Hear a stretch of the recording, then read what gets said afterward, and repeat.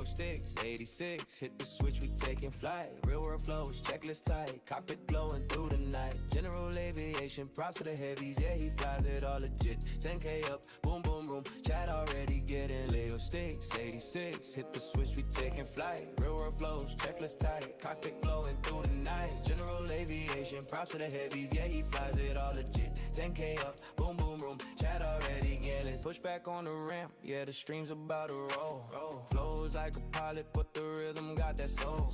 GA pistons humming, feel the throttle when it kicks. Then he jumps into the air, best call him Leo sticks.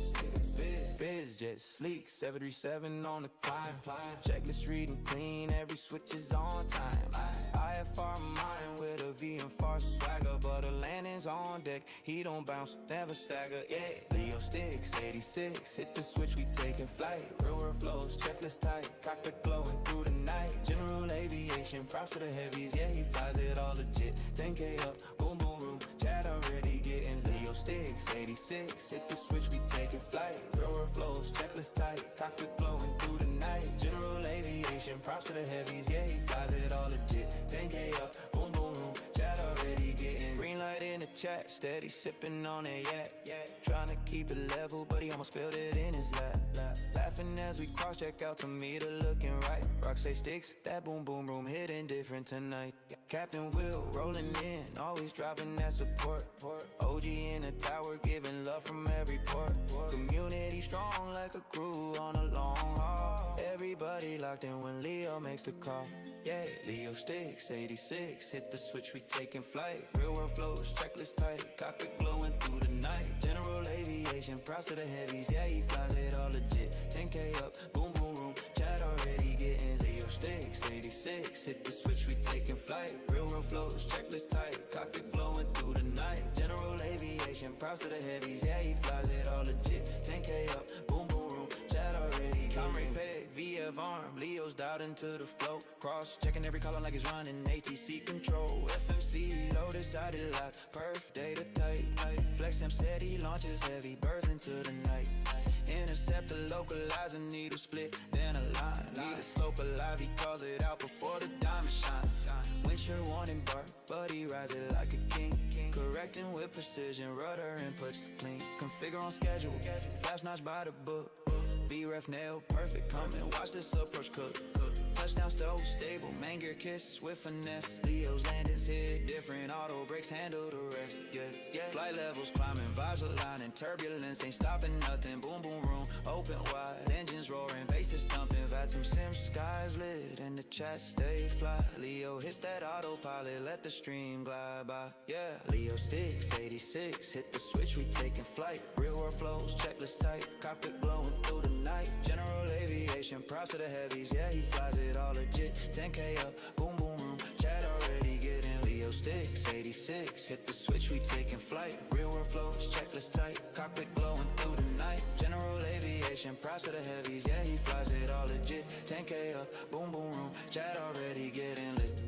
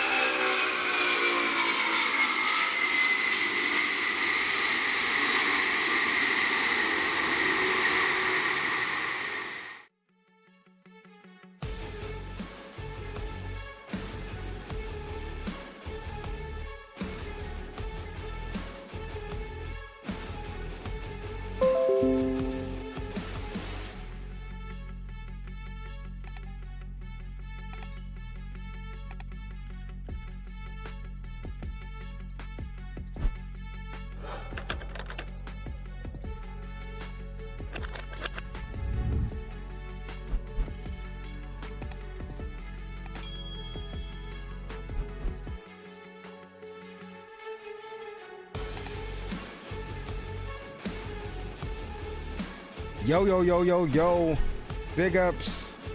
What is going on, family, friends, and fellow enthusiasts? It's your boy Leo, checking in with you on this Tuesday evening, Tuesday night.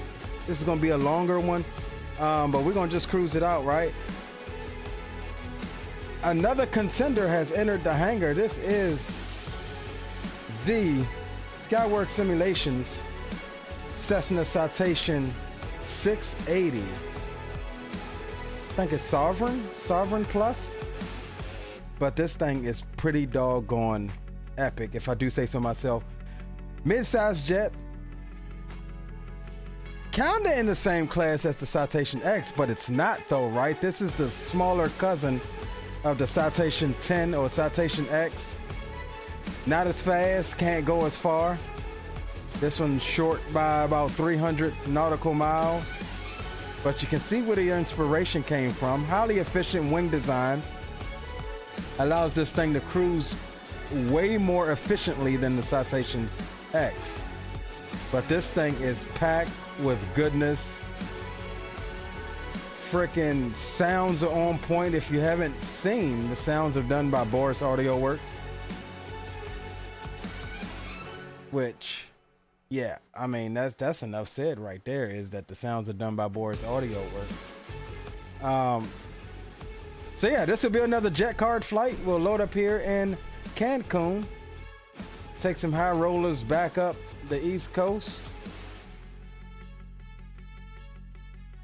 As we mosey around. Now this is gonna be my second flight. Only my second flight in this aircraft. And y'all know I like to get in and learn it, but this aircraft is pretty doggone good. Comes with a G5, highly customized G5000 suite avionics. Which is a lot like the G3000. So if you can fly the new Phenom, you can fly this. Again, top cruise speed is about 0.78, so it's not a fast aircraft at all, but it is a highly efficient aircraft. So yeah, favorite thing about it, I'm not gonna lie, sounds. The sounds. Aircraft is great, but the sounds. And I will leave a disclaimer out there. This is completely financed by me, so I'm not bragging about the aircraft just because. But I do think the aircraft is pretty doggone good, if I do say so myself.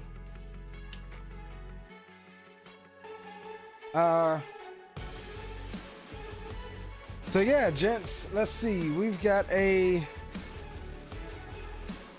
flight plan already filed here. We'll be cruising up the wave, flight level 450. We're going up top today, taking a block fuel of 7,800 pounds.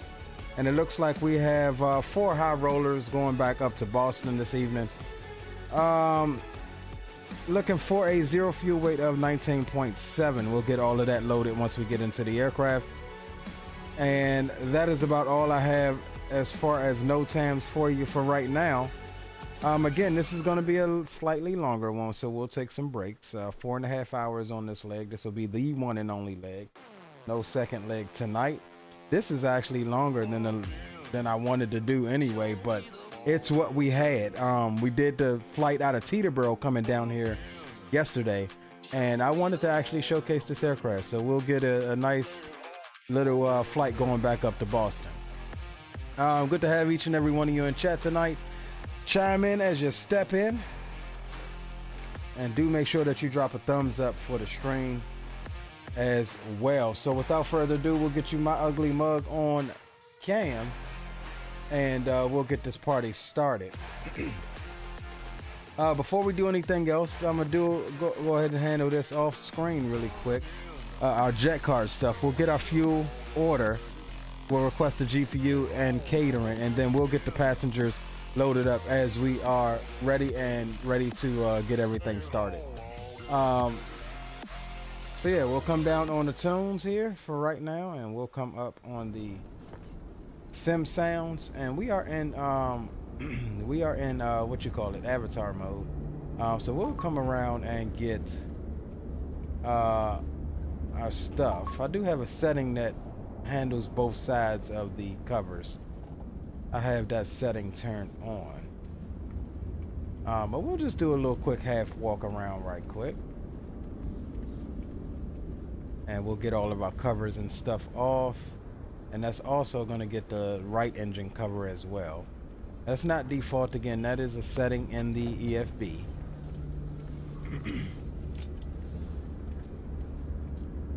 Alright, so let's get this thing opened up here. And off jump, what I really like about the aircraft is that you don't have to go straight from this cut scene into the aircraft. You can actually walk up the stairs into the aircraft on this one. So yeah, that's what I really like about this one. Alright, so we are here. Let me pull up my I need to put my tablet mount up here. And let me make sure, yes, we are logged in the VATSIM, so we're good there. Alright, let's see what we have here. We'll get our EFB up and we'll come down and take a look at the EFB here. Let's see, services. We'll go GPU. We got the main cabin door open. We'll get the cargo door open as well. What am I looking for? Services, ground, go chocks. Where is it at? There was one for, here it is. So I don't understand why they have GPU twice though.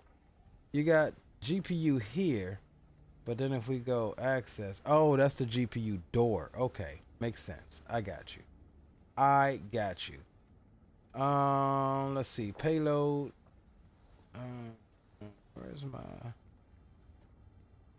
All right, let's grab our SimBrief OFP, and we'll go ahead and load the aircraft up with our SimBrief data, and that's all automatic. If you come over here to the settings, and to third-party apps, you can put your SimBrief user ID as well as log into your Navigraph for the G5000 stuff. Spawner's in the house. Big up. What's going on, Spawner? Good to have you aboard with us tonight. So let's see. Yeah, we got our fuel and payload loaded. We've got checklists, interactive checklist at that. Let me see. Anything else? I don't think there's anything else right now.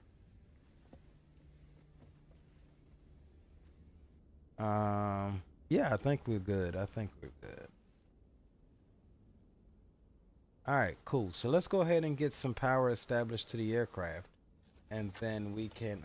So I had a problem. I had the. I forget who it's by here. I'll tell you right now. Where is it? Mako Sim. I have the Mako Sim Cancun, but that airport is not acting right. I'm getting all sorts of weird terrain and texture glitches, even though it says it's supposed to be compatible with 24. So this is just a default daggum Cancun that we got. We won't be here long, but yeah. So I'm gonna hush up and let you listen to some of the sounds. So what we'll do here is we'll get the electrical system up, and we'll go straight to the GPU since we have it, get our flight plan in, and then we'll go on to APU power as we wait on the passengers. All right. So I got a switch for all of my battery.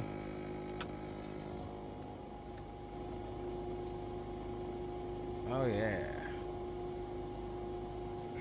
All right, control locks on, no takeoff, emergency lights. Where is TCAS 2 system test passed.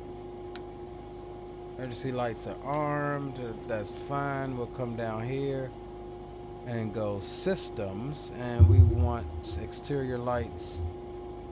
Navigation lights are on. We're fine there.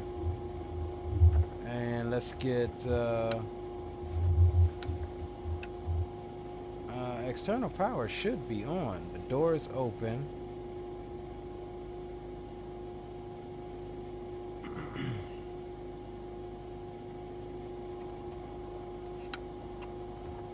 There we go. Now we have GPU. Now we're on GPU. All right, so the aircraft is aligning. We're on GPU power. So here's what we're going to do. We're going to come down here and go to, what am I looking for? services, ACARS, and what we're looking for is flight plan request. TOS system We'll refresh test. the list. Okay. And here's our flight. Cancun to Boston, we'll request it. And we'll import it. Once you connect your SimBrief, it is as easy as that. Alright, so we'll come back to the departures. We'll jump over to the init page here and get our weights. Alright, so our basic operating weight or bow weight is 18.7. 18,729, so we're good there. Payload, we're taking, what we got, 4 passengers. Zero fuel weight of 19.6. Alright, so I'm gonna say 4. And what did we say for cargo? 960. Let's see if I can get this to add up.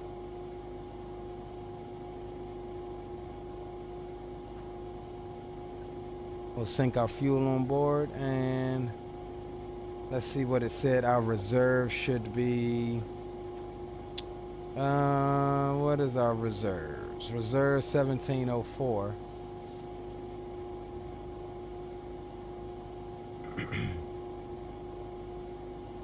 And let me see what my zero fuel weight 20.5.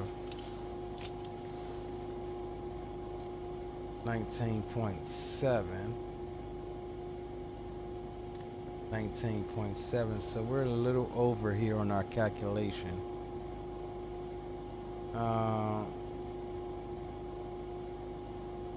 So let's take out, we'll put it at 300. Let's see, 19.9. All right, 19.7. All right, cool. So zero fuel weight is jiving up. We'll concur with all of that. Flight plan, we've got that in. We'll fix that. Well, actually, we'll go back. Let's go back. Let's do our procedures here. Let's see what it's got us. Departing 12 right.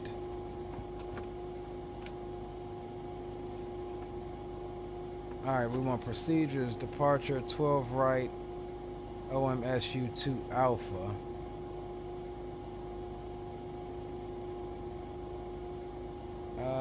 Where is that at?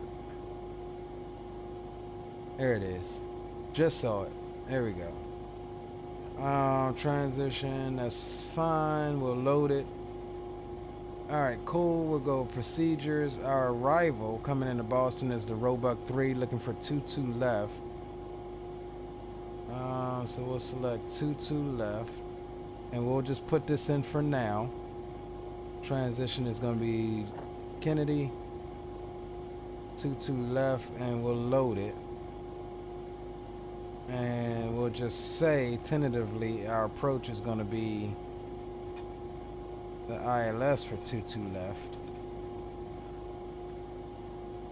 But this could change by the time we get out here. Noli. Noli minimums for this approach is going to be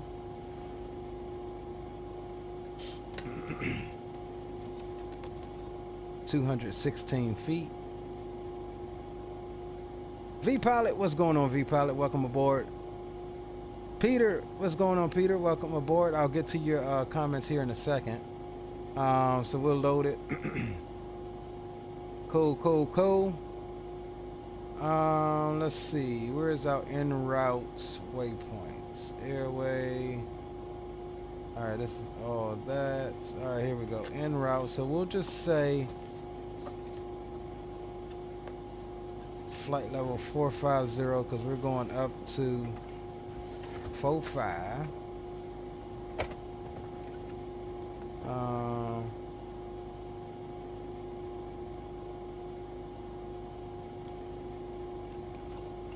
Oh, wait a minute. Hold on. That's going to be... Let me take a look at our Chingaso here right quick.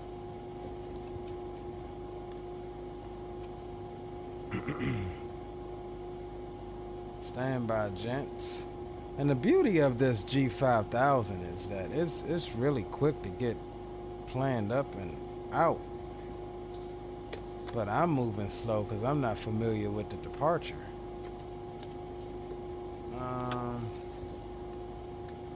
And it doesn't have a departure chart. That's weird. Let me see.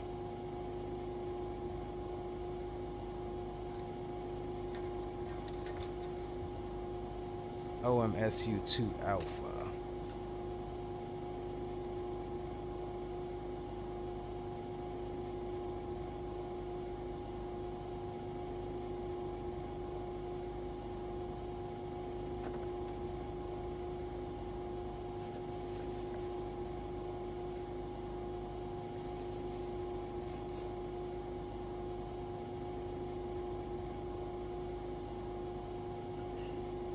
Alright, so here, let's go here away. Alright, so we should be good there. Alright, cool. Let's come back to our initialization. We've got flight plan done. Let's jump over to takeoff data. 12 right is going to be our departure runway. We'll grab the METAR 113 at 5. Temperature is reporting temperature is reporting 29er, so we'll pop that in. Runway, that is all good. Takeoff config, we'll do flaps 2, anti-ice off. Thrust reversers are stowed, and rolling takeoff no. I'm fine with that. We'll select our flat position, and we'll have to redo this as well. And then we'll last thing we got to do is run all of our tests here so we clear the initialization. It's a stall test.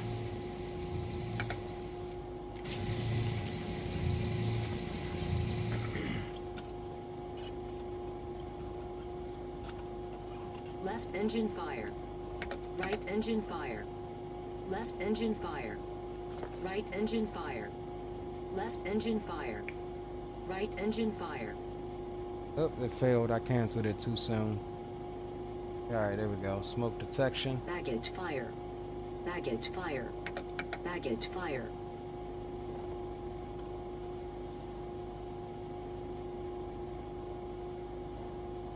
Come on. Complete.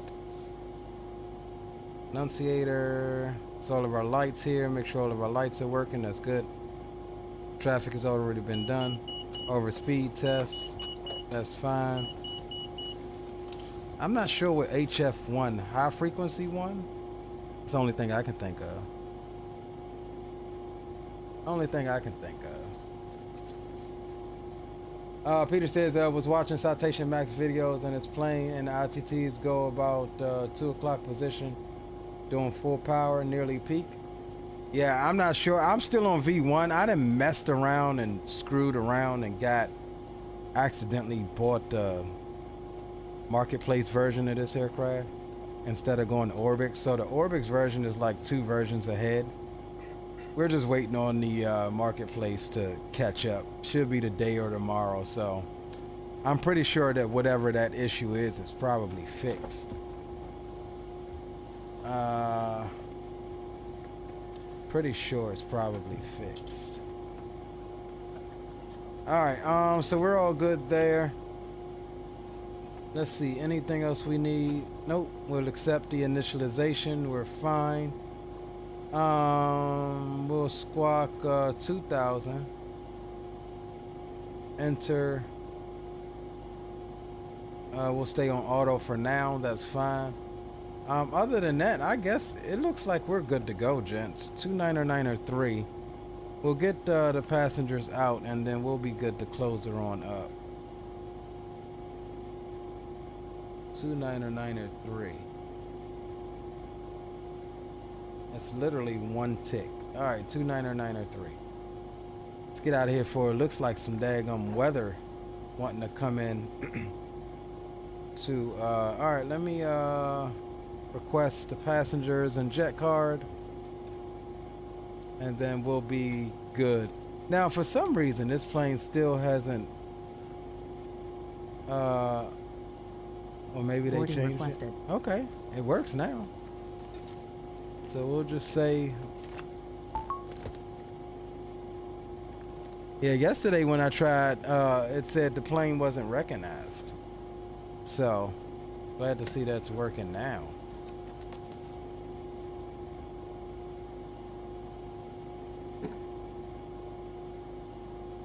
Glad to see that's working now. There are no passenger stairs. You will not see passengers visually. I don't need passenger stairs. Hello, Captain. We are ready Passengers for bus is coming. All right, and I don't need. Hold on, let me do this. Let's abort. I'm gonna restart GSX because I forgot. I don't need a push on this. I'm gonna just restart it real quick.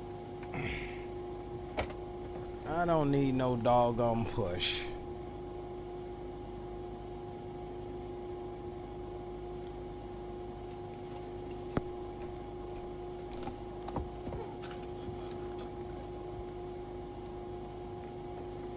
I don't think we have CTAF down here either.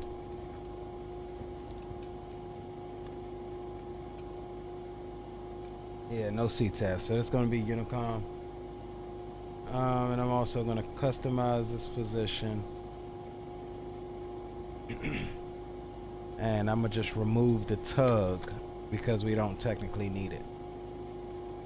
We'll just pull straight out.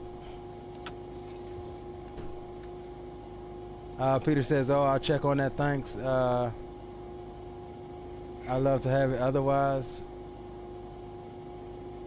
Stickler on the engine simulation. Yeah, it's in their Discord. They have like version 103 out if you got it on Orbix.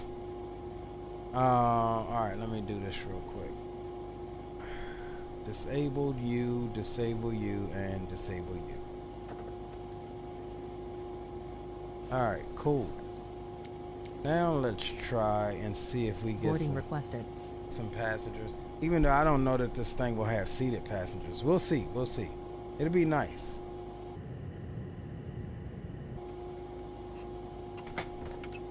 It will be nice.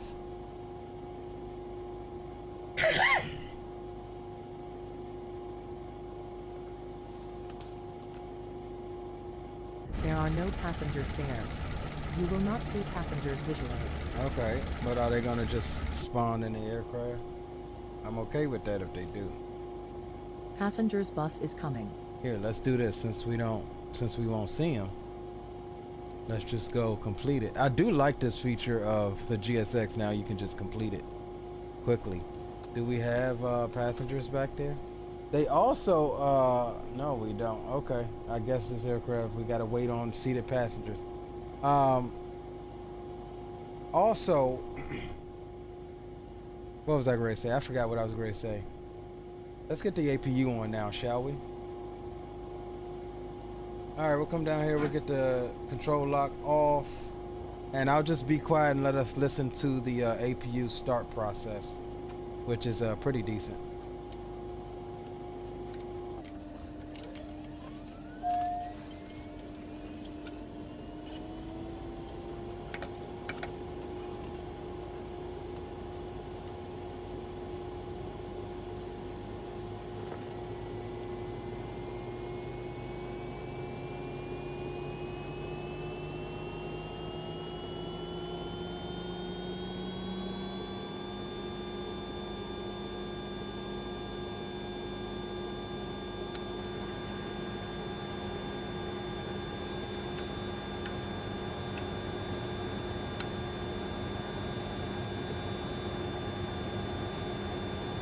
All right, we are officially on a pool power.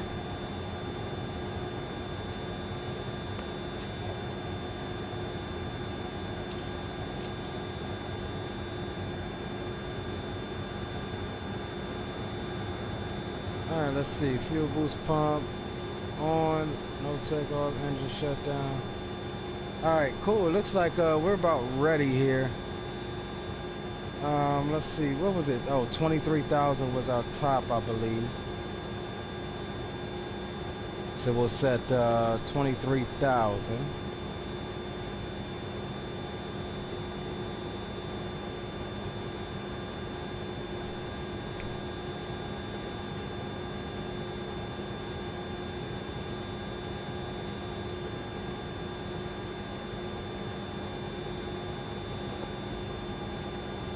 Alright, cool. Runway heading is going to be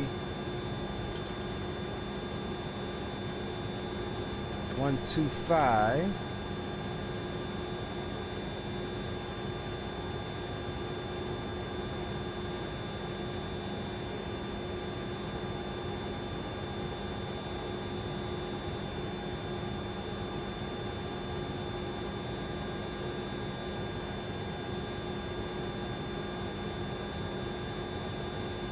All right, good. Seatbelt signs can come through to on. Looks like everything else is set. Looks like we're good to go. We'll come down here and go exterior lights, beacon over to normal, and that's fine. Let's get the cabin door closed.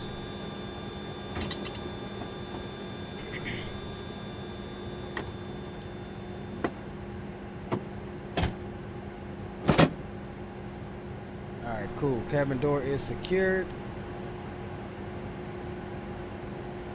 Alright, I think we're good to go, gents. We're good to go for engine start. I will hush up and let you enjoy the Boris sound pack that accompanies this thing.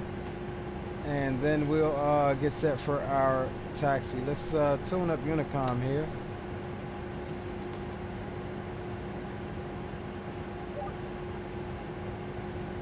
Alright. Alright, gents, let's go ahead and roll on engine number 2. We're looking for 9% on the N2, and then we'll introduce fuel.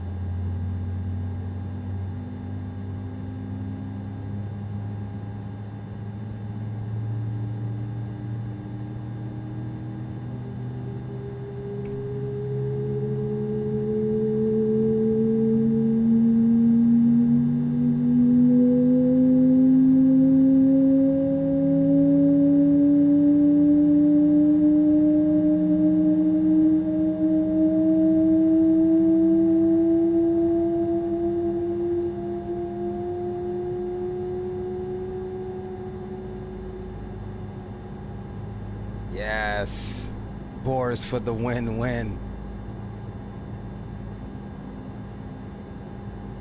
Listen at him idle. Absolutely love it.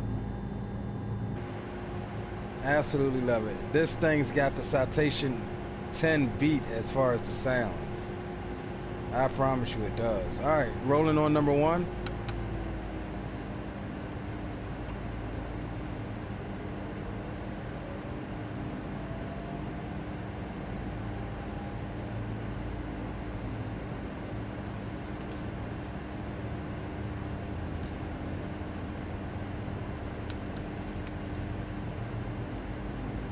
Listen to this one from the cockpit.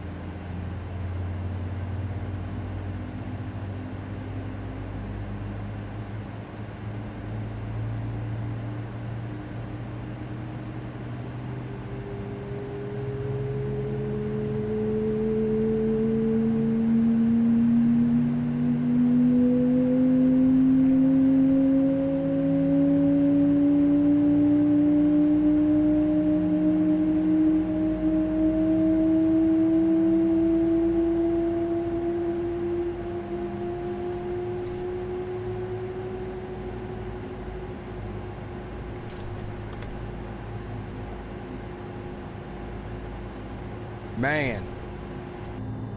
Boris. This guy, in my opinion, is really hard to beat as far as sounds. All right. We'll go ahead and get. Oh, let's get gens on. Let's check. Make sure our gens are on. We'll cycle them. All right, we're good there. APU gen can come through the off. Electrical interior is on. Bus ties open. We're good there. We'll come down. We'll shut down APU bleed air, and we'll shut the APU down.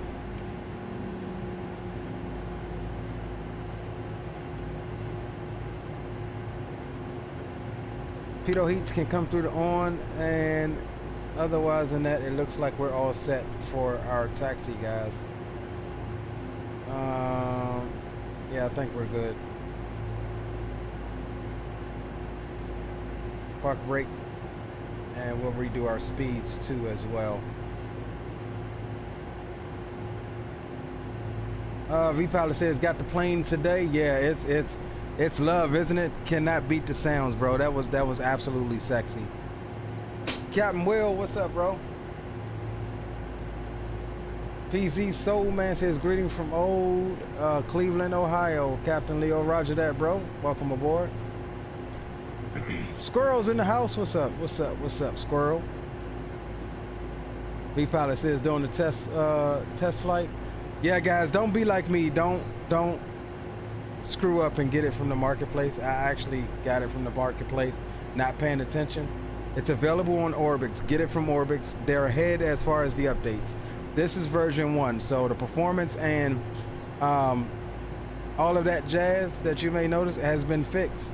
They're on version 103, which should come out for the marketplace either tonight or tomorrow. I screwed up not paying attention. All right, we'll get taxi lights on, and let's see where we need to go here.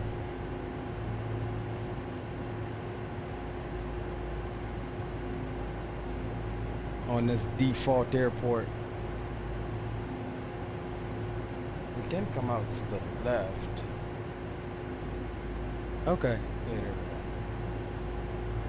go. Alright, so we'll come out Bravo 3 and we'll take Charlie all the way down to runway 12 right.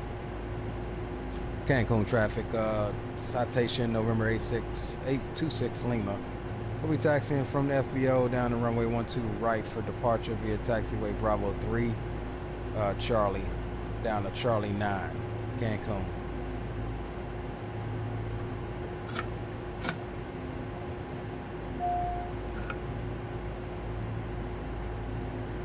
All right, parking brakes are off.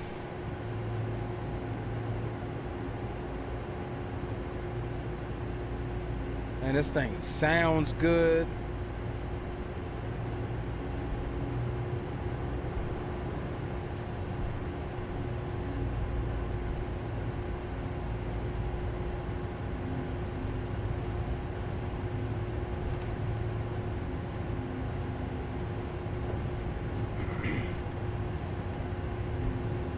Yeah, y'all know me, man. The aircraft's gotta have some good sounds. That's like half of the immersion, in my opinion. 8 days, absolutely right.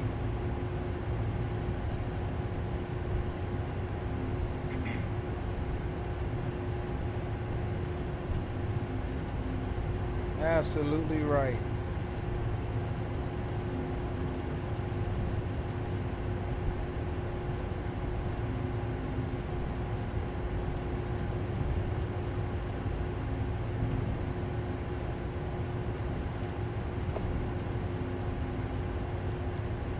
All right, flight directors can come on. We'll also bang out our toga switch. That's going to give us our correct pitch rate for departure.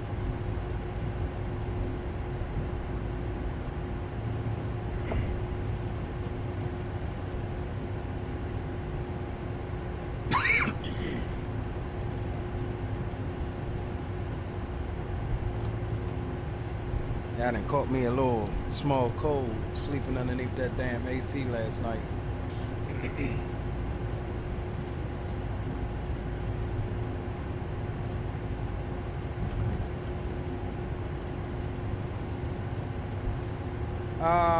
It feels, honestly, it's a joy to hand fly. It feels really nice on the controls.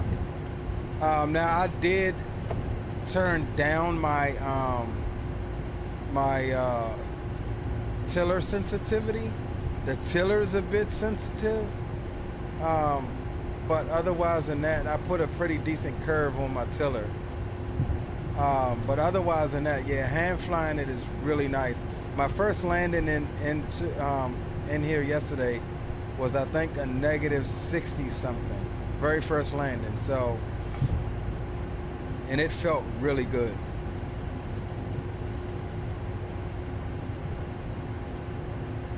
V-Pilot says, unfortunately, the VNAV pushed the nose and jet card detected a -11,000 vertical speed. Thanks to the main menu and restarted the flight. Yeah, so with these biz jets, and this is true with a lot of them, like, you really got to watch that VNAV. I tend to like, especially on climb, I tend to like to couple mines to flight level change, and that way it's you know, it's not climbing at an astronomical rate, because it would like to do it. Likewise, it would also like to descend at an astronomical rate too. If you pulled the power all the way out, you know, for the descent, and you're on VNAV, then it's gonna give you 9 to 10,000 foot a minute to keep up with whatever the FMC speed is got set, versus throttling up. You know, to keep the descent rate lower. Yeah, VNAV, you just got to really play with VNAV, and that's true of a lot of different biz jets.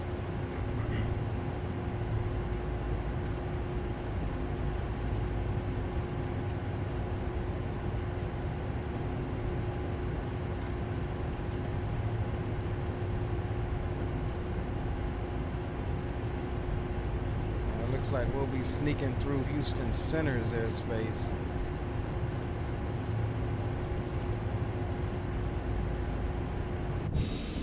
All right, quick reverser test. Oh snap, I still got my chocks. I still got my chocks on. We gotta take them off. They should have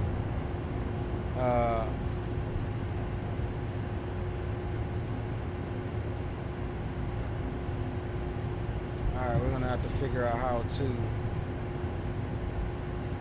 We'll wait till we get down here and stop.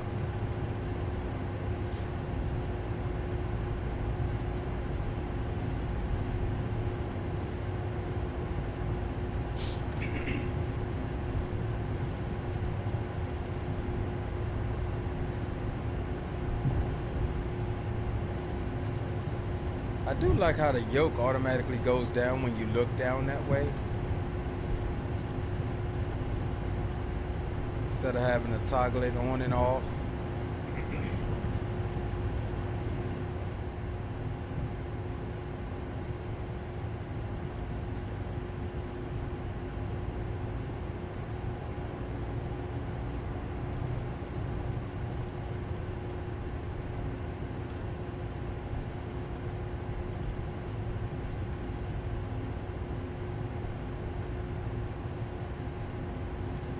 I can remove the, I mean, you should be able to remove the chocks with the engines on. It's probably got to be stopped. Which, okay, yeah, that's a little bug, I guess, is that I'm able to taxi with the chocks on.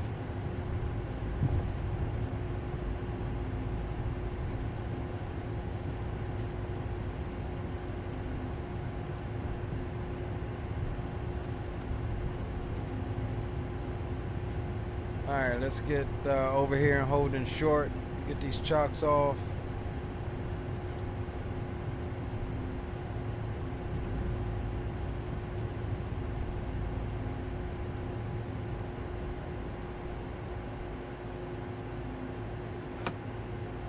Alright, parking brakes were set.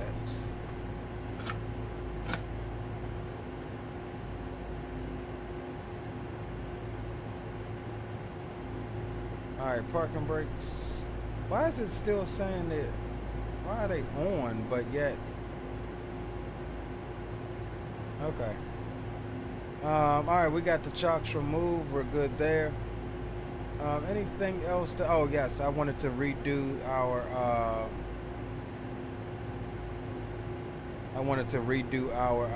takeoff data here.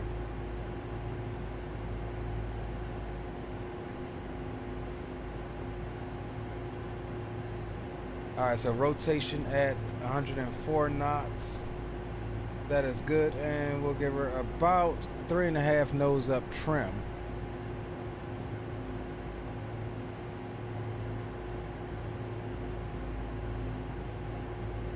All right, cool.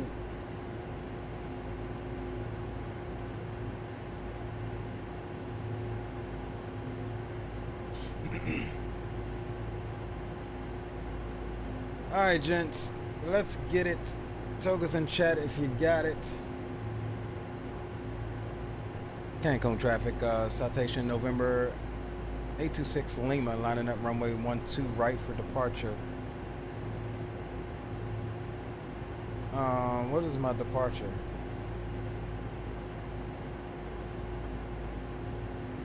For departure on the Amsu 2 Alpha to the north. Cancun traffic. Alright, gents. Landing lights can come through the on, recog the lights. Alright, let's get it. Ground approach is clear. And down the runway is clear.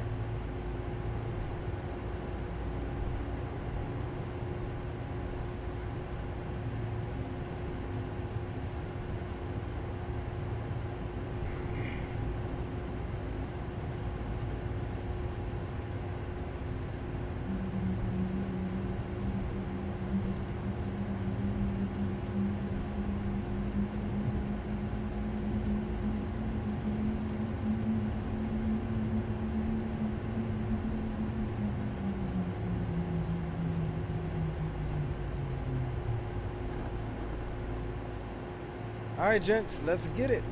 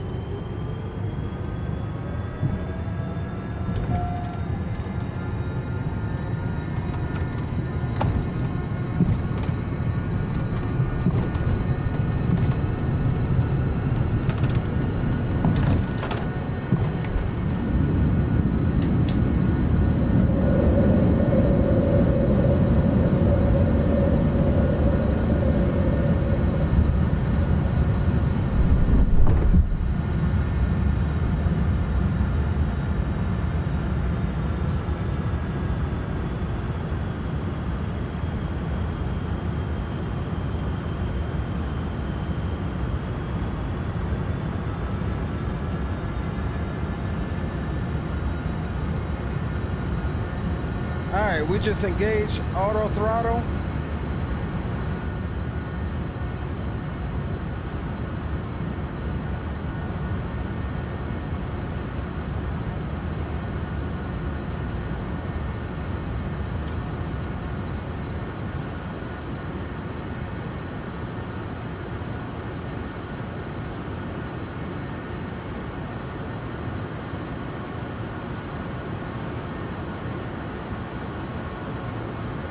Yeah, she hand flies really nice, really easy to keep on your flight directors.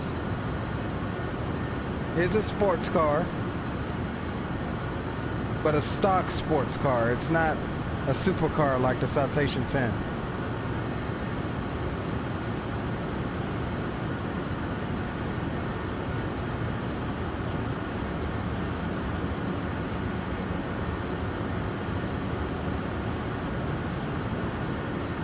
But she is really nice to keep on the flight directors. We're still hand flying her on out.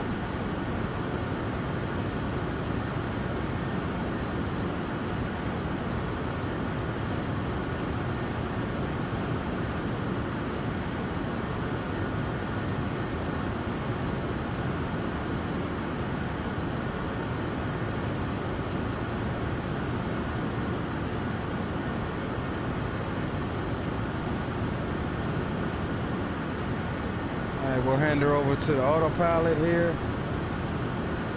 And we'll go VNAV, flight level change.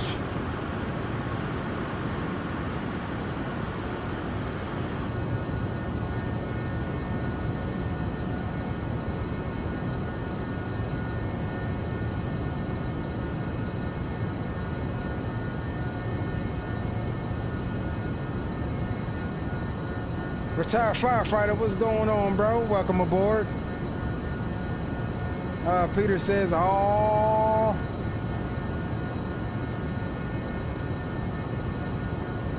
Citation Max pitches up past the flight directors to about 18 degrees. All right, that's good to know.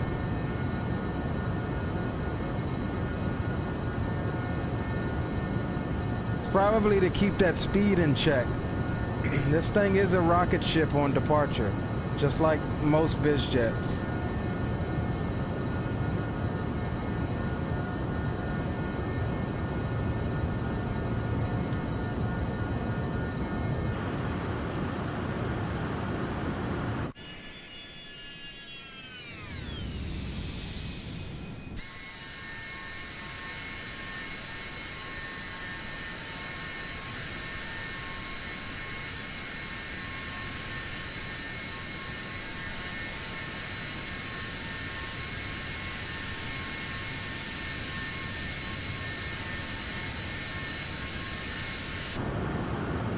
Man, we already to 18,000. I forgot that we crossed 10,000 that damn fast.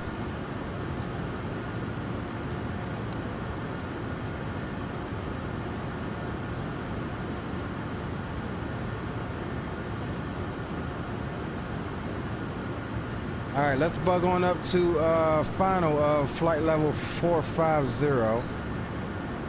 It'll take us a minute to get there, but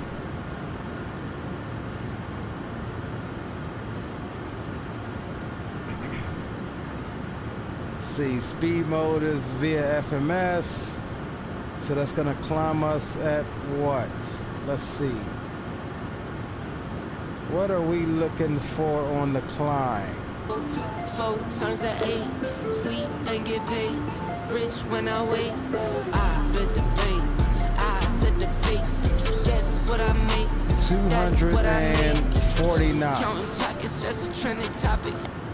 Squirrel coming in with the 1999 super chat. Let's get it. Nice takeoff. Where Will at? I don't know. You might have burned Will out. You might have burned Will out, bro. Appreciate you, Squirrel.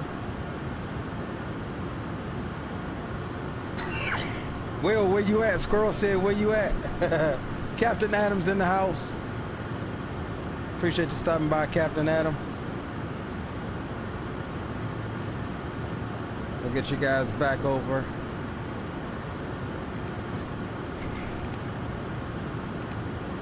And let me just do a double take of situational awareness as far as air traffic.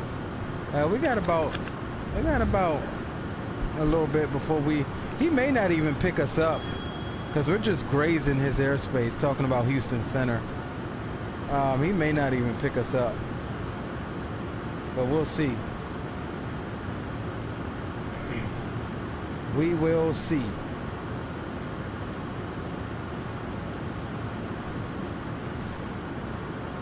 In between cloud layers here.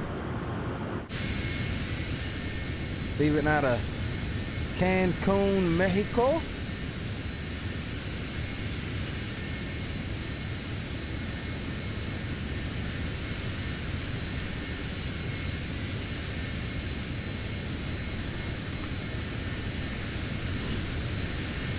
We'll get the boom boom room opened up here in a minute.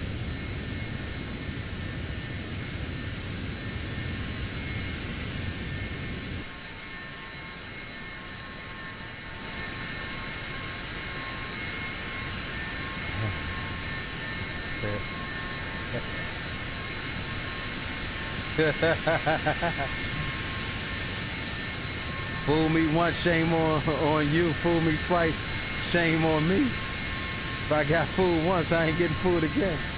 I'm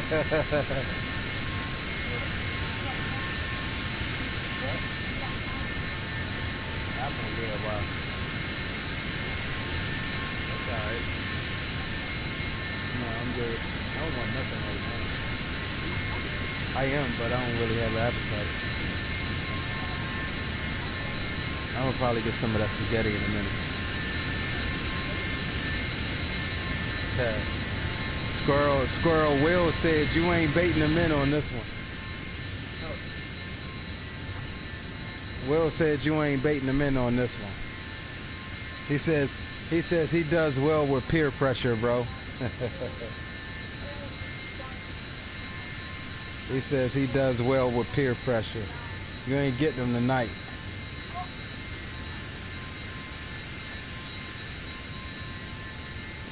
He said you ain't getting them tonight, dog. All right, let's do this. Let's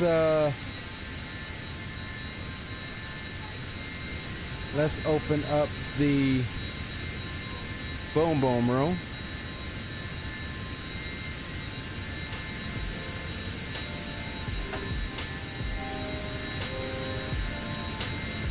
And we'll enjoy some tunes. Again, this is a longer flight, guys, so most of it will be over water for a good little bit over the Gulf of America. But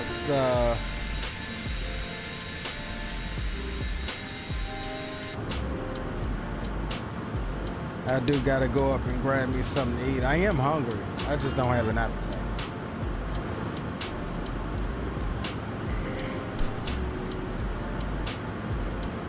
Spaghetti for in-flight meal? Yeah, we got a choice of spaghetti or tacos. This is what we have a choice for our in-flight meal tonight.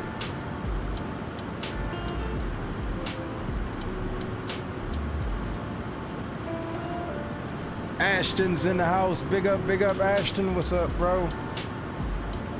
Welcome aboard.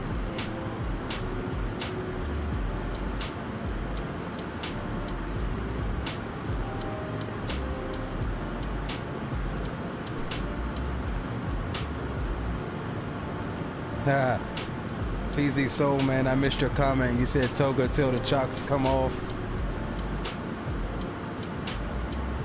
Looks like we've got some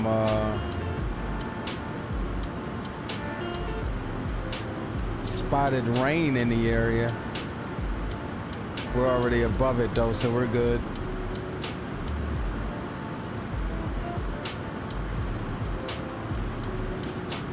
All right, let's see if what Jet Card's doing. It is tracking us just fine. Up out of Cancun. And we stand to make, let me see.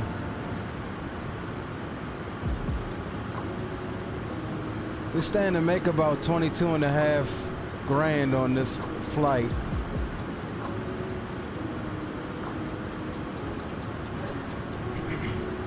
$22,000.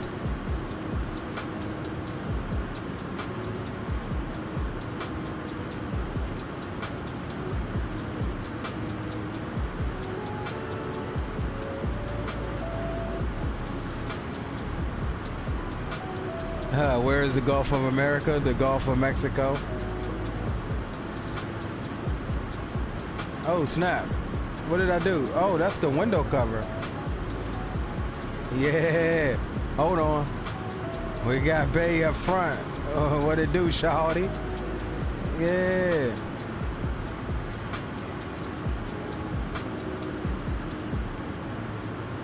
Huh, that was a little Easter egg I just found.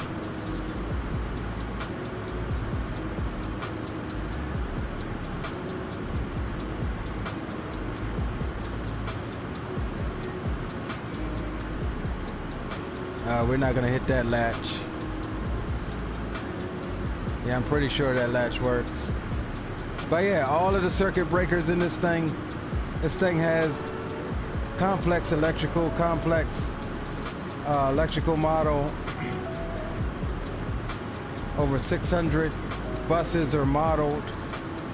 Like, this thing's definitely got the works.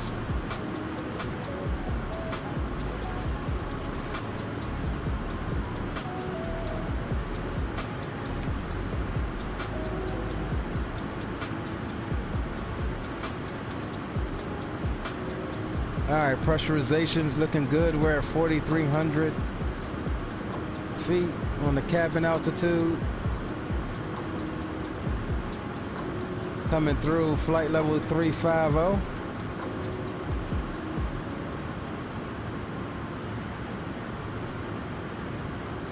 We got about 9,000 more feet to climb, and then we'll be cruising our way on up.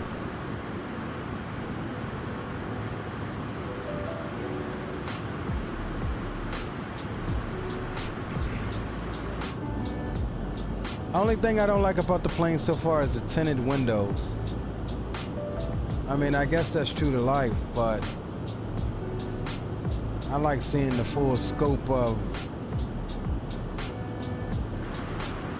the lights.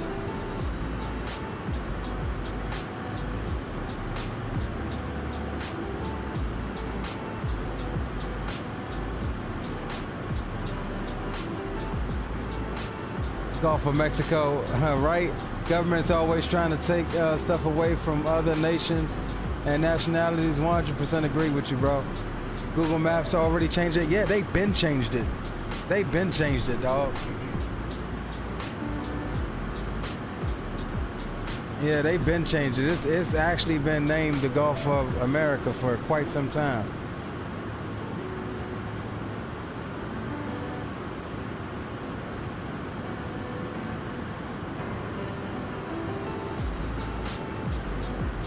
At least on Volanta, it still says. On Volanta, it still says Gulf of Mexico.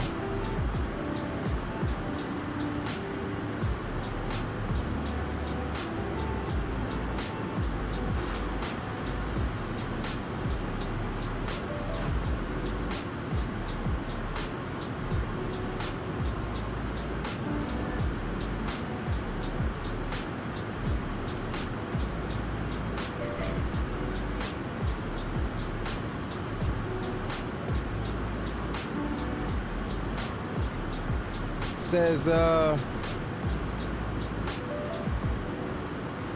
a patriot, full-blooded American. All right, guys, cool. I'm gonna nip it in the bud right now. We're not gonna go down the political route on stream. We'll stay away from the politicalness. These conversations can easily go down that route, so we'll just steer clear of that one. But yeah, I personally don't care. It's not putting money in my pocket. It's not. Whether it's Gulf of America, Gulf of Mexico, Gulf of Persia, it ain't making me no money, so I don't give a damn. All right, I'm gonna go get Captain's meal. I'll be right back, gents. You guys have the airplane.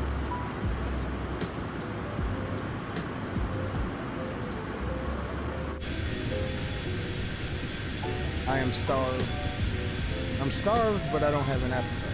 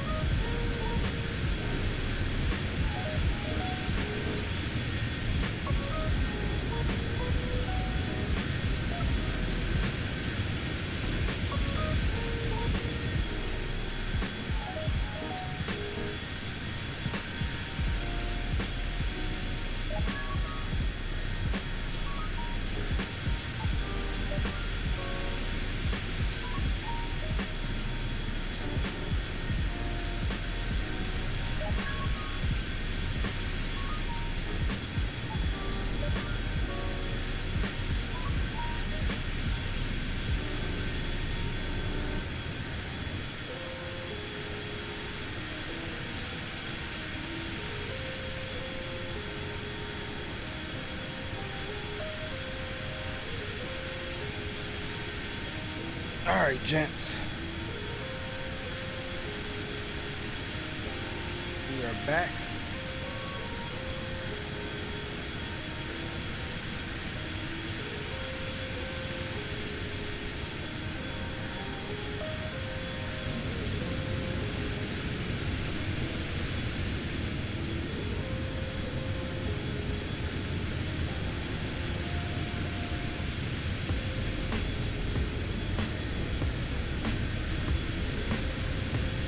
Got us some little bit of spaghetti.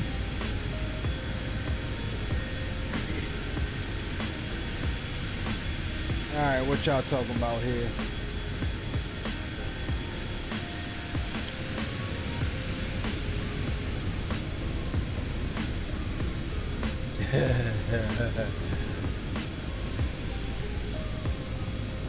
Apple Maps.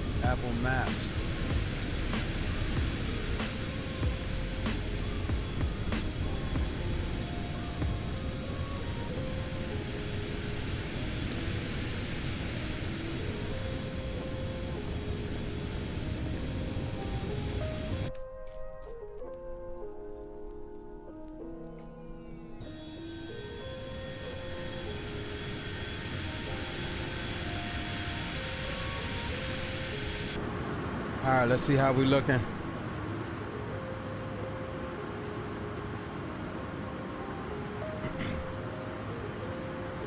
All right, we're almost there.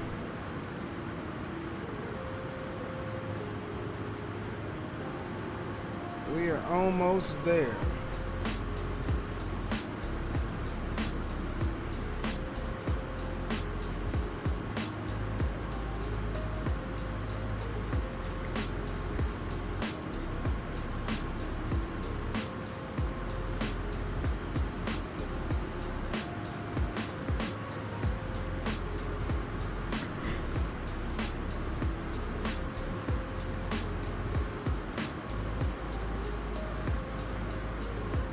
There we go. I was like, it should change all of my waypoints after that as well. All right. We're good.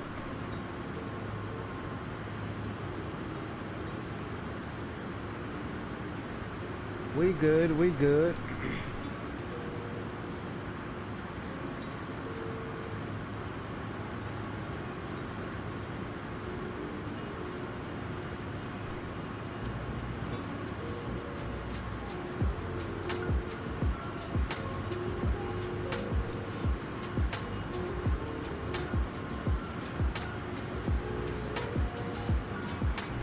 Where's Sigma? Welcome aboard.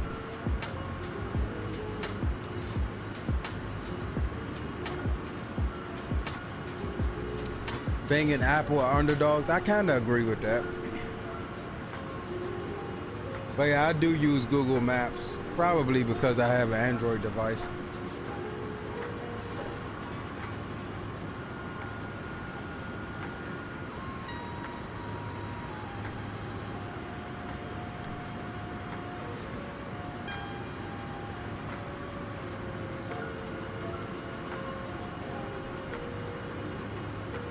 I'm so sick of these Apple fanboys.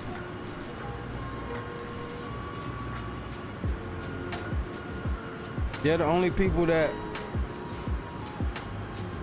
will willingly go and buy the same technology over and over and over and over again.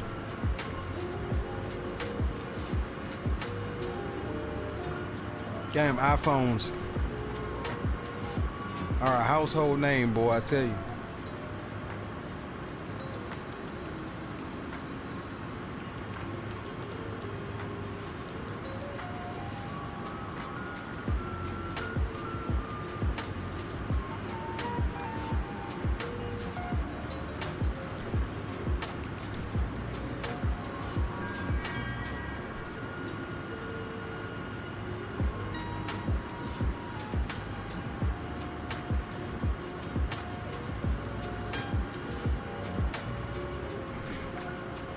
Trying to see what my wind is. Where's my wind?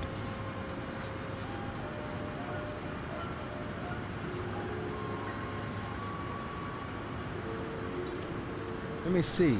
PFD settings. Got 1,000 to go. Flight director. Oh, here we go. So where is the damn wind? Oh, here it is. Bottom left. Okay, it's there.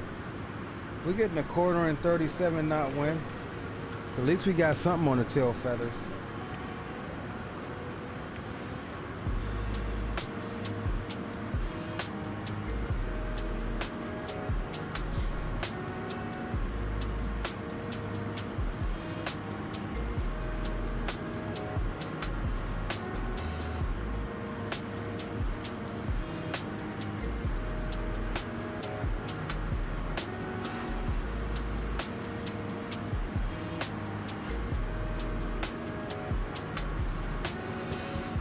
Oh shucks, Spawnin', I ain't know you was tagging along with me, bro. What you flying?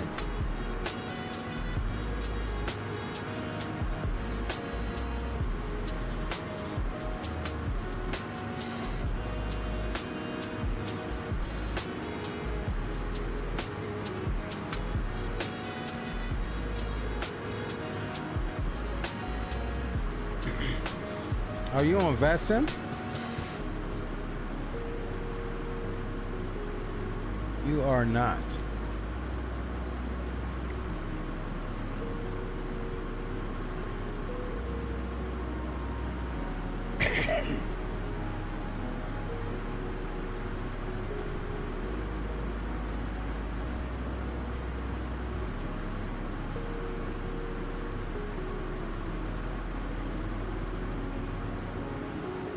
I'm going to key in this Houston center just in case he wants to talk to us. 32775. But we're literally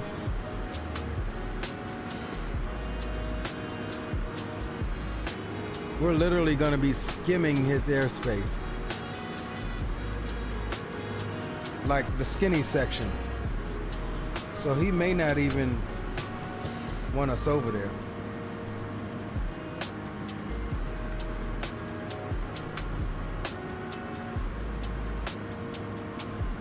Because there's nothing else traffic-wise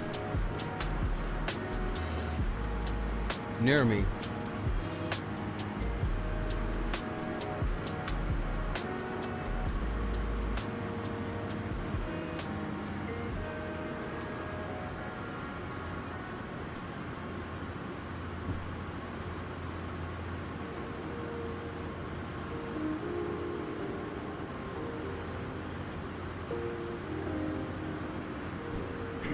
Alright, flight level 450, we just bugged up for Mach 7.9. It's the max we can get in this thing.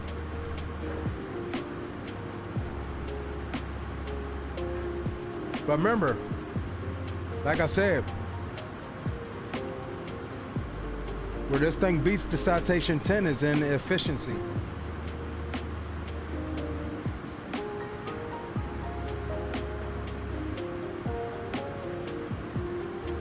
Citation 10 is a lot faster and can go about 200 or 300 miles further, but this can save you a lot more gas.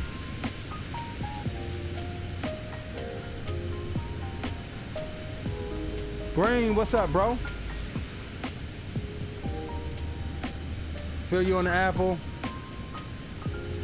Got the S26 Ultra after holding my Note 8 for 14 years. Yeah, I had one iPhone, and after I had that iPhone for like 2 years,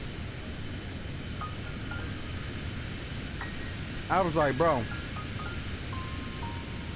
as much as I like to customize and stuff like that, the operating system is just too locked down for me.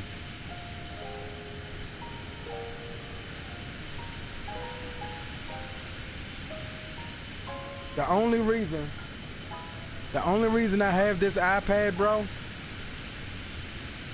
is literally, at the time, was literally for ForeFlight.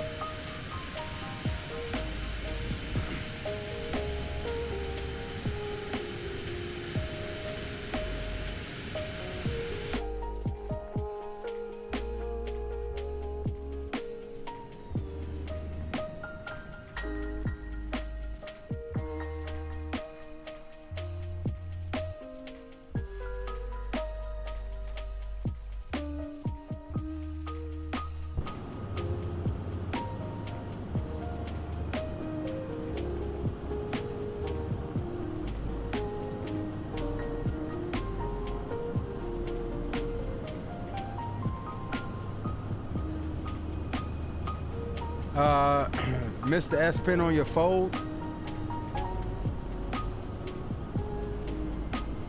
Well, I'm just now getting into the Z Fold game. I got the Z Fold 6, so I never had. Now, I used to be a huge Note guy, and yes, I do miss the S Pen on the Note series.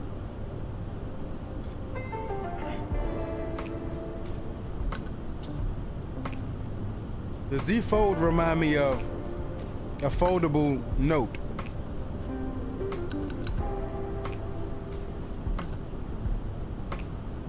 But they definitely should have kept the S Pen. I mean, you can buy it separate. They have one.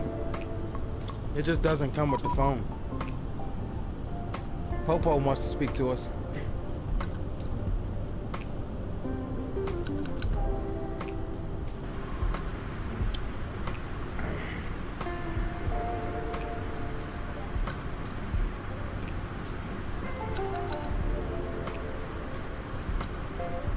Houston Center, good evening. Citation November 826 Lima, flight level 450.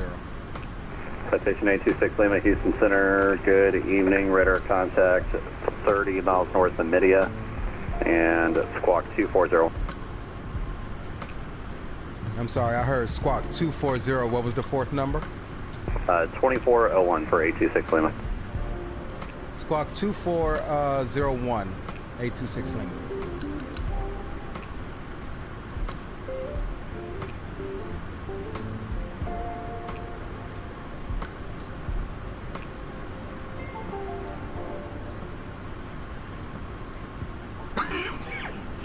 Southwest 1269, descend pilot's discretion to maintain 16,000, the Corpus altimeter 29906, more than wireless. So much for just sneaking through. Can you repeat for Southwest 1269, sorry. Southwest 1269, no problem, pilot's discretion 16,000 feet, altimeter 29906. Alright, we'll set to 60,000 feet and the Corpus altimeter 29906 for Southwest 1269.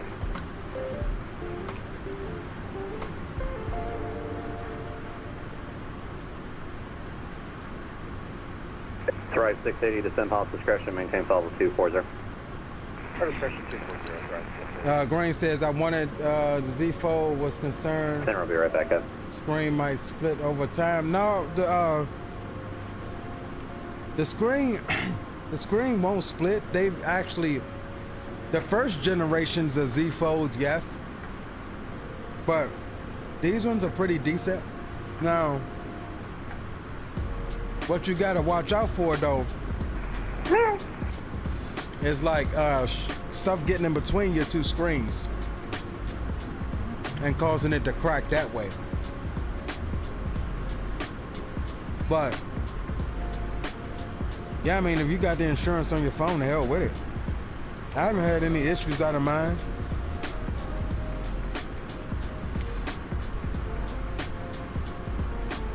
I had mine down for a good bit. Hell, I had it last year when we in Providence.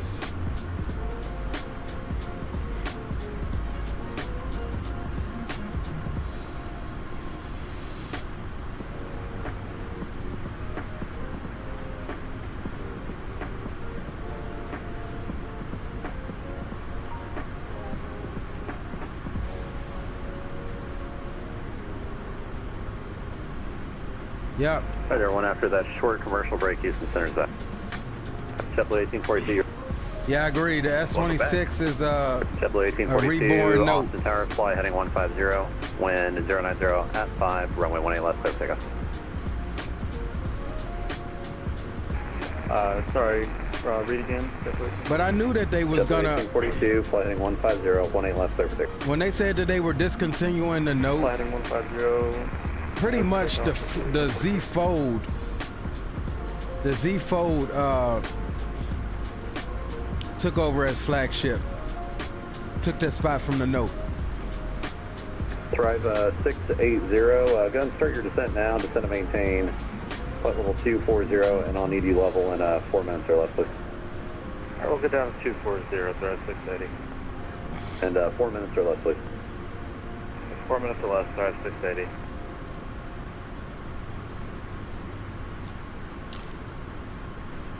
United 539, contact Houston approach 120.05, y'all. 12005, 539.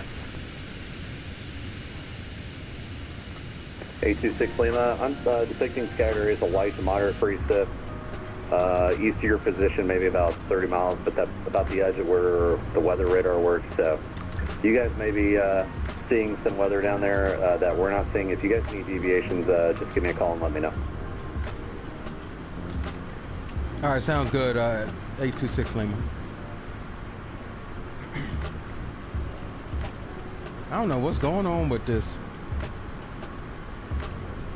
323 Key, Little Papa, descend via the Bel Air 6 arrival. I don't know if it's... And you guys are Phenom 100, correct? Negative, Phenom 383, Little Papa. You guys able to do the 280 knots and stuff, or no? How do I turn this damn thing on? Oh, yeah, we can. 323 Papa. Roger, 323 Kilo Papa, descend via the Bel Air 6 arrival. The Warden altimeter is, let's see, I just had here, 3001. 3001, descend via Bel Air 6 arrival, 3 Kilo Papa. JetBlue 1842, I was picking up something in the vertical.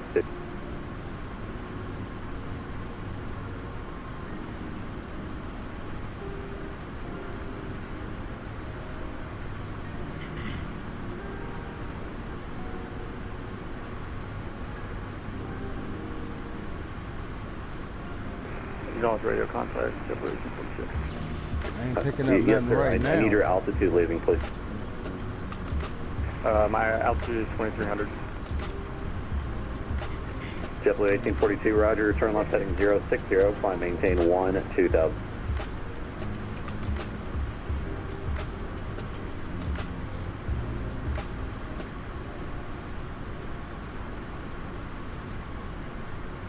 Thrive 680 traffic is, we'll call it 10 o'clock, 19 miles westbound, a... That's why you got insurance, Green. 27, there'll be no effect. Copy, drive, 680. And 2078 traffic at your yeah, you crack your screen, bro. Just pay the $100 deductible and out of, 25 send it in. No they'll effect. send you another one. In most cases, at least my carrier will. Quack 156, forward center offline, previously change approved. Good night.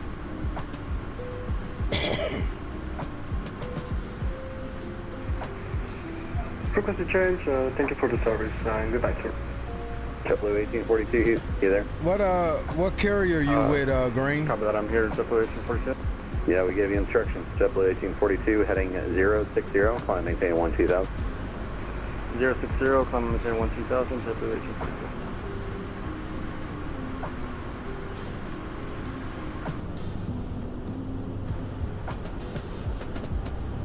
And I don't like these tinted windows on this thing. Hey, Center F 926, complete Whiskey 147, Charlie, request RTB Ellington via FIDI.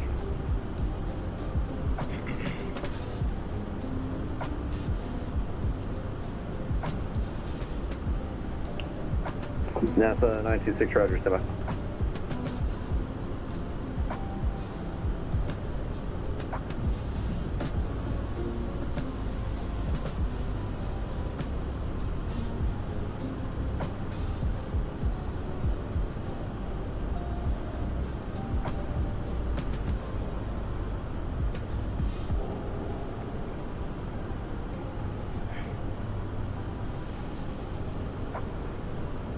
Green to be around that. He say looking for them boys like Coronado. Green, you still beefing with Coronado? You ain't never gonna see them in the flesh, bro. You might as well just hang it up. Hey, like you told Will, welcome to the Coronado Club. NASA 926, Houston Center, roger, and... Oh, T-Mobile, okay.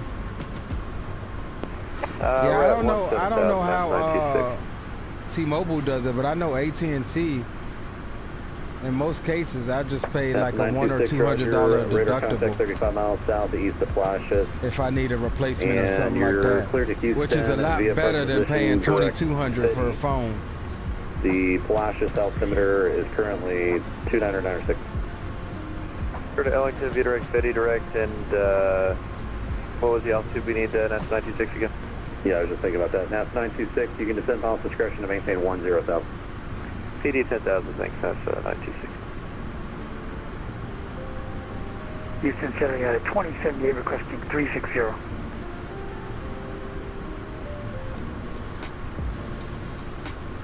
And 2078, climb maintain level 360. 2078. JetBlue 1842, clear direct to ILXC, climb maintain level 390. Clear dialecty, climb 390, JetBlue. United 2078, clear direct to El Paso. Hey, look, hey, Green. Direct El Paso, 2078. And they just sitting over here on the Microsoft side, just to making add-ons.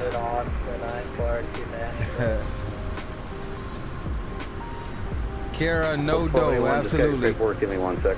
Now I did approach 120.05. I did buy their King Air 200 over here in Microsoft against my better judgment, just to have at least a medium fidelity King Air.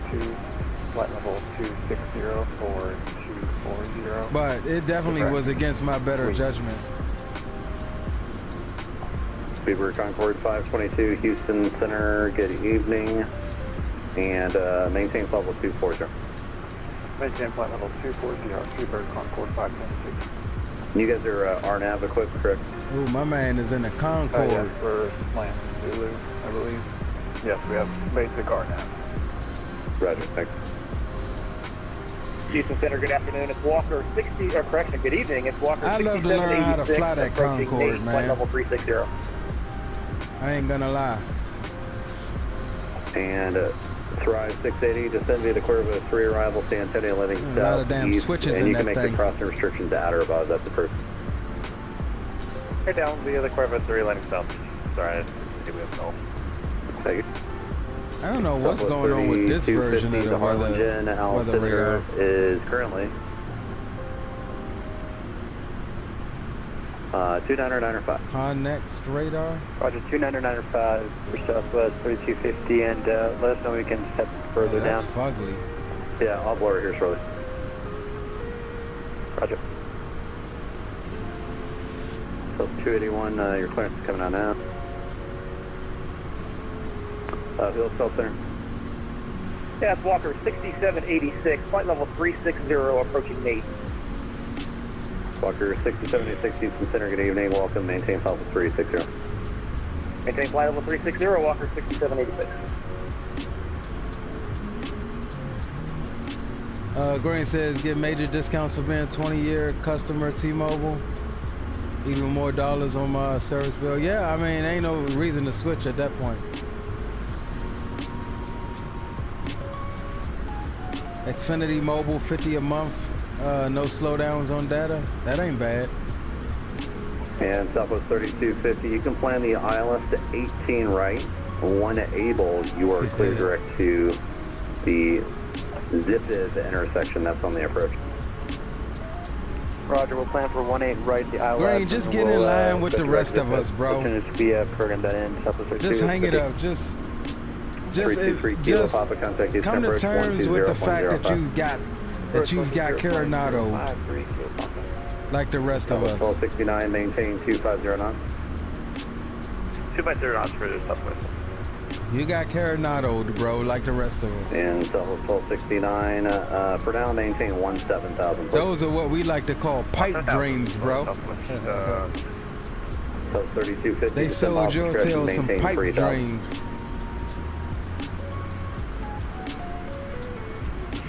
Southwest 3250, pilot discretion, descend to maintain 3,000.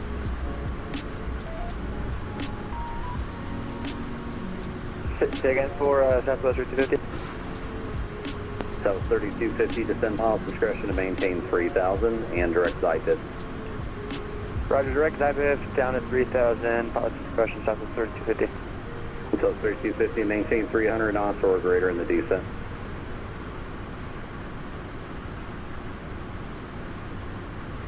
Greater on the descent at the 3250. JetBlue 1842, radar contact lost.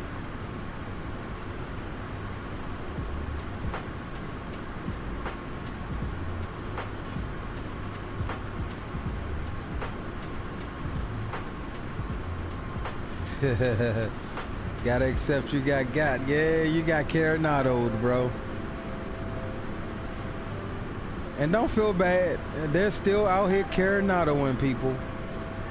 Southwest 3517. I got a funny story, but I'll tell it to you off stream about a recent funny story about how I recently got Caranado'd. Southwest, where you at? You at New Orleans? Apologies, yes, New Orleans. Southwest 3517. Southwest 3517, push your discretion of attack. Push and taxi at my discretion. Southwest 3517. No, sir. Advise when ready to taxi. Advise when ready to taxi. Southwest 3517. Southwest 1269. So the externals may seem quiet. That's because I got them turned kind of way down. And you can descend pilot discretion to maintain 3000. We'll plan for 18 right, and then we'll maintain 3000. Yeah, Captain Sim is still around, but Houston Center. But they are 3097. still on their best BS. American 397 Houston Center. You just don't really see them that much because they try to strictly market in a way that for some people on the consoles, that's all they've got, right? So I could see why they would still be in the game. 3097 unable, squawk 3434. Squawk 3434. Drive 680, 1 ILS 13. I see them marketing pretty decent on Facebook. Not for PC, but for consoles. Drive 680, you can also delete speed restrictions on their own. Copy, we'll delete the restrictions. Drive 680. 826 Lima, Miami Center is currently offline. Frequency change to advisory approved. Y'all have a great week. We'll see you.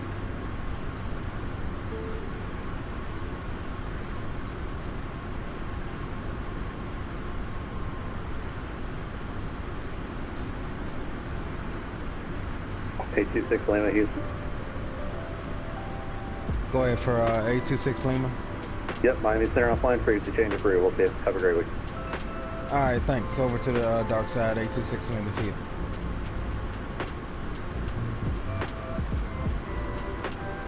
All right, back over to the uni.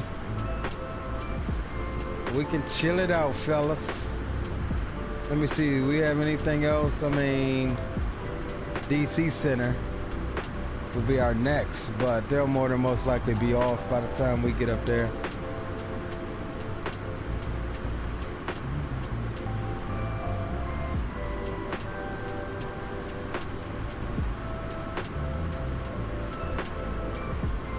Yeah, they'll probably be off by the time we get up there, but we'll see.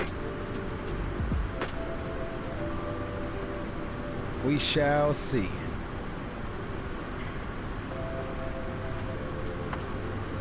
Damn, Captain Sim. Captain Sim used to be pretty decent back in the FSX days. With their 7.5 and 7.6 and all of that jazz. I just don't understand what the hell happened to them. Why they never took the time to really learn Microsoft 2020. They would have had the market for real if they were able to do, because I mean, let's face it, they had some really good exterior models. All they needed to do was get to learn the systems and how to implement them in the present day of Microsoft. But instead, they chose just to fake people out. And truth be told, they didn't even fake out the regular simmers like ourselves. They fake out the people like the kids that get mommy and daddy's money and just buy it because that's what they have. You know what I'm saying? That don't know no better. They fake out those people. And it's been working for them. It's definitely been working for them. But now, you know, I don't see them market at all for 2024 on PC. I think, like I said, I see stuff here and there on Facebook, but it seems like they're targeting like the console guys. Which cool, if you're targeting the console guys, yeah. I mean, that's all they have. That may be all they have, but at this point, even the PMDGs, I believe, are on console. So if you got even on console, then I feel bad for you.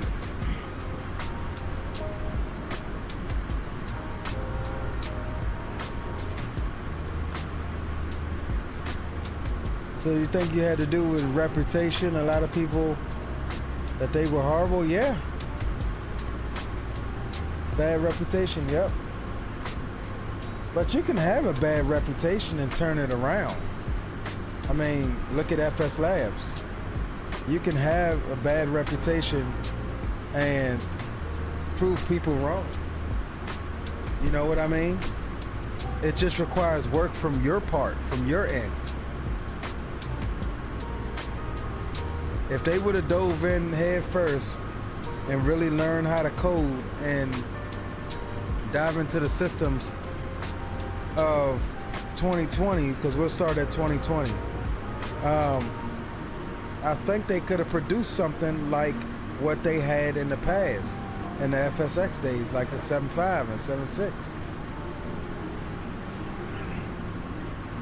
And it could have been decent. But they decided to just, you know, take the, what is it, the 7.4 cockpit and throw it in the 777 and all of that jazz and call it done, call it good. Now again, I'll maintain their exterior models look damn good, but systems fidelity and interior model, and throw it in the trash.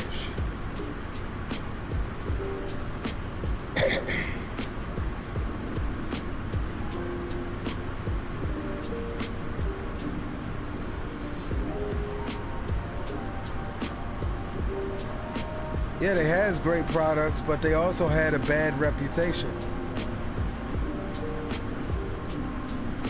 They had a bad reputation, but they came over into 2020 and 2024, and they really, you know, focused on fixing their reputation.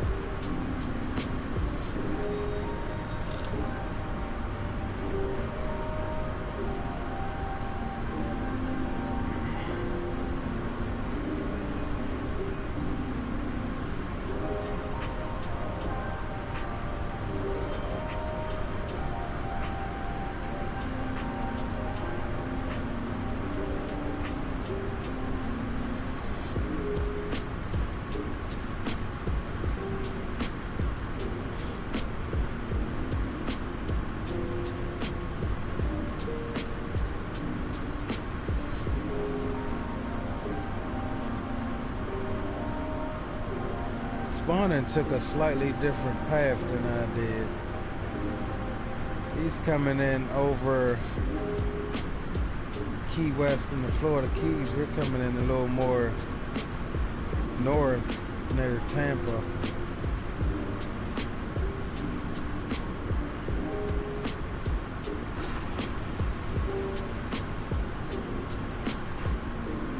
And our flight paths don't merge until we get overhead JFK.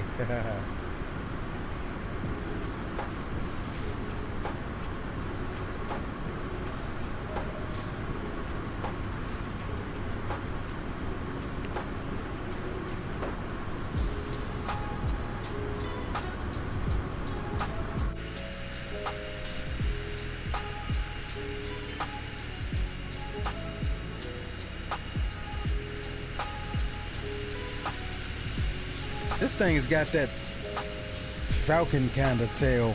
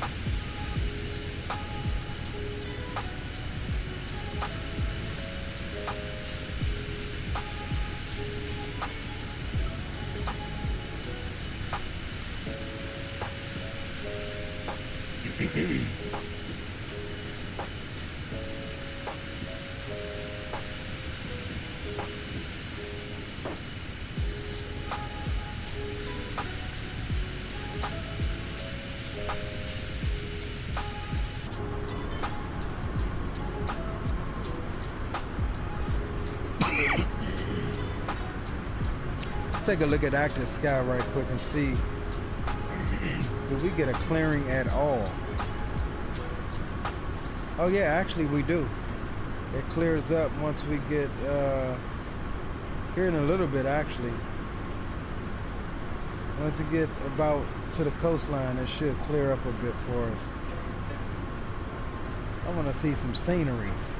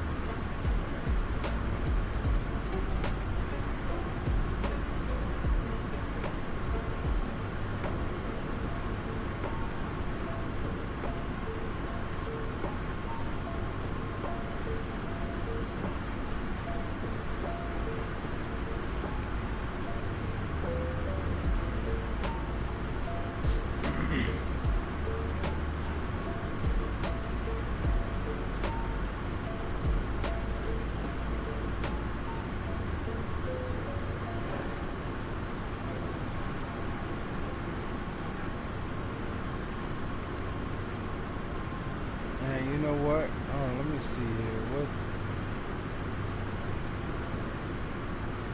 Let me see here. We're gonna take a little shortcut. Let's go direct cam, Joe.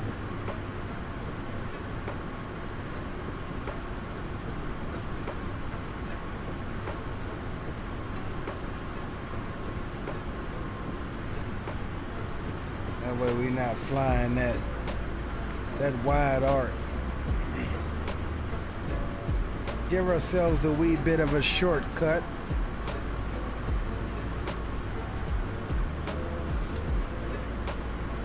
What they say, the quickest path between 2 points is a straight line.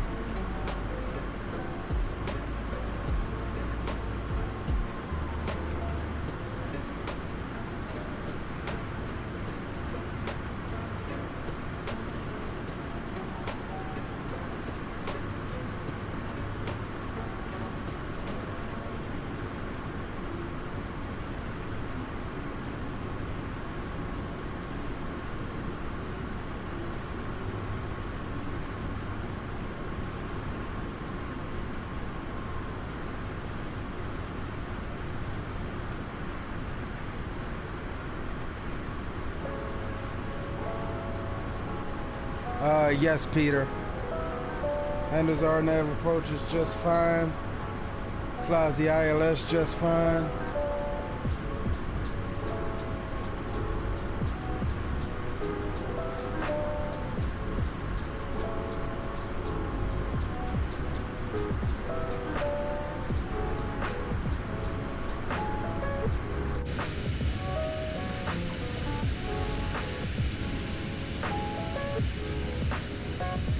The next biz jet I'm really looking forward to coming out is gonna be the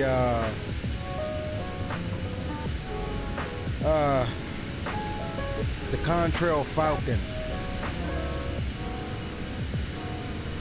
That's one that I'm really waiting on. I see them Falcons come into BWI all the time, multiple times a day.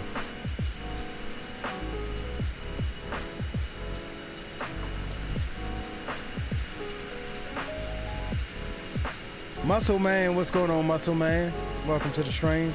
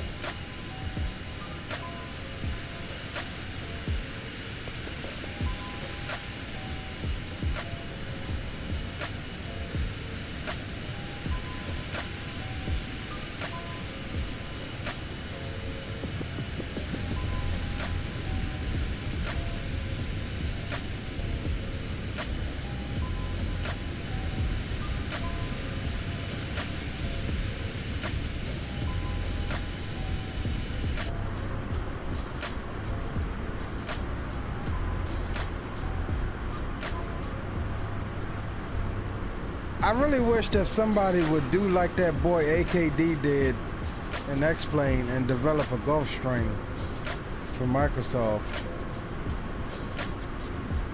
Of course, you couldn't call it Gulfstream because Gulfstream would sue the pants off your tail.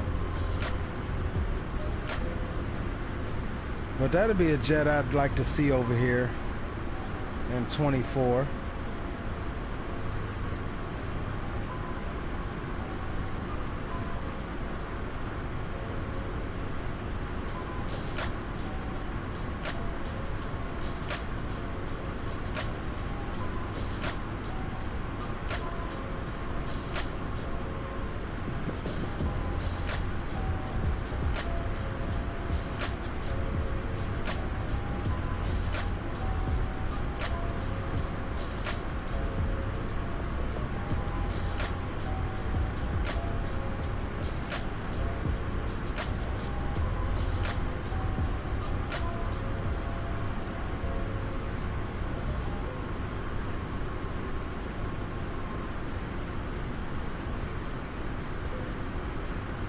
Could call it Gulfstream.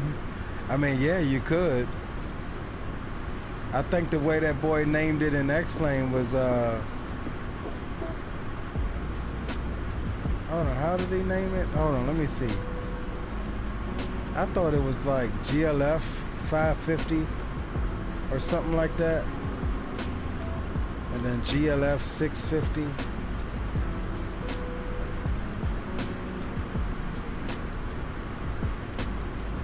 Muscle Man says, just did my first flight in the Sovereign today.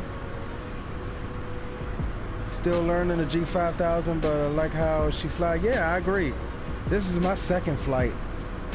I flew it down from Teterboro to Cancun last night. And so far, yeah, I'm impressed. I do agree with you that she flies rather nicely. Yeah, GLF 550. I got the 550, but I didn't buy the 650. That dude's pretty good as far as the systems, but man, he's got to get somebody to help him with texturing. That thing looks like a joke. The outside looks fine, but the inside, it just looks like a joke.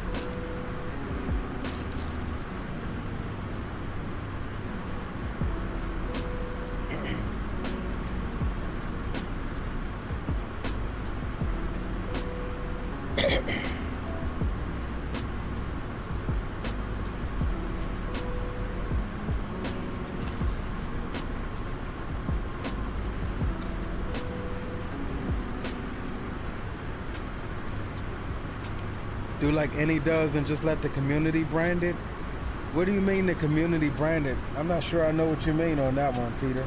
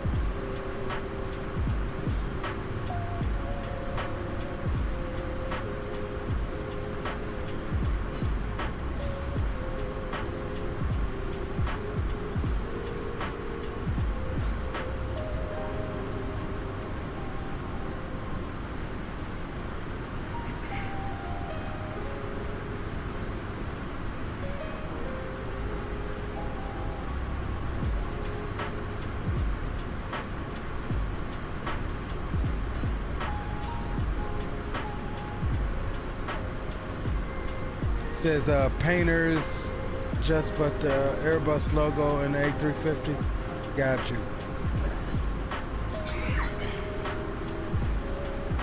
Fires, what's going on, Fires? Welcome aboard. Says been a minute. How we doing? I'm doing good, bro. How you?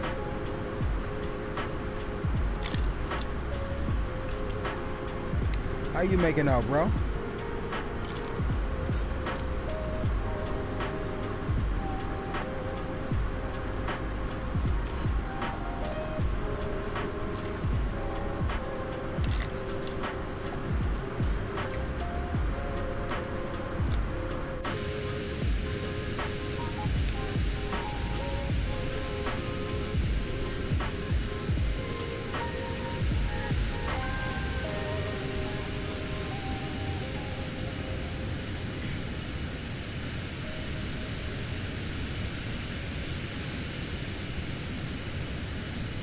A little sad the AV-8B retired today for the Marines, but it's okay.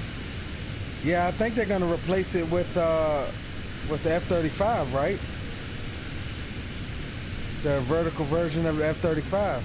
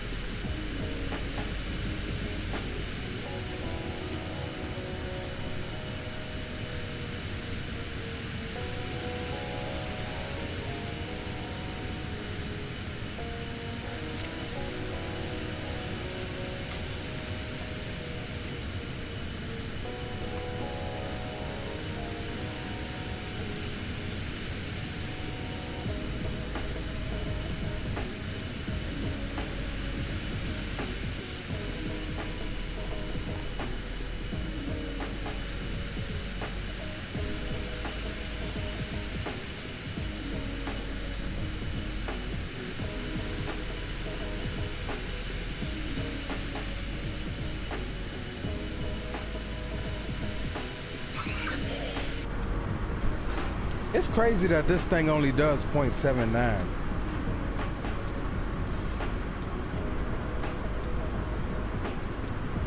I mean, when you got them straight wings like that, that's usually more economical. If you compare the wings on this to that of the Citation 10, the Citation 10 is built for speed with those swept wings. But any wing that's going to be straight out like that is going to be more so for higher cruise and better fuel efficiency.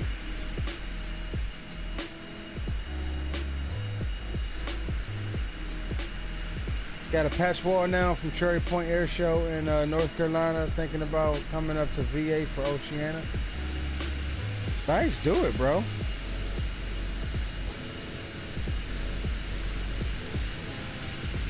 Such an iconic airplane, but the 35B can't go up and down with the payload. It has to have a runway, as the Harrier could just go up and with payload, I'm pretty sure. The Harrier could do it, but just barely. They never really did it with the payload either. So it's the same concept. The Harrier used a short takeoff when they had payloads, like little jump, hop, skip, like when they had payloads. They didn't ever really take off vertically unless they were, you know, deployed and landing at FARPs and forward operating bases. And they had to, and even then they would put a reduced payload on, and or they would have some sort of shortened dirt strip that they could get a little, you know, little transitional lift.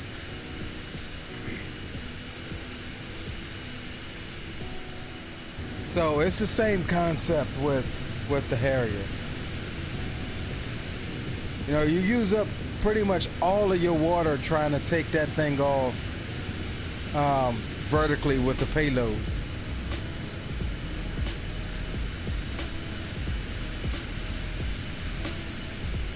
Yep, hence the name Jump Jet, absolutely. Muscle Man says, can't wait for the Citation 10 Plus with the G5000. Yeah, that'll be nice. It'd be nice if Flight FX will model that Citation 10 Plus.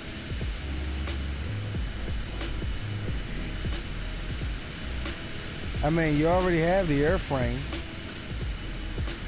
and flight model.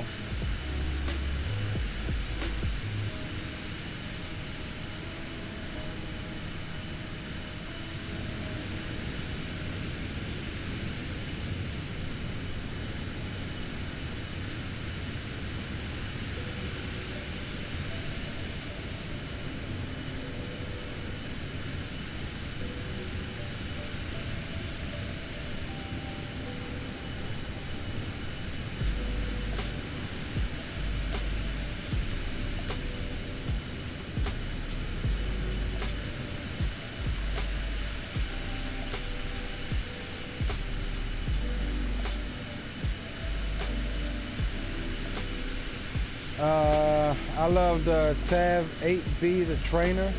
Also sent some IRL photos. Where'd you send them? To the Discord?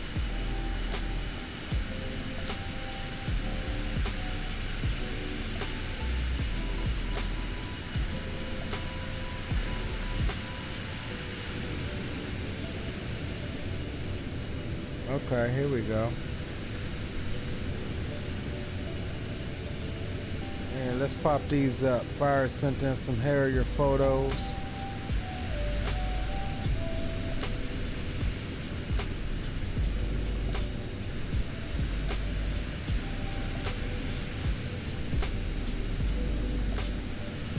Look at that thing, man.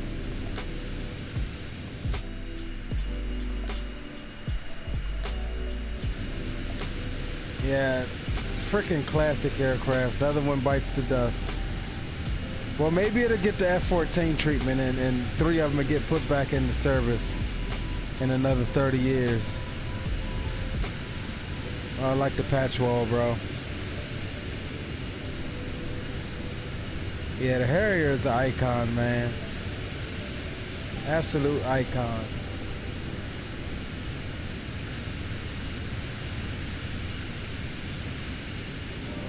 Depth, what's going on, Depth? About ready to head up to St. Paul, bro? Discord compression sucks, yeah. I agree, Discord compression. Yeah, Muscle Man, absolutely beautiful bird. I got some pictures I took. You guys want to see some more? Let me see if I can find them real quick. I got some stuff that I took from our air show. I was testing out. And here's what we'll do. We'll just put it here. I was testing out my camera, learning, you know, learning.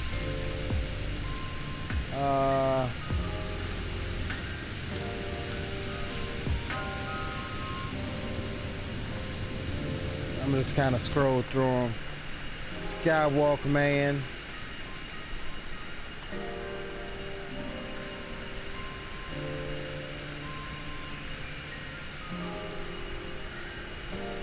I want to get to the good stuff. We're just going to scroll through these fairly quickly.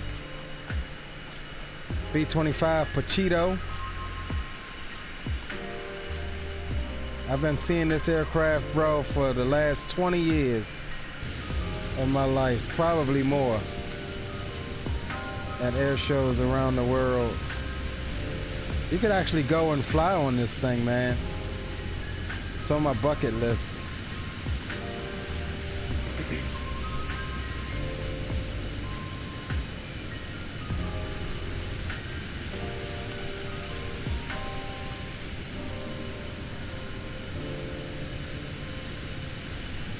Don't worry, guys. The pictures get better. I'm learning.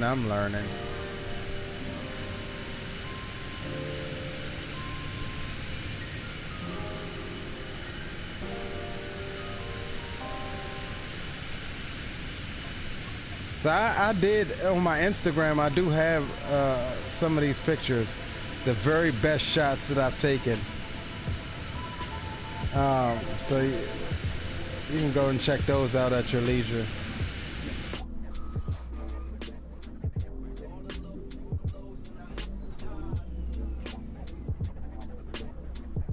Damn, how many freaking pictures of this thing did I take?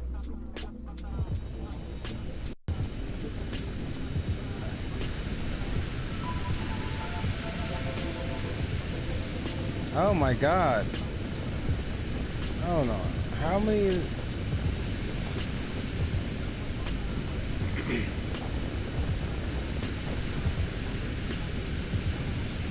Super Hornet.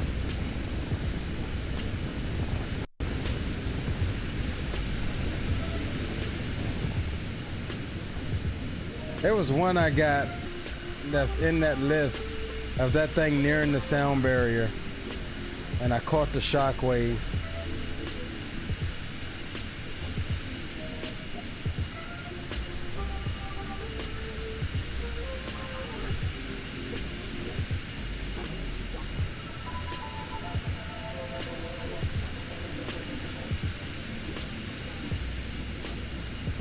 Yeah, I think it's this group. You can see it starting to form right here. The shockwave. Wait till the next picture though. Look at that. That's pretty dope.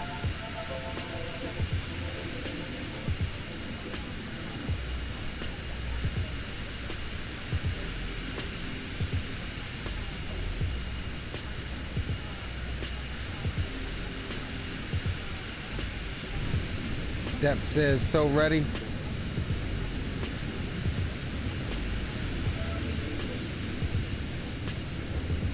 That I said about F-18Cs.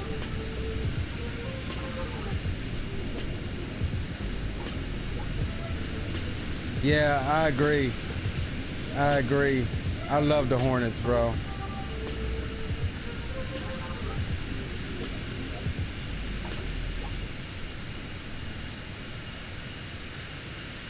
I was stoked as hell when the Blue Angels went from the Legacy to the damn Super Hornet. What was that, this year or was it last? It was last year. I think it was. Like, about time. Alright, I must got a bunch of pictures of that too.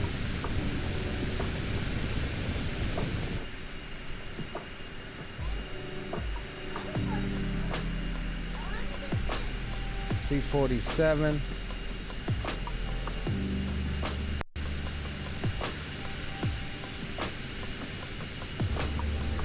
That's basically the military variant of the DC-3.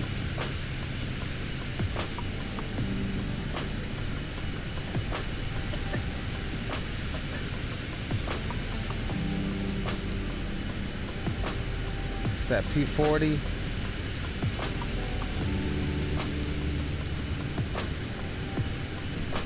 This is back when aviation was aviation, and you know what I'm saying, where it took some skill and grit to shoot somebody down. Had to be right up there in their face. Not daggum 100 miles away.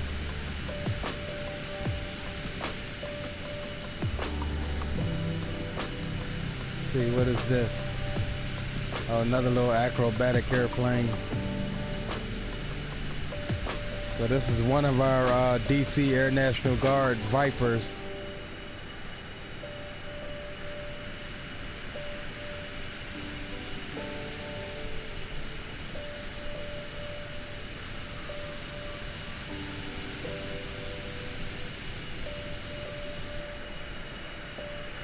I must have had this thing on like just rapid fire because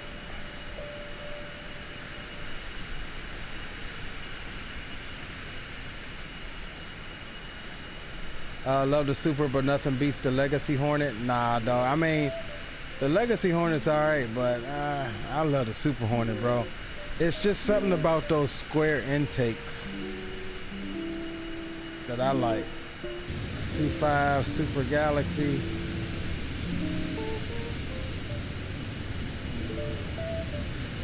Sammy says, I'll hook you up with some Legacy Blue Angel photos you've never seen. I'll put them in DC for you. Put them in the IRL photos chat section of my Discord. I got a bunch of pictures here, guys. Let's see, C-17.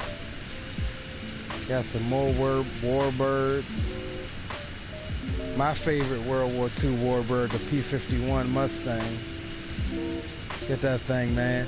What my man say in Red Tails, it looks like it's speeding even when it's sitting still.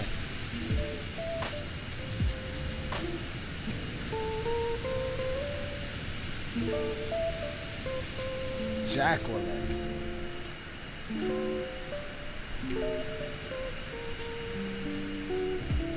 Blue Note, haven't seen a Legacy since 2023.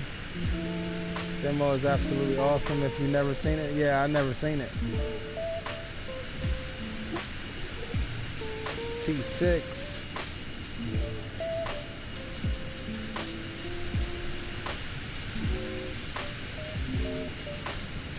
There's Jacqueline again, or Jackie. That thing is sexy.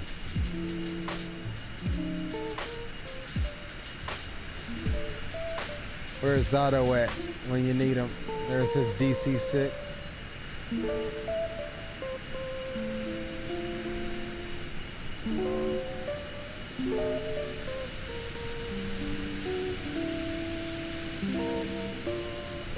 Black Hawk. That's some Thunderbirds action. Trust me, my pictures get better.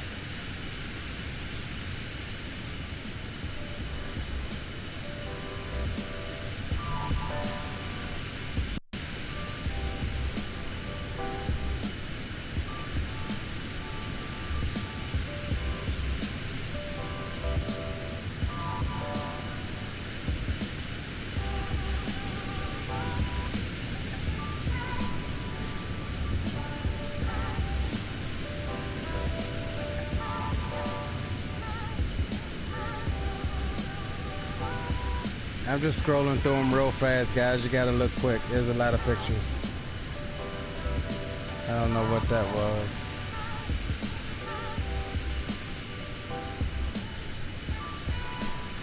Oh yeah, we were definitely bursting.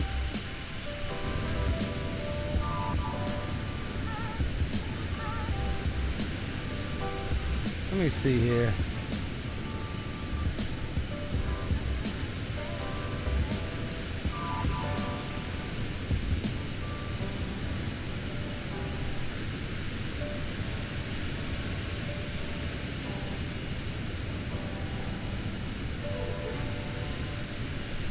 Yeah, that was a pretty dope shot there.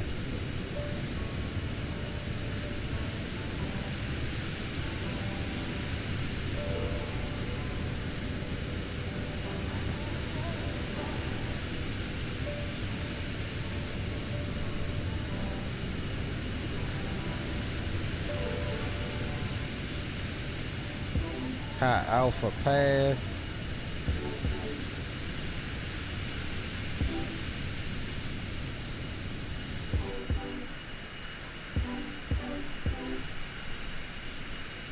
Hold on, let me see something, cause I got. Let me just see something right quick, guys. Just stand by for 1 second. I'm pretty sure I put it on my what's the name? Cause I took the very best of what I had. Yeah, here we go. Let's do this. Instead of scrolling through the whole daggum thing.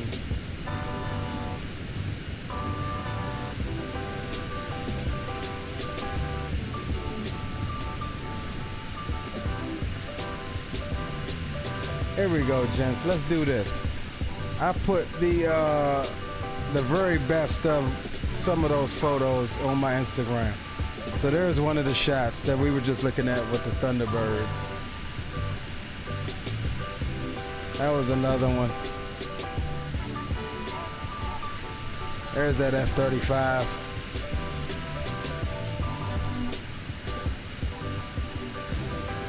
DC Air National Guard. Did a black and white of Pachito. I think that turned out pretty dope. Hold on, wait a minute. There's a second picture here.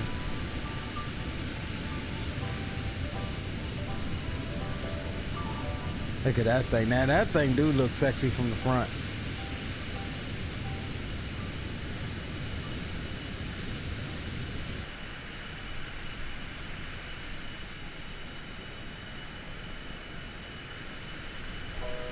Let's see here. What else I got?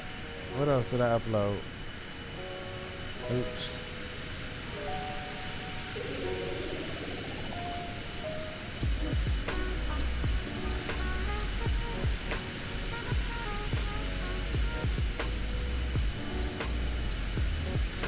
I really like that one.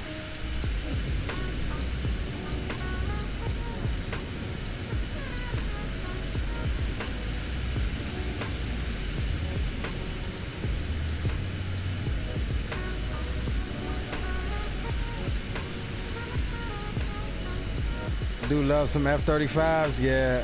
I used to hate that damn plane.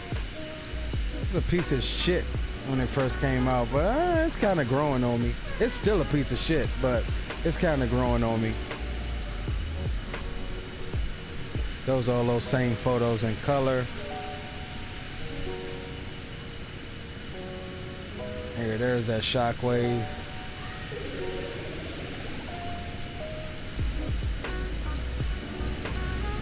Yeah, man, I just like this. The square intakes better on the Super Hornet versus the little circle intakes on the Legacy.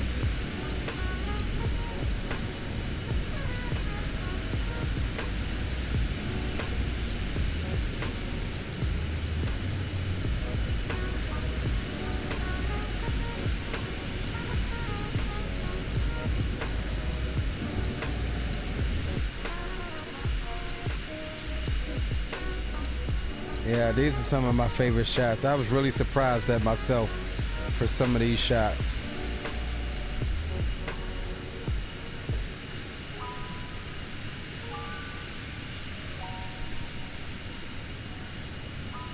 That's my favorite one right there. That's my favorite one right there.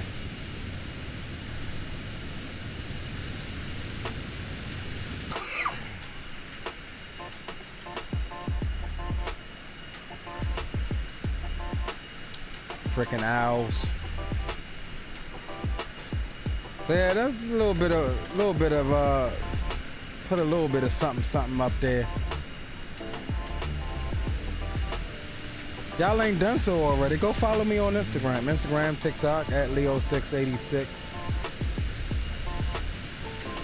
Oh look, we got some we've got some ground now. All right, let me see what y'all talking about in chat.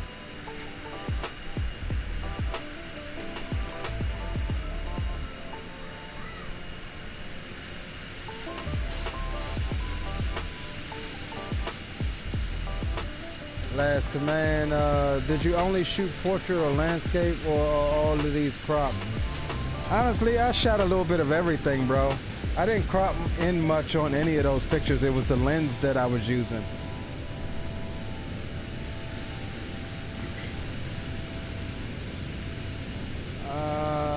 I love me some F-35 growl. Like the full burner, just ripping past, absolutely unmatched. Yeah, I agree. I agree.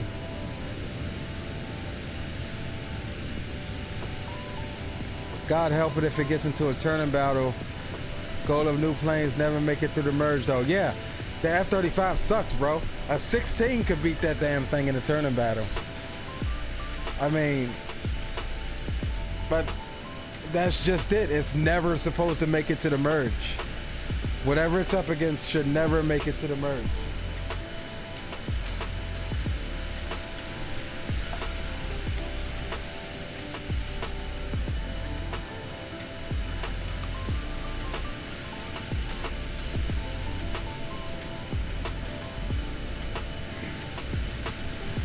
Yeah, our air shows here in Maryland has been kind of sucky the last couple of years.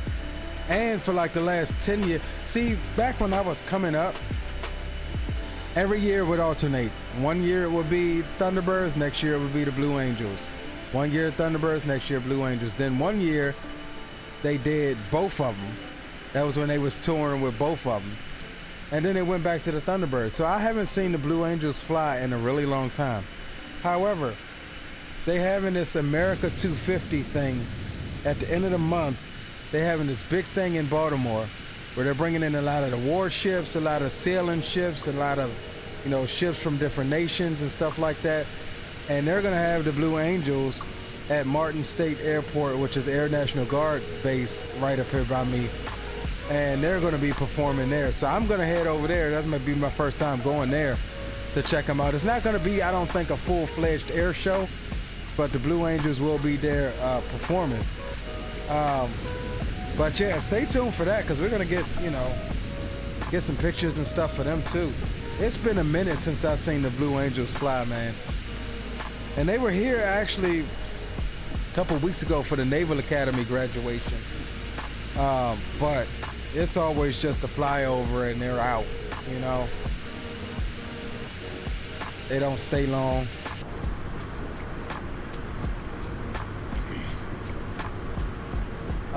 Yeah, that's what I was using, Fires. I believe is a 100 to 400 millimeter lens for a lot of those shots. You know, I've never been to Pax River. I've never been well, I've been out there on the river fishing when they've had the air show, and the way those guys come over the river, dog, it makes you want to jump in the river. But I've never been to Pax River Naval Air Station to check out the air show. That's on my bucket list.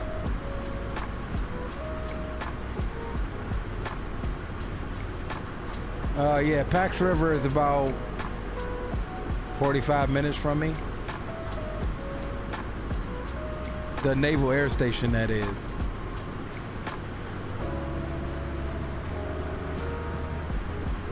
Yeah, so I mean, it's in my range. Another one I want to go to is the one in Ocean City, Maryland. Ocean City is a pretty decent air show. That's one they had right out on the beach. That one I think was a couple weekends ago.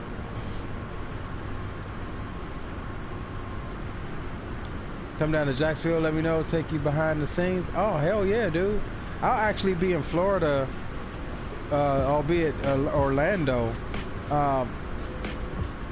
in like September. But, you know, Jacksonville ain't nothing but a hop, skip, and a jump.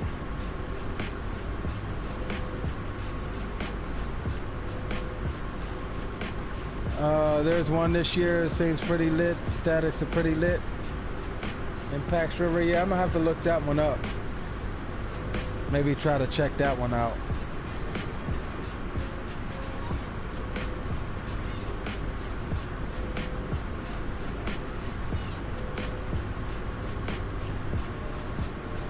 How the hell did I get on this?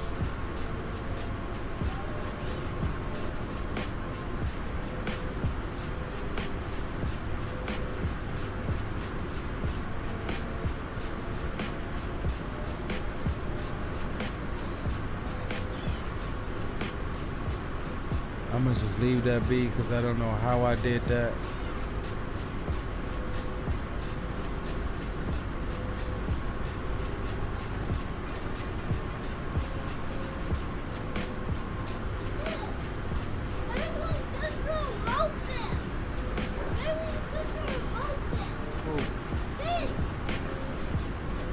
Tell him I said give it back to you.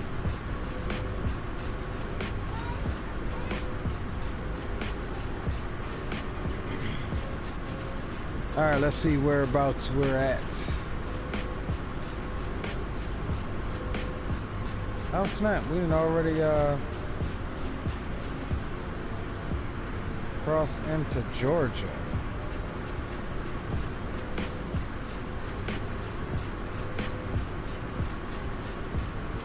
Sammy says did a show at Martin State back in the day when I was on the Blue Angels. It was a show we did over the Inner Harbor. If I find HD, I have my photos up. Yeah, for sure, bro. And okay, here we go. We got some action. We got some legacy action. Let me see. Why is this in preview mode?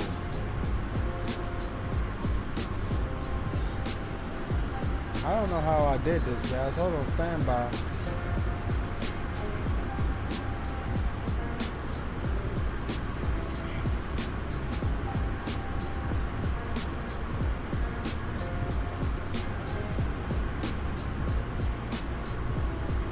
I'm trying to figure out how to turn off this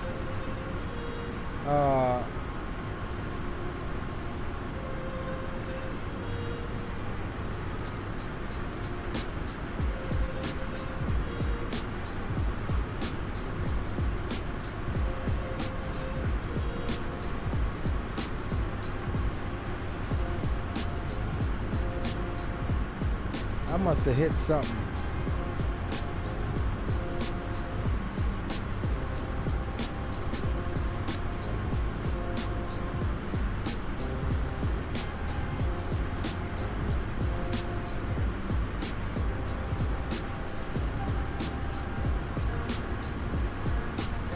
Alright, we just do it like this.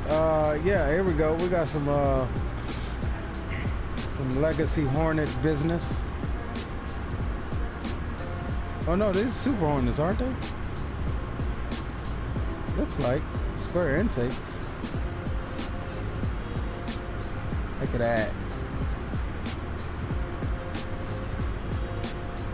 I ain't seen the Blues in so long, man. The Blues are actually my favorite demonstration group. That's a nice shot there. Yeah, these are Super Hornets. That's a beautiful shot. Oh, look at that.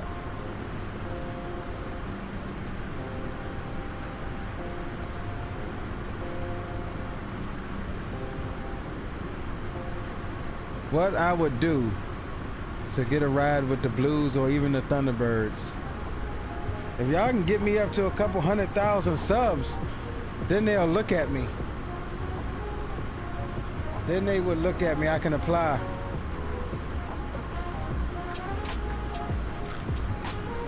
I looked at the thing for the DC Air Show. They accept content creators, news media, people, just basically people of influence. I would love to get a ride in one of those. And I'm like, dude, bring on the G's. Bring on the G's. I will hick to my heart's content. Bring on the G's. Not even lying.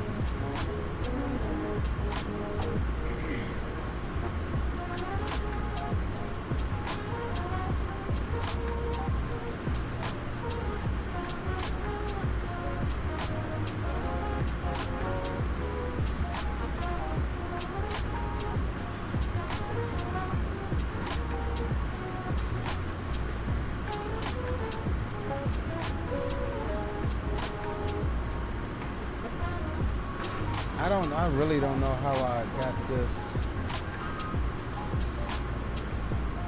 Ah, there we go. Okay, I found it.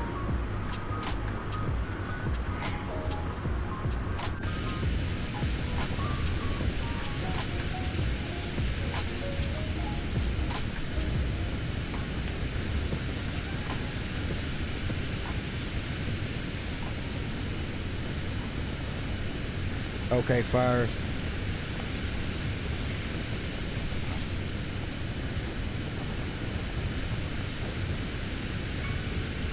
And let's take a look here.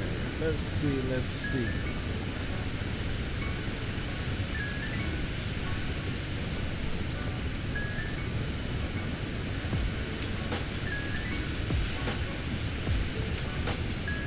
Oh yeah, already I see Pachito. Cheeto's gonna be there.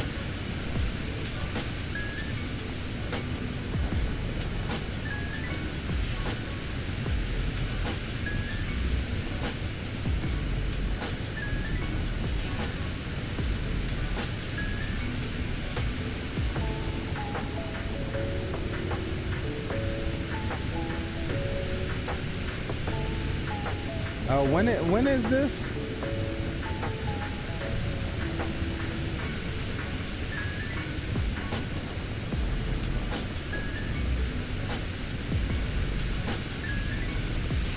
June 19th.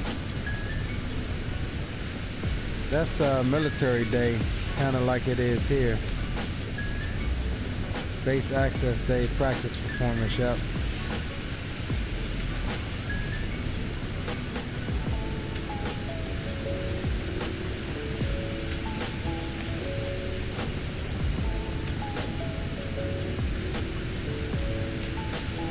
June 20th.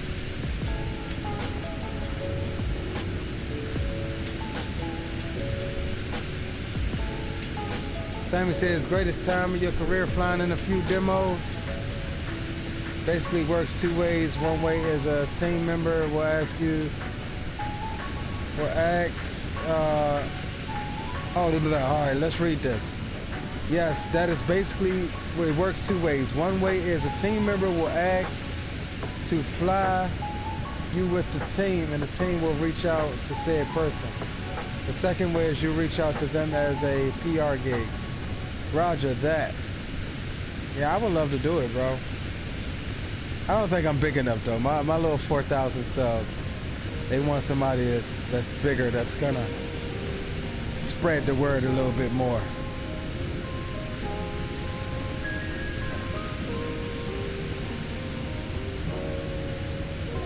Yeah, I would love to do it though. I would die a happy man if I got to ride with the Blues or the Thunderbirds.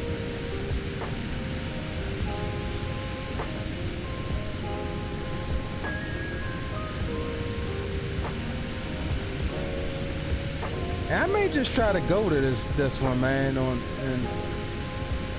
in June. But I think that might be, let me see.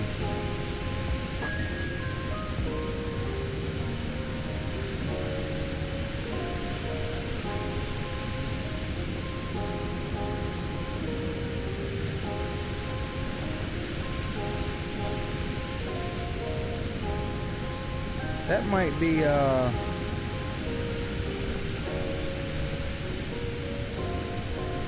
Sale 250 Maryland and Air Show Baltimore celebration from June 24th. Okay, so that's what, the week after? Yeah, the 21st. So yeah, that's the same week. So they hit Patuxent,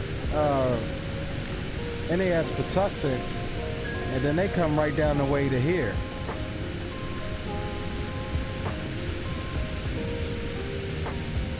I don't know, I might make a whole week out of that.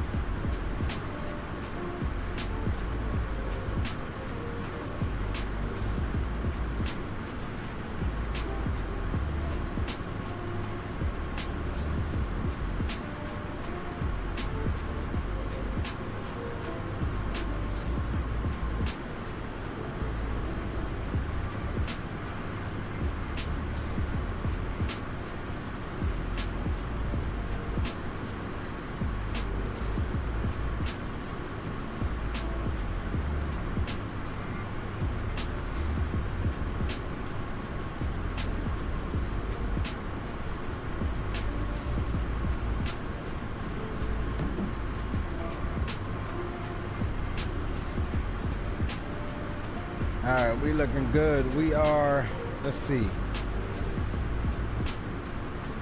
just about into, no, we are into South Carolina now.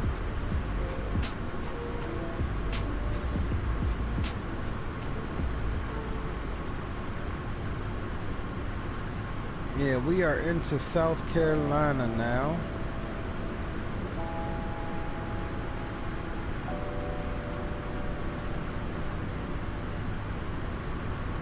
Spawning is out over the coast off of our right wing, slightly behind. He's in the Citation 10. He should be blowing our doors off right now, but he maybe he's got it going a bit slow. He's out there somewhere to our right.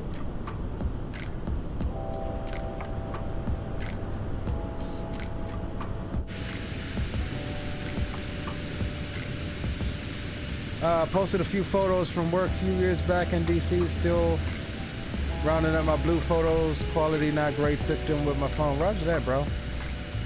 So good, any little thing helps. Let's check it out.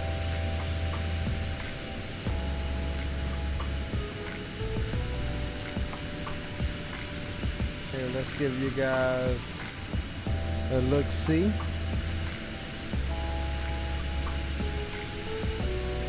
Oh, look at that. Look at them all lined up out there.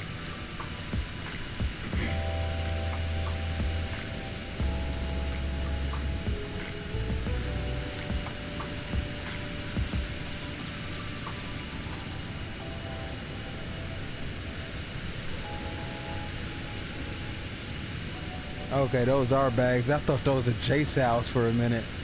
I was like, are those J-Sows? Those are bags.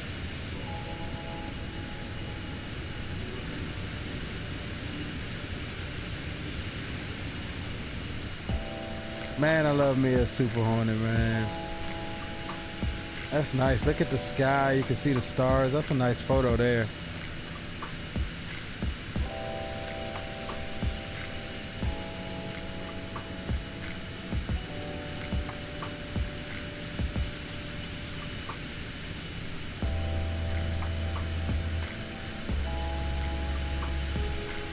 Yeah, I love those photos, bro.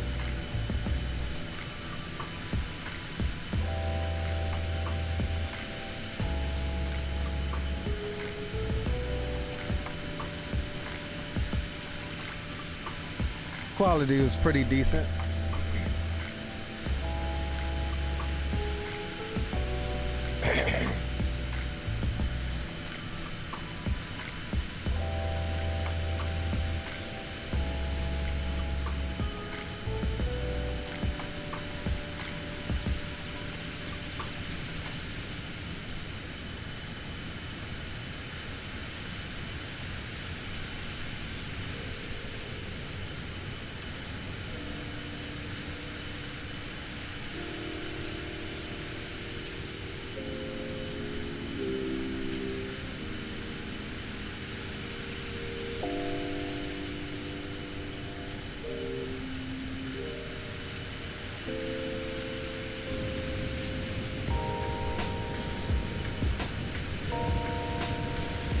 Won't be long now, gents.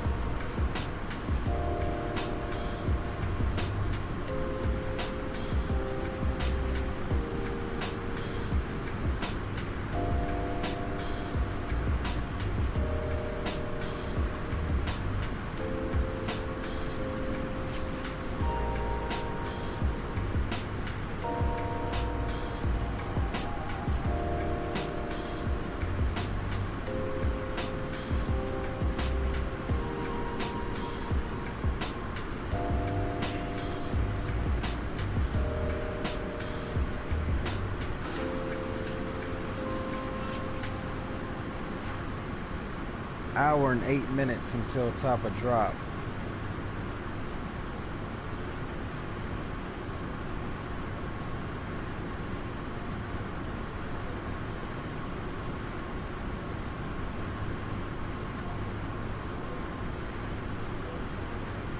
I don't think we have any ATC anymore. Nope, we don't. DC gone like I suspected they would be.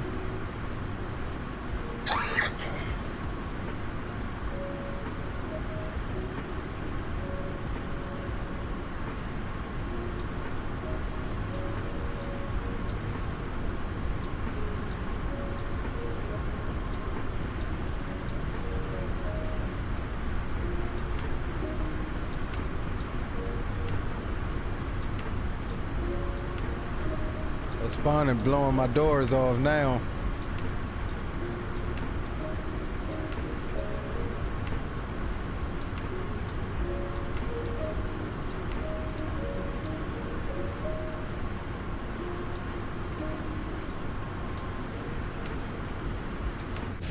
Let's see if I can see him with. I don't see his nameplate.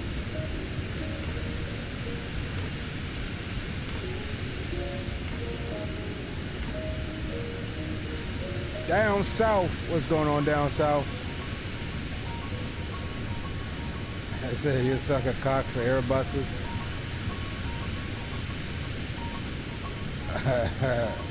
Top of drop, yeah. That's your boy Leo's terminology there. Top of drop.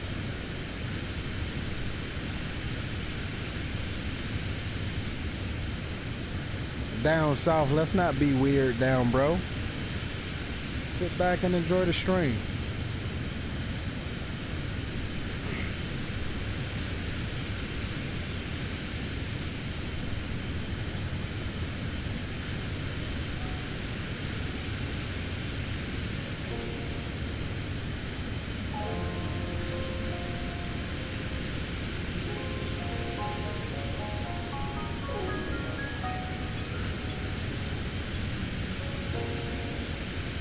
I picked a hell of a night to do this damn Cancun, Boston. Damn 4-hour leg in the middle of the week.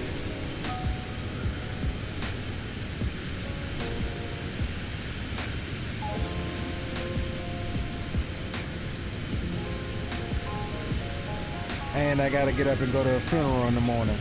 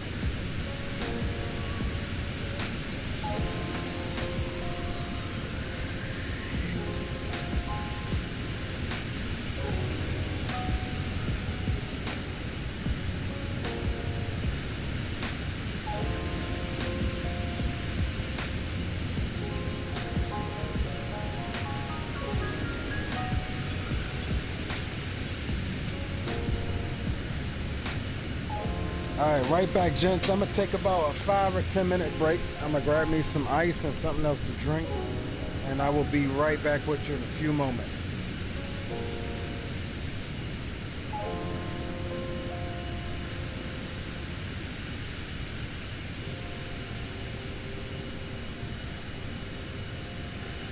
Appreciate it, muscle man.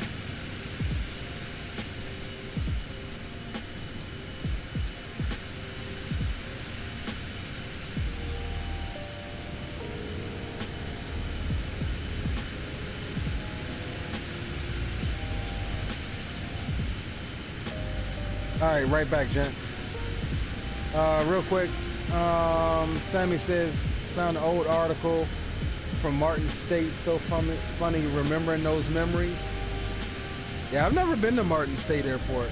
I mean, I'm still kind of fairly new to this Baltimore area. I'm from like the Washington D.C. area, so any airport up here, Martin State, and all of this Baltimore stuff, I'm highly new to it. But yeah, be right back, guys.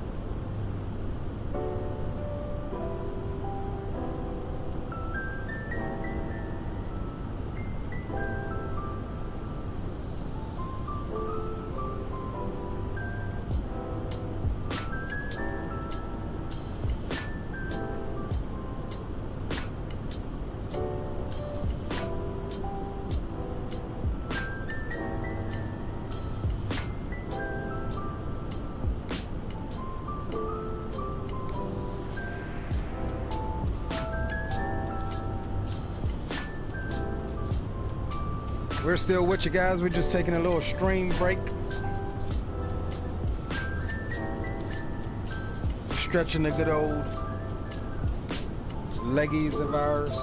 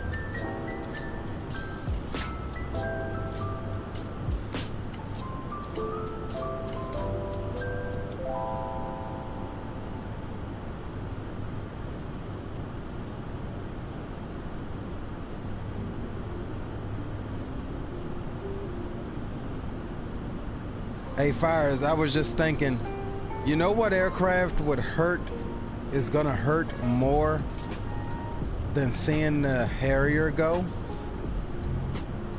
For me, it's gonna be the day that they retire the A10. Now, sadly, we've got a squadron of A10s here at Martin State Airport, but they're disbanding that squadron, I think, in the coming months. So, whereas I would frequently see A10s flying around my house, that's gonna be no more. But the day that they retire the A10, that's gonna be a sad day for me. But my question is, what in the hell would they replace it with that could have that capability? There's nothing in existence right now that could carry the armament or has the toughness that the A10 has. I say don't retire it at all. I say keep it.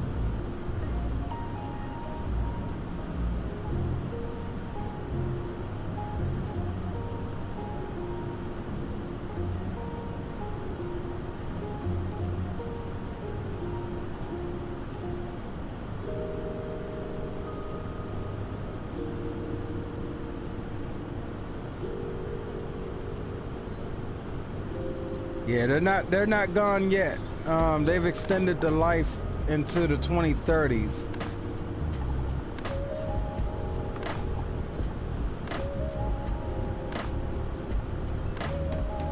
They had previously planned to divest their all remaining A10s, but they reversed that early in 2026, basically to preserve combat capability. But they are breaking down some squadrons. Like I said, the one station here at Martin State Airport is going bye-bye.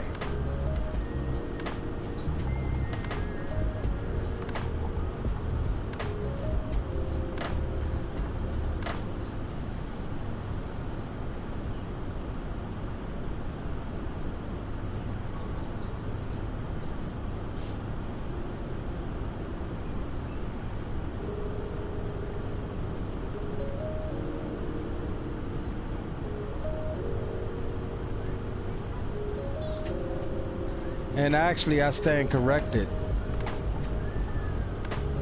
The squadron has already permanently inactivated all of its flying all of its flying A-10s. 104th Fighter Squadron, nicknamed the Flying O's, which goes hand in hand with the Baltimore Orioles.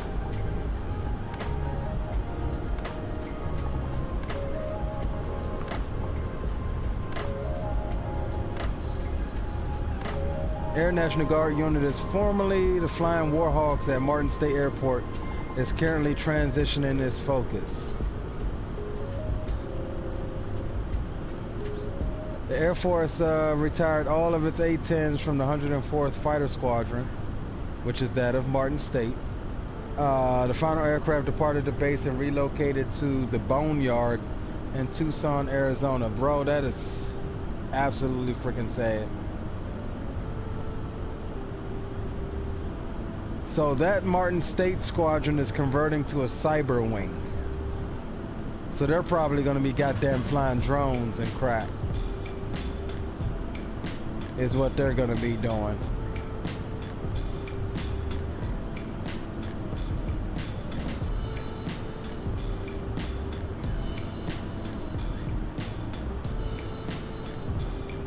Oh no, it says they lost their flying mission. So I don't even think it's going to be drones. It just says cyber wing. Damn, that sucks. I heard they're supposed to be modernizing the A-10 again to keep it flying. Well, why would they send those aircraft to the Boneyard?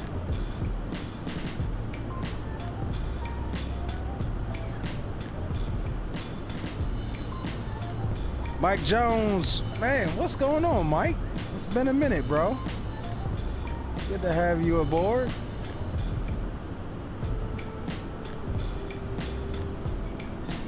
Fire says, you know, the Air Force is going to modify the crap out of the F-35s, make it somewhat as capable as A-10, knowing it's never going to be as capable as A-10.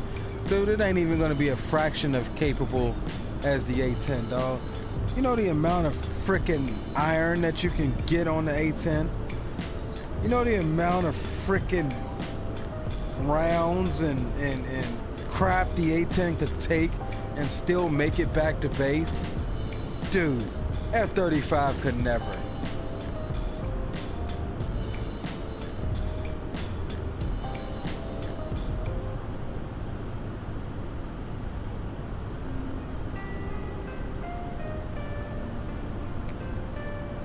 Most of the guard units have moved to the F-35 or F-22, right? There are actually more guard units in the 35 than active component squadrons. Yeah, 35 seems to be the big one. Their Air Force is babying that F-22 though, boy. I'll tell you that. They are babying that thing.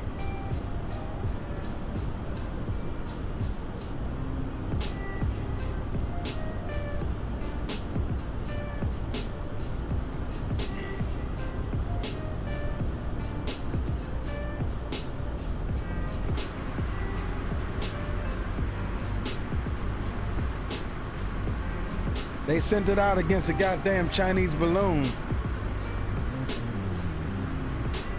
but ain't sent it out against the front lines over there in frickin' Iran.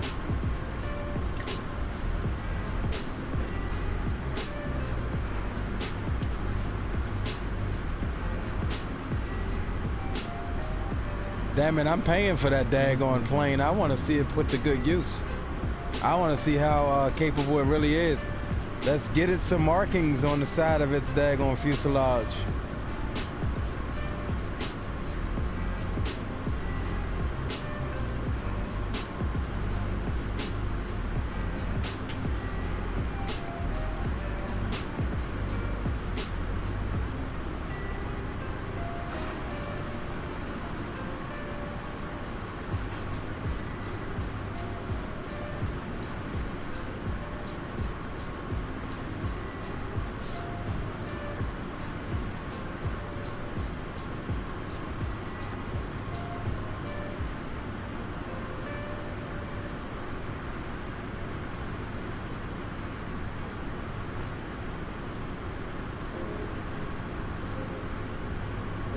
They say it's the most lethal jet, but no air kills inside a balloon. Right.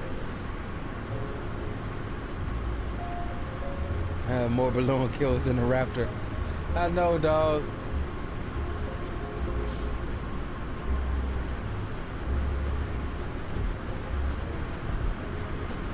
I don't know, bro. For something that lethal, you know, the only thing that comes close to, now that I'm thinking about it, the only thing that comes close to the A10, and probably surpasses it in a lot of ways and capability, is the fucking Strike Eagle. I mean, that thing can carry a freaking armory of ordnance and still protect itself. And it's faster than the A10. But again, different roles.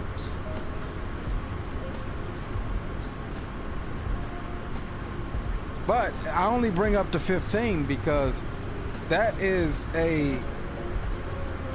was built to be an air superiority fighter, and it was until just recently.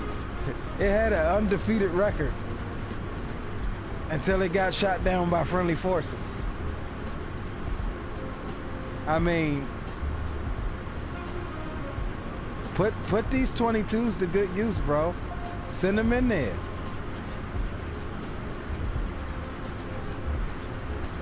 Sammy says that's because they know the 22 puts the fear of God in the people. It has much the same effect as the 14 had back in the 80s and 90s. I mean, yeah, I think you're partly right, and this may just be naive me speaking. I do think you're partly right.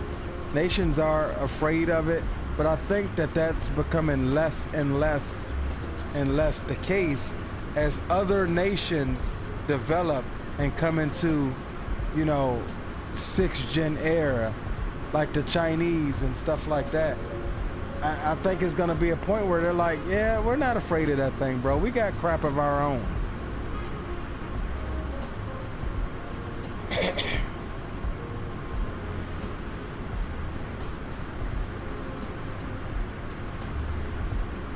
£2,000 JDAMs, yep.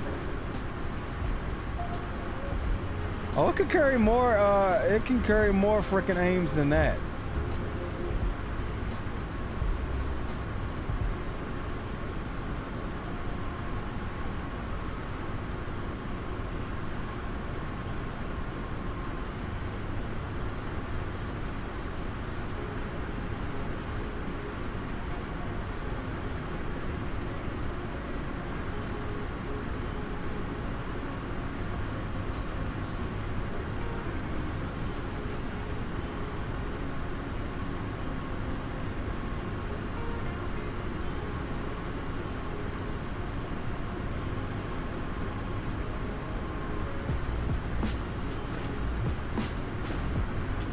Here, this is just a random that I looked up here. We're just talking about the payload capacity of the Strike Eagle. Like, look at this, bro. That is insane.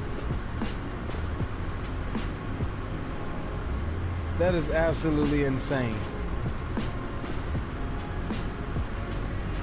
Up to 29,500 pounds of munitions. 8 air-to-air missile stations. That's just stations. That could probably double as, you know, double stations.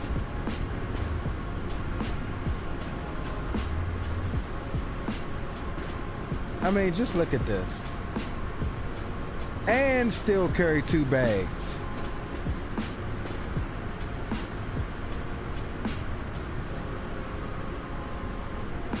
Like, okay, you're gonna retire the A10, make more of these. Just look at the amount of freaking cluster munitions on this thing.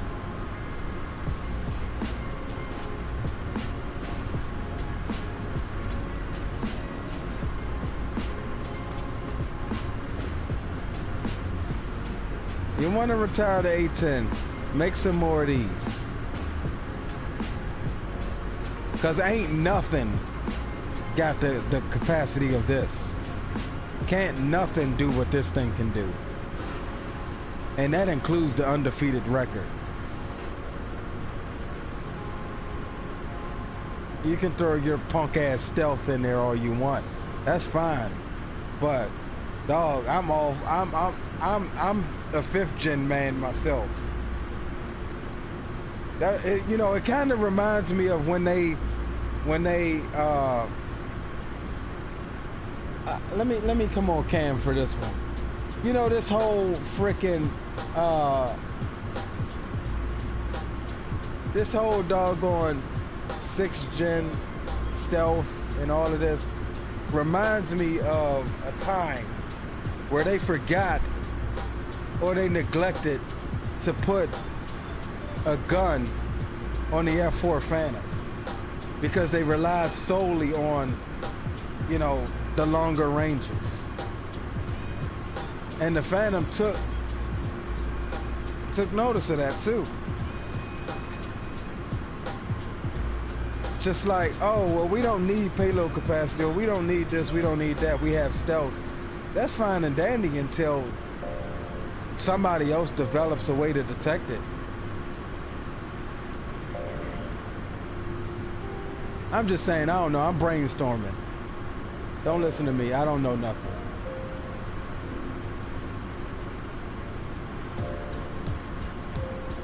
Fire says, excited to see the EX? Yes, absolutely. 12 AIM 120Cs is ridiculous. Yeah, you ain't lying. Sammy says, but the E versus the C is no comparison. The E is way too heavy to be a fighter, especially with the CFTs on it. Yeah, I agree. I actually just bought the 810 for DCS, kind of struggling to learn it. Not too hard, it's just Mavericks making me mad. Yeah, I have the 810, and I have streams where I've flown the 810. The 810 is very much so an aircraft that if you stop flying it for 2 weeks, you forget a lot. It is the most involved aircraft, in my opinion, as far as buttons that you will go through. And for that reason, that's why you haven't seen me fly it in a while, is because I've got to give myself another ground school lesson in it, because I've all but forgotten, you know, the systems on that thing.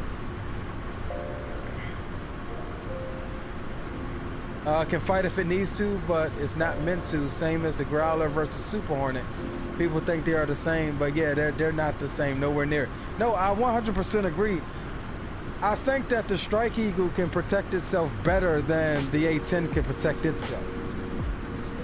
That's what I'm saying. Like, yeah, the Strike Eagle versus the C, two totally different aircrafts. The Strike Eagle is more of the ground and pound aircraft that, you know, would be what the A-10 is capable of doing. But yeah, like you said, it can still protect itself. I'm not expecting it to get in there and mix it up with other fighters, but if you're talking about freaking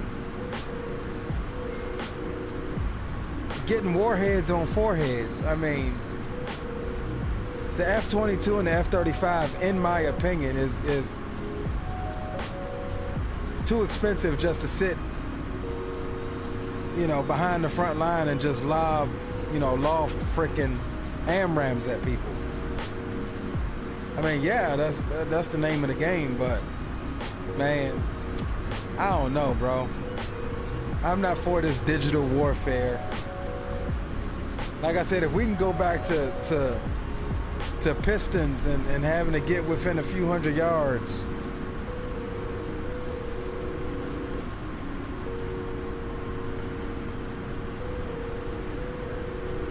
Fire says, hence why the Phantom had fucking 3 gun pods or something, right? Smoked 3 F-18 AIs and DCS with my A-10 and got smoked by some BTR. Yeah, the A-10 can do it, but it doesn't carry anything more than what?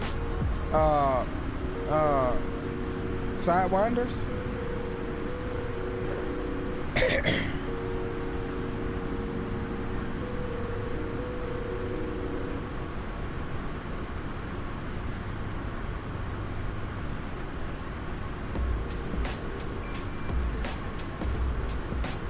At least in the Strike Eagle, you do have some at least you do have some standoff defense capability. In the A10, you just got close range. Like I said, you got those sidewinders, which is, you know, I mean, they can hold their own too, but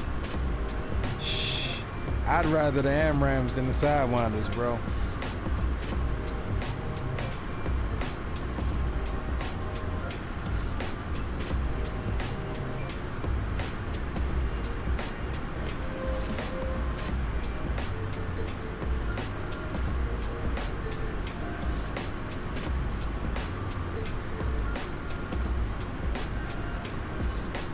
Alright, about 30 minutes till top of drop. And we're looking at the largest estuary in the country, the Chesapeake Bay.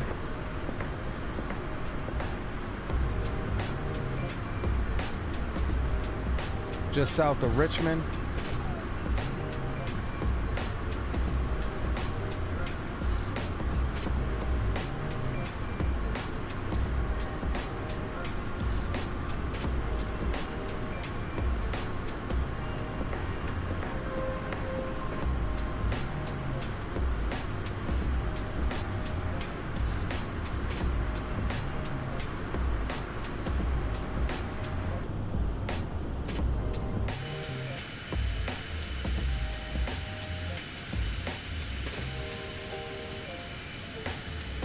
Always use the AOQ pod.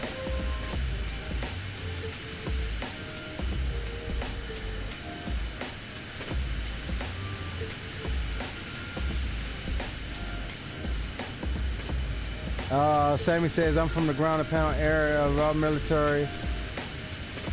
I am from the ground and pound area, but that era in our military is coming to a close. Yeah, I agree with you, bro. It's going to be cyber and air wars in the future. The days of dropping 20,000 troops into a country are numbered. Yeah, I 100% agree with you. It's all going to be cyber. It's going to be drones, unmanned vehicles, freaking even space warfare, bro. There's a freaking lucrative business in space defense now. But yeah, I think the days of dropping, you know, troops in, I agree with you on that. Hell, even the days of aircraft like the B-2, you know, I think we will always have those aircraft in the arsenal, but, you know, for quick strikes and stuff like that, just like it has been, it's drone warfare, bro. Drone warfare is it. The drone pilot don't complain. They can swap out on shifts. You know, stay at the drone. The drone itself can stay on, you know, on station for days. Some of those drones can stay on station for days.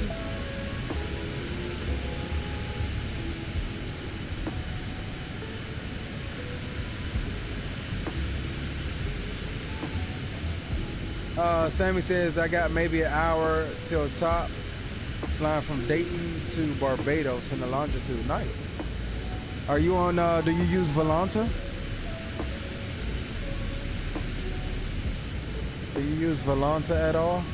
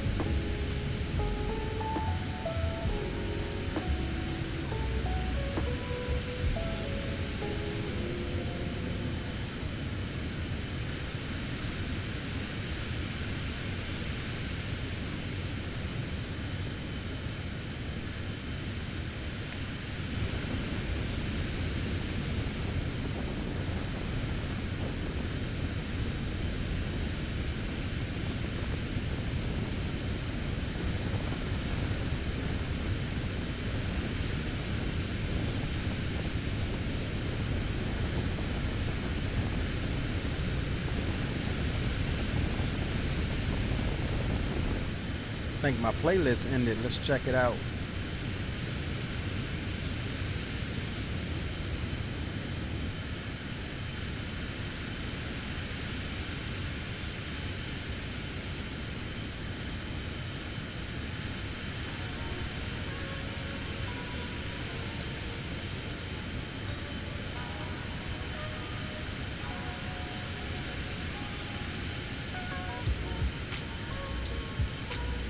Yeah, overall, guys, if you don't have this plane, I would recommend you to check it out. It's a pretty nice airplane, man. This thing's flown all route, no issues. We're shooting an ILS coming into Boston. And we'll check it out.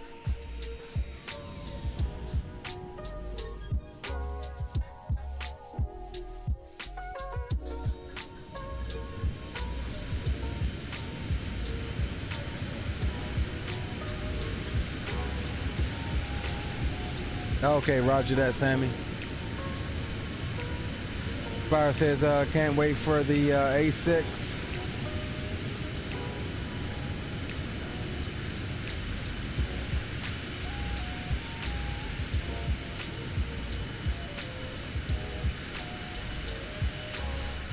Started the flight after work tonight. Didn't really want to fly on Vastin, but just wanted to get my second jet car flight in. Yeah, I get it. I get it. Sometimes you just want to fly. That's how I be. Yeah, no worries, bro. I was just gonna add you on Volanta, that's all.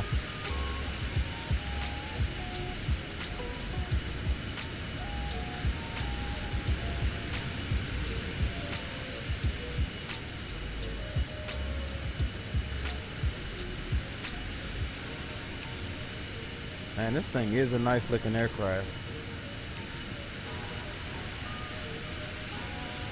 It's like it's got the nose of a Citation 10.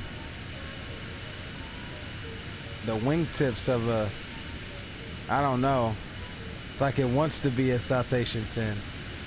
But then the empennage area minus the engines kind of give me Falcon vibes.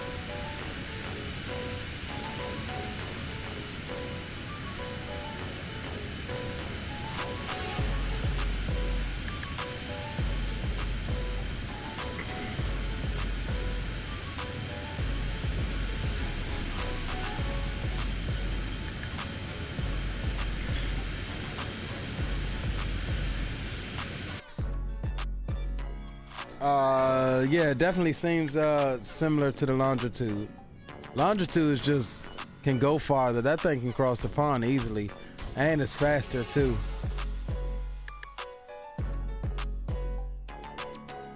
Real Geo, what's up, bro? Welcome to the stream and chat.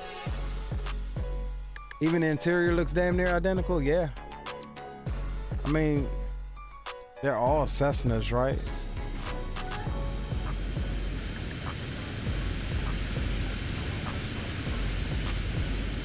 Yeah, definitely. Citation X's little brother, yep. And this thing here is only about 300, maybe 200 miles short of the Citation X's range. But this aircraft is just considerably slower. This aircraft was built more so for economy cruising versus high-speed cruising. This is built for your gas mileage.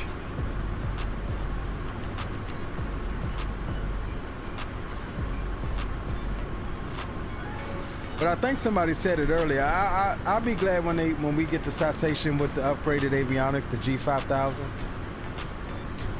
Because the Citation 10 we got now, it's just got the old what is it? Can't think of the name of the system in there. I want to say Proline, maybe I'm wrong.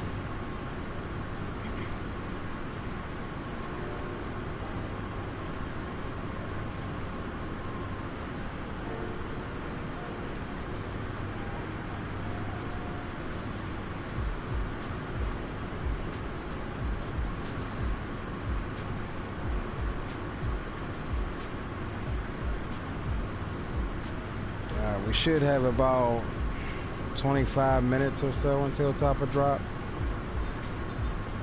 Yep, just about 25 minutes. And we'll start getting set up here in a minute.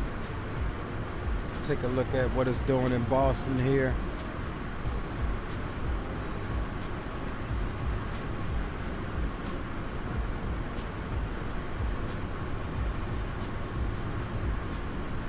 Winds 220 at 12 knots.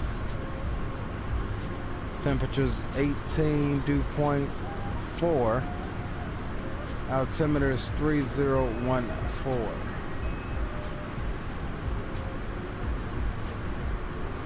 Real world ATIS. Information Charlie. RNAV Yankee 22 left, departing. 22 right. Runway 27 is approved for turnoff.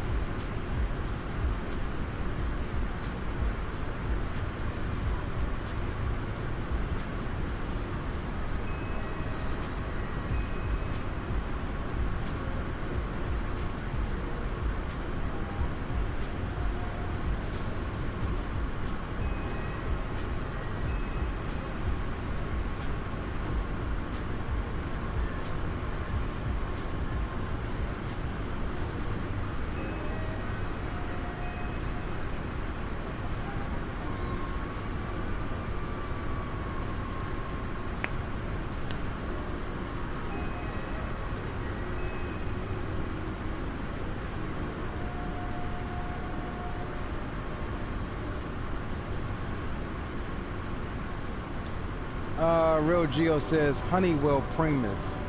Okay. Gotcha. Yeah, the 750 Plus has the 5000. Yeah, that's what I really want. Sammy says excited for the Global. Who's making the Global? Is it Flight Effects?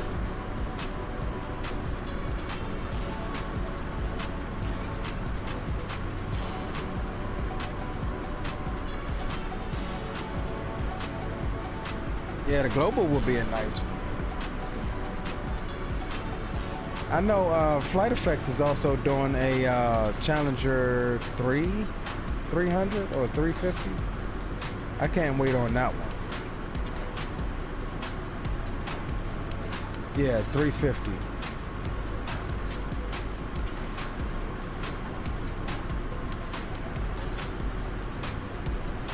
Yeah, I'm excited about that Challenger.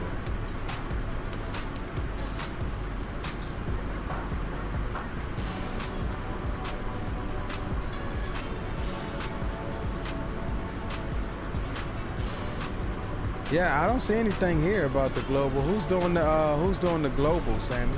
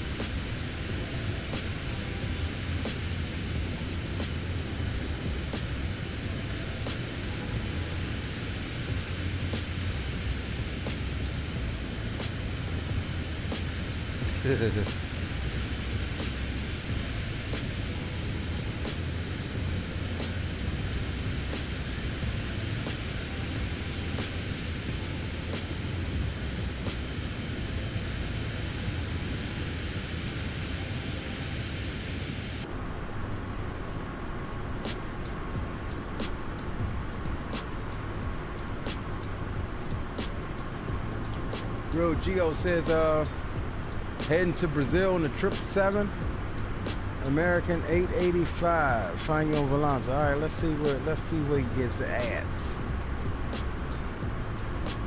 American 885.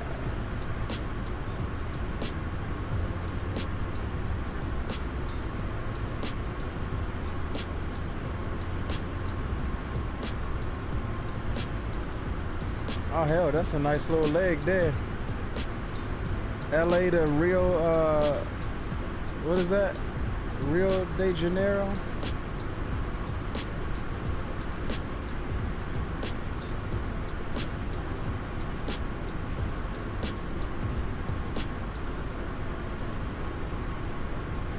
Hell yeah, that's a nice little leg.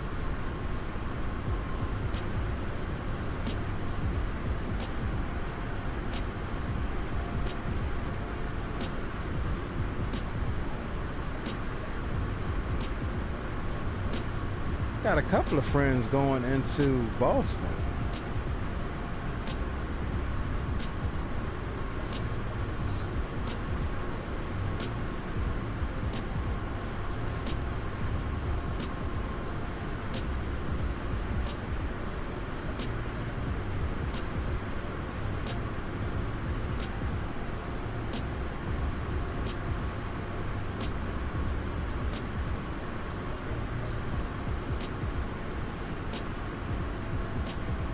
Inside of 20 minutes now till top of drop, fellas.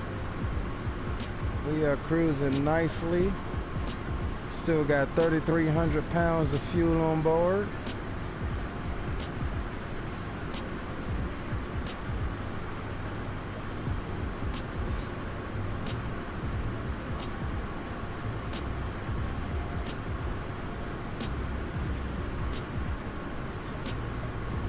$12 hours. Yeah, that's a nice little long haul there.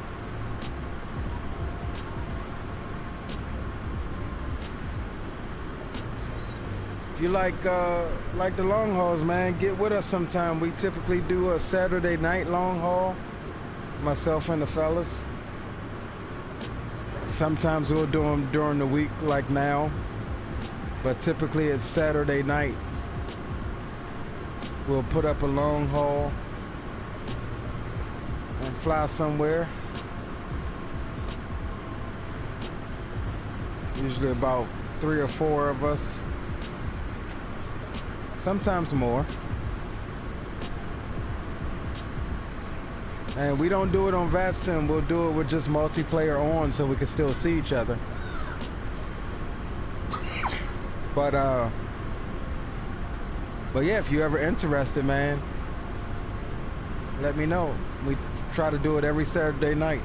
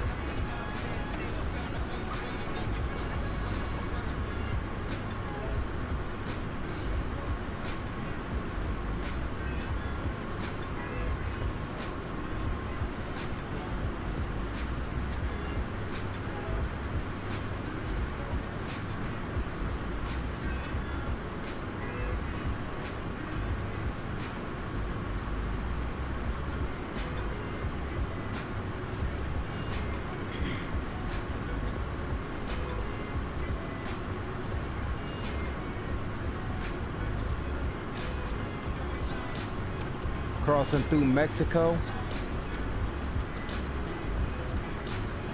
Yep, I got you.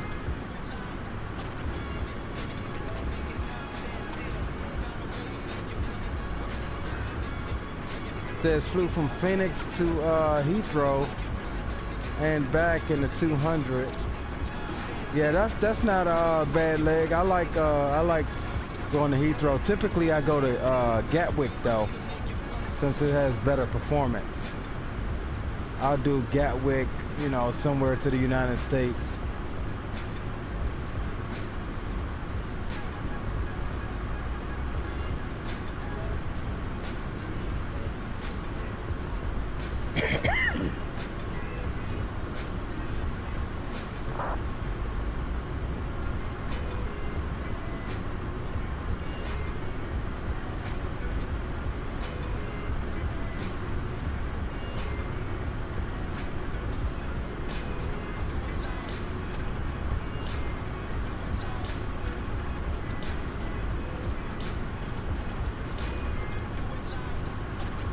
Yeah, we closing in now, gents.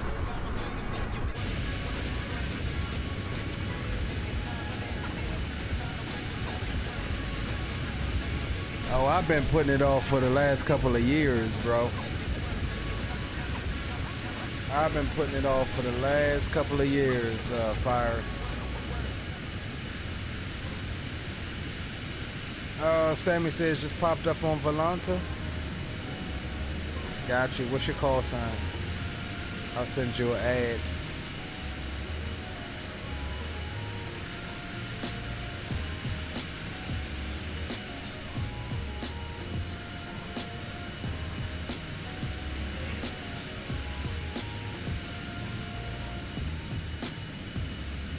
CDA 162. Let's see. Oh hell no! I know good and goddamn well that ain't no ATC. Oh, it's an auto ATC.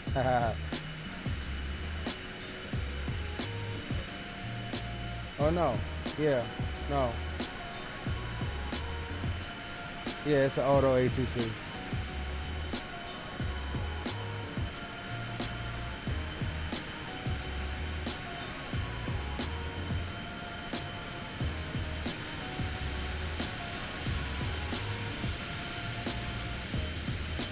All right, they want me to come down to 370. So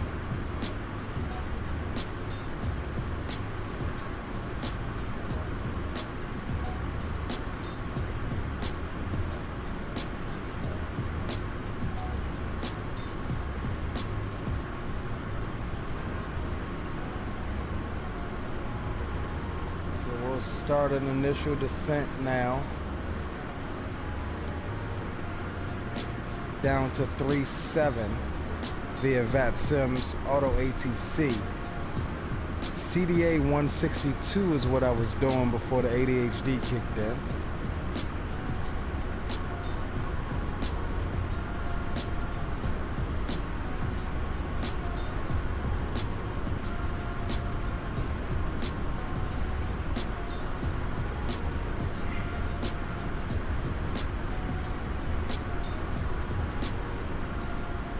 Got you.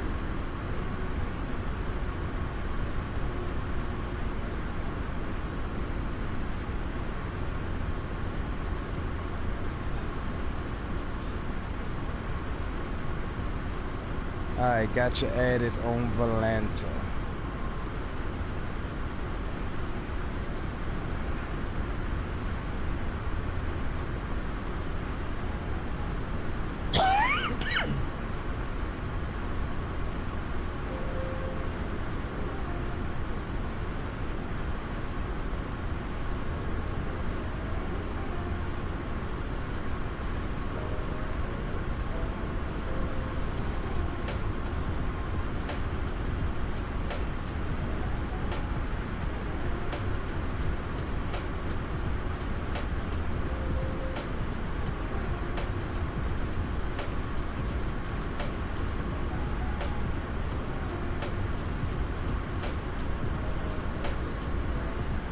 Yeah, we do too, Real Geo. I long haul pretty often. My longest was from London Heathrow to Perth, Australia. That was like 16 and a half hours.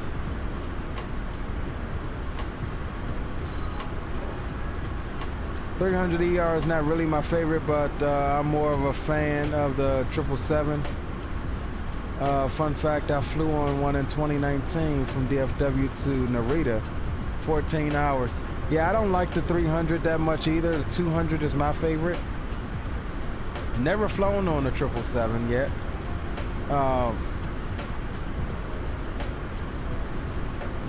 But there is still time.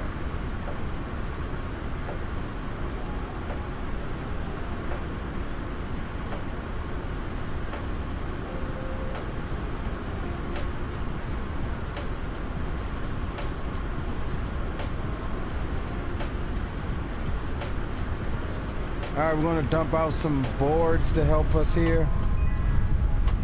Keep that speed under control. But not too much, because we don't want that nose to drop on us.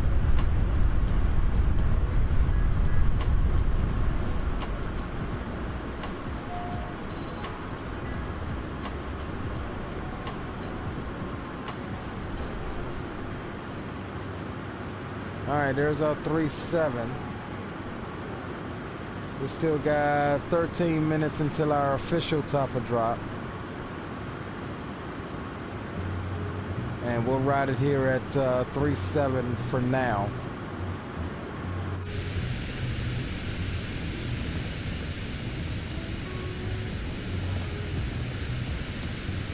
Will be a nice feature for Jet Card if you got some small bonus rep for flying on VATSIM. Yeah, I agree. I agree.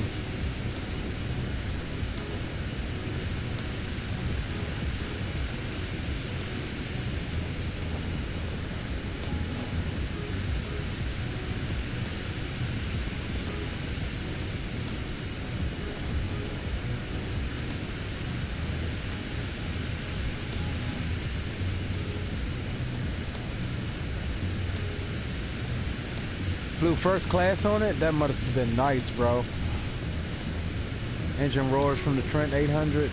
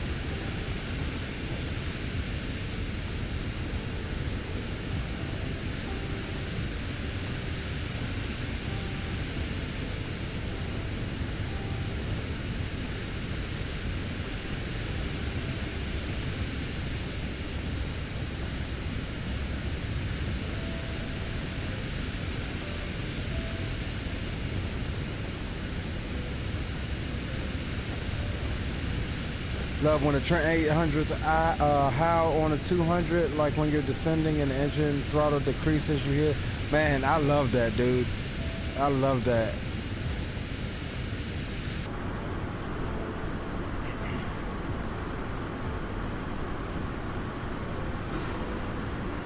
All right, about 8 minutes.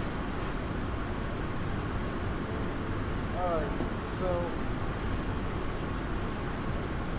let's see here. It's not much really we got to do, because the beauty of the G5000 is it inputs a lot of this information for you. We've already got our minimums put in, and I do believe that it even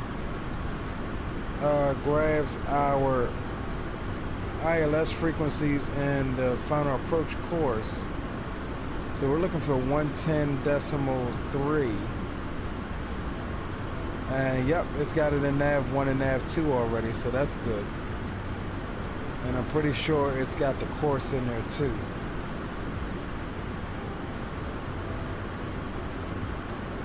So we just need to make sure that we adhere to the star, and we'll be good to go. And what I also need to find is, where is the FBO here in Boston? Let's see, that's the cargo ramp. Satellite terminal, here we go. General aviation ramp.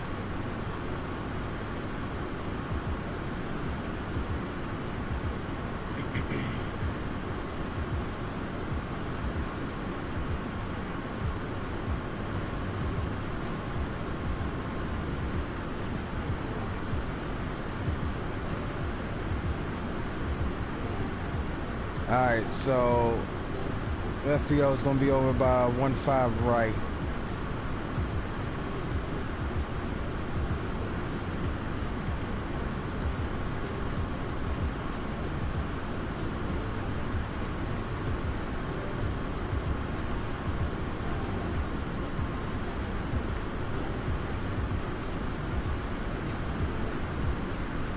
And let's see, what is our bottom altitude for the arrival? Is going to be 5,000 at tail. So that's what we'll be bugging for, is 5,000. We'll engage the VNAV. And we'll let the aircraft respect everything coming down.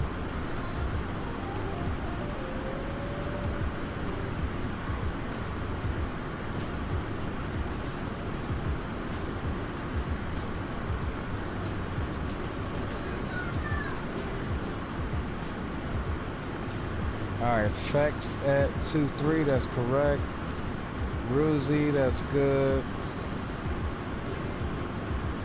That's good. That's good. Roebuck, that's correct. Provy, that's good. Cran, that's good. Cradle. Alright, so it looks like all of our speeds and constraints are lining up, so we're good there. Alright, I'm okay with everything, guys, so let's go ahead and we will, yeah, we got VNAV already armed, so we're good.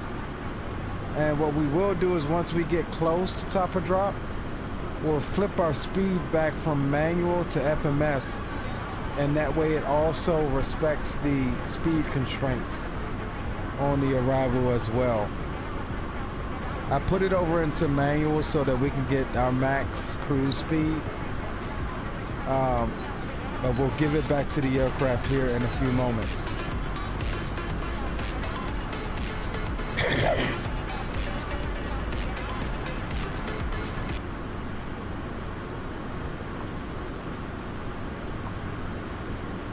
When I came into Phoenix, I was crab walking like crazy. I had to go around 3 times. That'll be the last time I fly to Phoenix. I ain't never had any issues with coming into Phoenix. Never had any issues with Phoenix.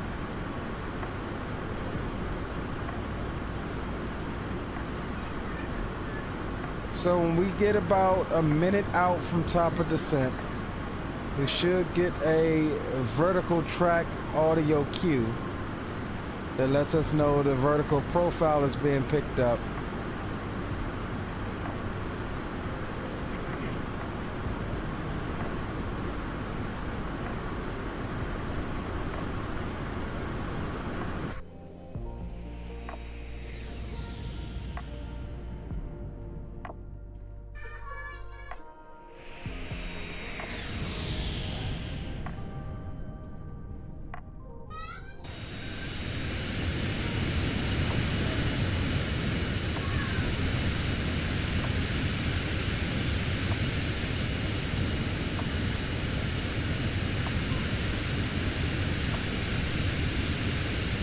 Coming over New York.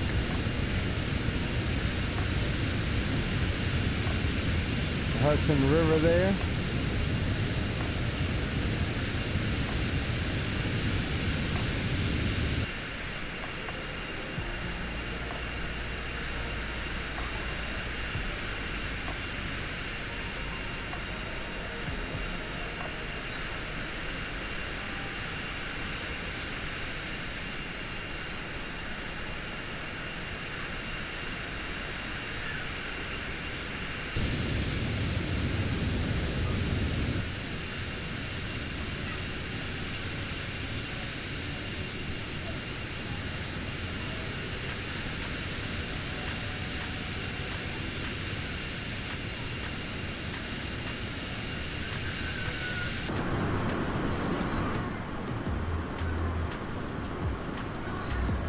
Phoenix has crazy winds.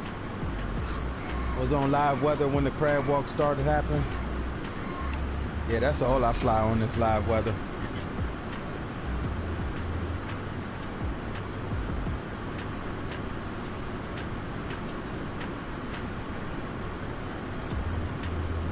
That's all I fly on.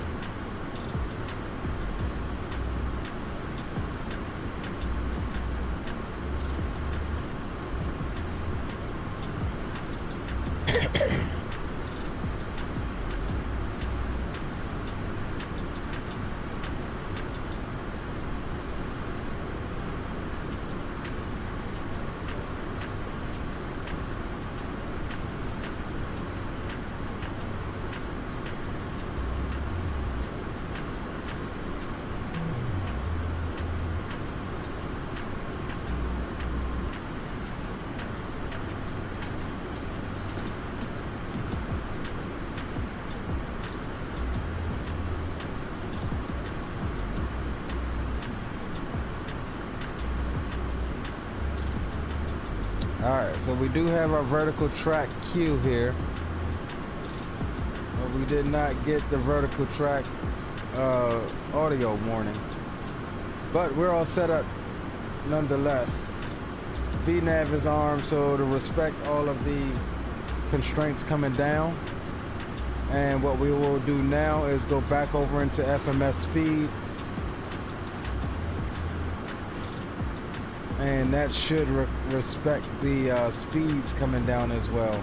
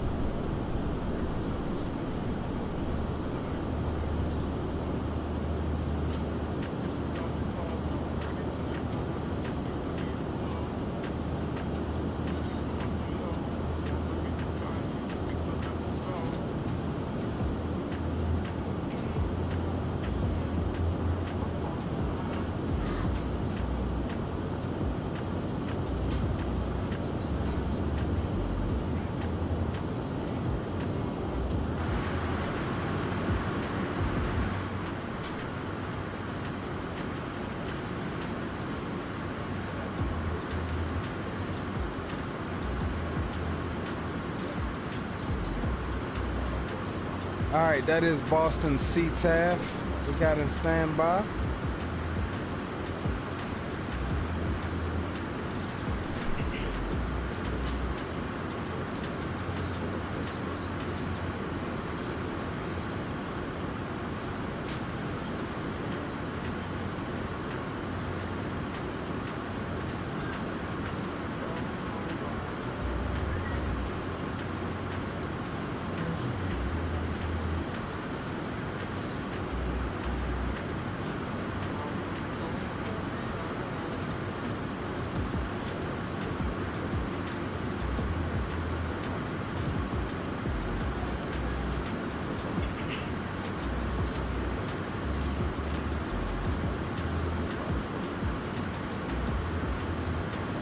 And we really didn't take a look at the cabin. We'll save that for our next stream.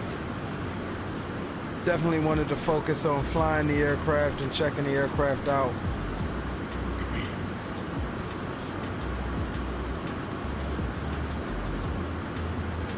If we can get it set up before work this afternoon, then we may do something tonight stream wise. If not, our next stream is going to be Friday. We've got more giveaways coming this week, guys, so definitely you don't want to miss out. Got to be a subscriber of the channel and a member of our Discord to participate in the giveaways. I'll announce more as we get closer to those. But we'll be giving away stuff pretty much all week until Expo, until next week.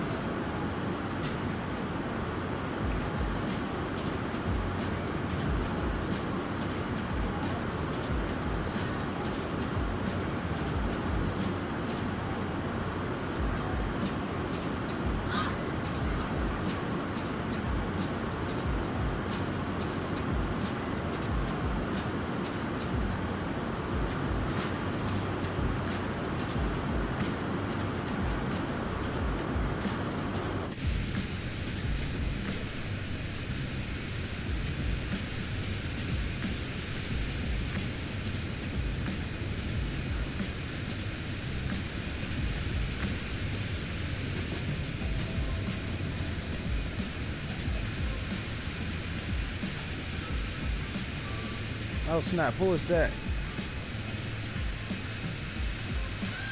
We got some traffic off of our left side here.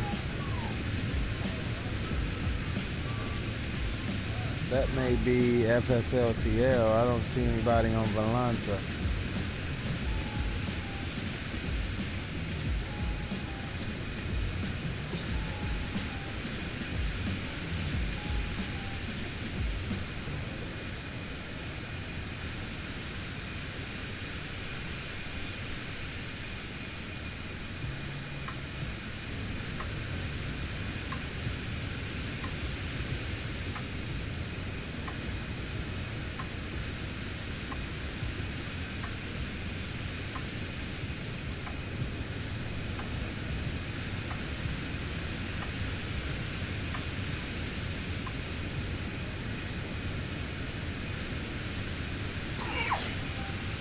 Sammy says, did I mention before I'm truly excited for the Synaptic 220? Dude, I am overjoyed. I can't wait for that damn aircraft. I've been jonesing for an A220 for the longest time. Sadly, though, these people are ending up kind of like Bluebird in my book, in that it's just taking an extremely long time. You're doing a lot of teasing, but, you know, I mean, come on now. Like, it's to the point where I'm just like, man, I don't even care anymore. It'll come when it comes. I don't even care anymore.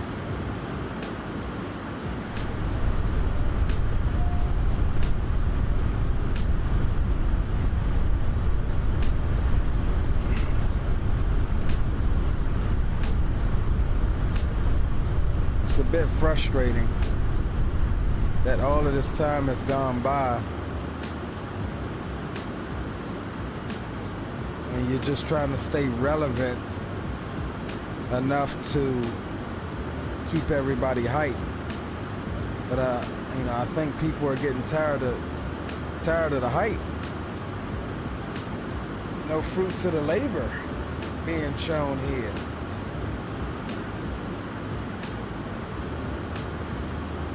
Bluebird said the end of the year, so we'll see. If it released the end of the year, then okay. If it slips to next year, which I kind of think it's gonna, then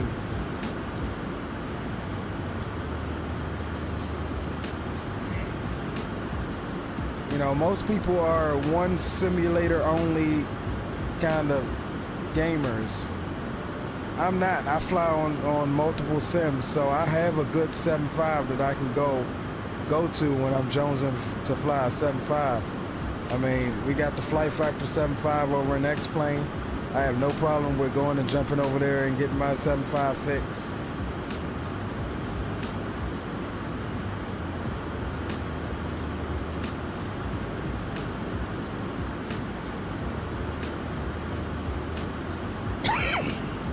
But that Synaptic A220, I want that in a bad kind of way, man.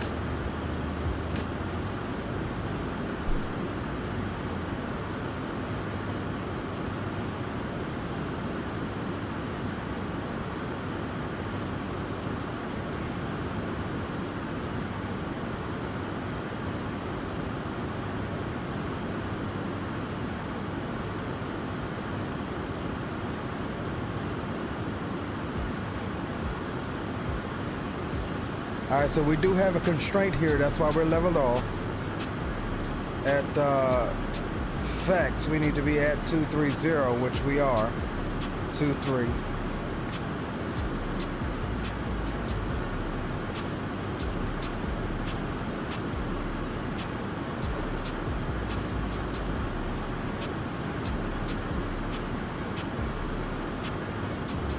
And then we are direct to Ryujin. We need to be 23 and below and above 210. So airplane is doing what it should.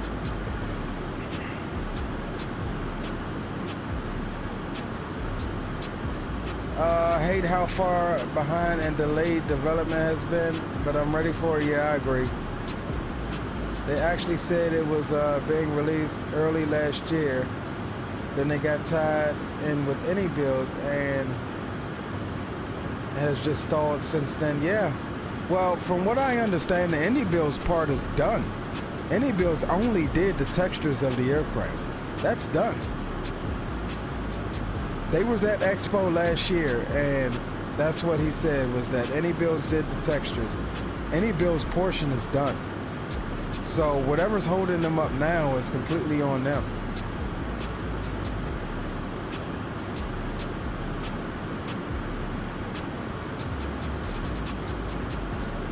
Yep, they had it at Expo last year. I mean, it was in an okay state. It did still need some work. But, I mean, hell, you've had a year, bro. A year. To me at Expo, it looked like it was ready. I'm like, release it now. But I understand some of the, you know, finite systems, you know, modeling that needed to be done that ties into the autopilot logic and things like that. So I'm like, all right, okay, cool, get that fixed. Make sure VNav is working, make sure LNav is working, make sure it can fly a SID and a star, and then release it. You know, you know, it was originally supposed to be a freeware project too, but now that any builds is in on it, they changed to a payware. I don't care if it's payware. I just want y'all to hurry the hell up with it. Between Synaptic and Bluebird, they're quickly becoming known as the developers who ain't gonna deliver.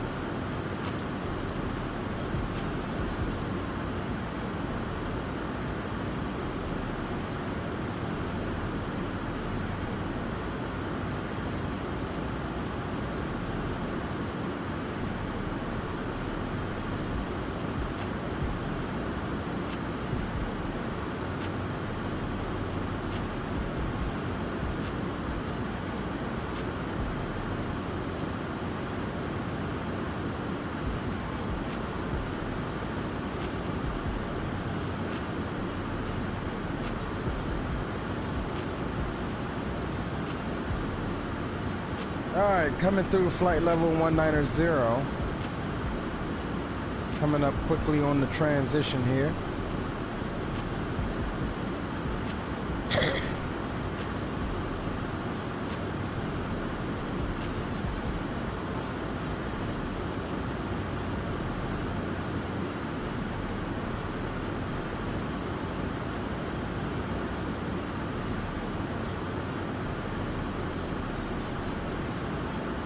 Alright, there's the throttle back. We need 260 at Roebuck here, right out in front of us.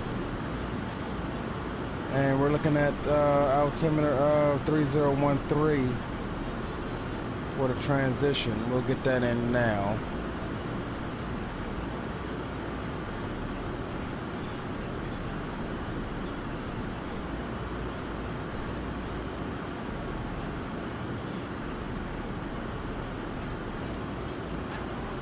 All right, cool.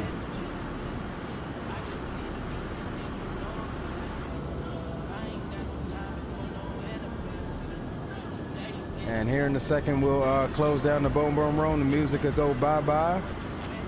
And we'll get focused in here on our arrival into Boston.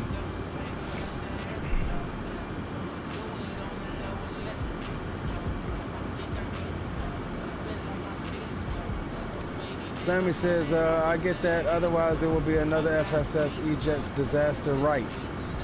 I hate how FS abandoned FSS series and I love the E-Jets too. Well, actually, I mean, they've been working on the E-Jets. It's just been slow going. I mean, they've got some form of VNAV implementation in it now. And it actually, I mean, it works. It just sometimes goes cuckoo sometimes. But it's just taking far too long to get to that point. So yeah, I get what you're saying.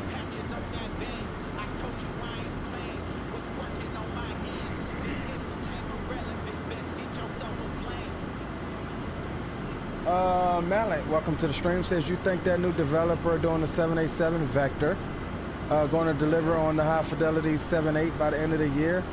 I'm gonna just go on a limb and say yes, because he hasn't given us any reason that, you know, he hasn't given us any reason to prove him wrong, right? Everybody gets a shot initially until you don't. That's how I look at it. All of these other developers that made promises already, like Bluebird and things like that, oh, it's going to be out by this time and this time and this time, and those dates slip, then you start to lose your credibility. Vector is a new developer coming into the game with a very ambitious delivery date of by the end of the year. I'm with it. If you can do it, let's see it. So yeah, I'll give you the props. I think he'll get it out by the end of the year. And if he doesn't, well, it's just another developer that overpromised and underdelivered. So far from what I've seen, I think that the aircraft is in a far along state that it could potentially come out this year. That's what I think of. All right, Boom Boom Room is shut down. We'll get the tunes off, and we will get focused in here on our arrival.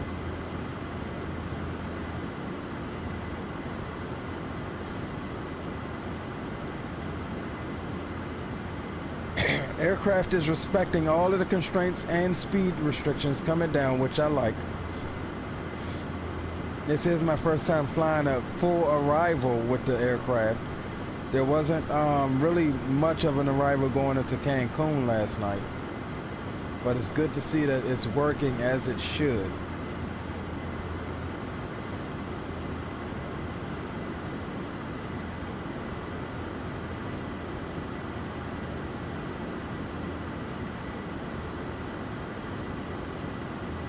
I want to figure out how to declutter this G5000 though. That's what I do want. Let's see, map settings.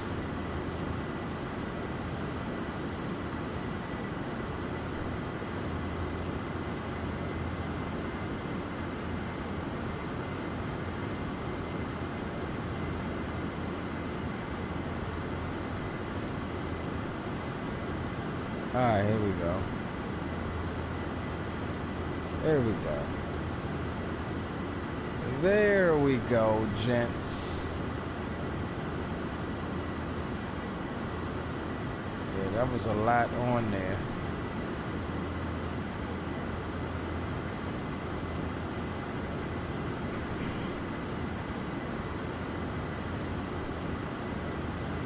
And what I want on the inset here is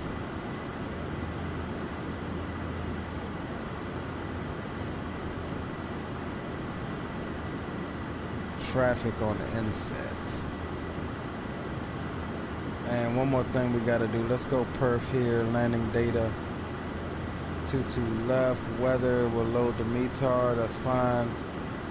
Landing config. Full flaps. Anti-ice off. Thrust reversers.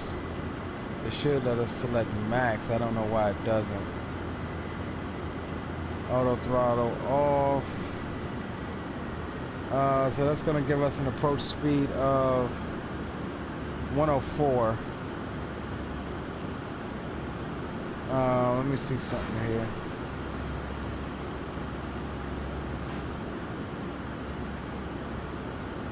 Yeah, 104 would be fine.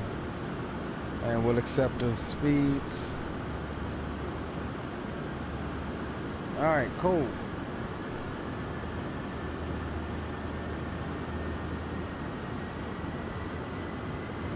we'll make our initial call here at Khalib. We'll be pretty much in a downwind then.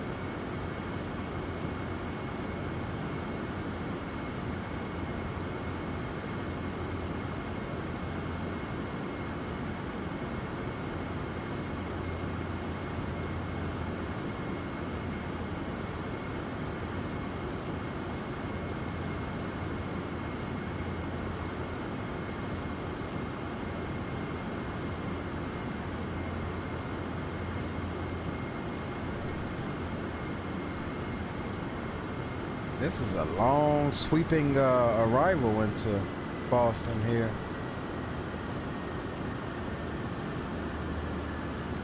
Alright, here's 250 drop at Cradle. We need to be below 10,000, above 8,000 here. We'll get landing lights on, recog, and okay, we already had wing lights on.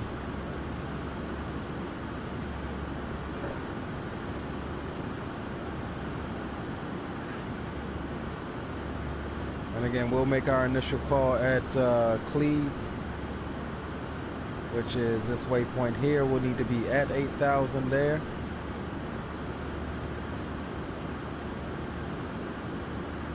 Otherwise than that, the approach is looking fine. Let's swap over to CTAF.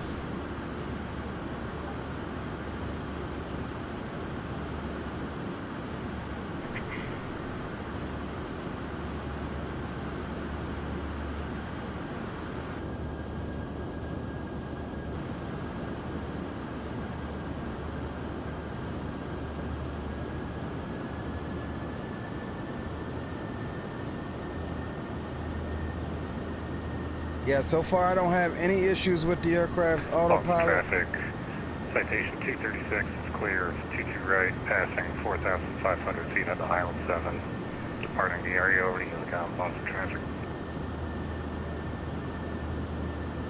Yeah, no issues with the autopilot, with the systems, and nothing like that. Airplane is doing everything that we're asking it to do.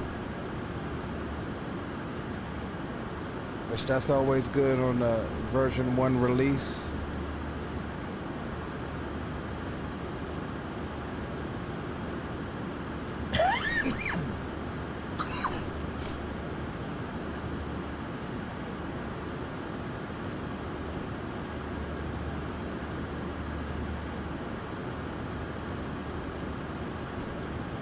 Awesome traffic. Citation November 826 Lima, overhead Cleve at 8,000. Inbound for the ILS runway 22 left, descending via the Roebuck 3, Boston.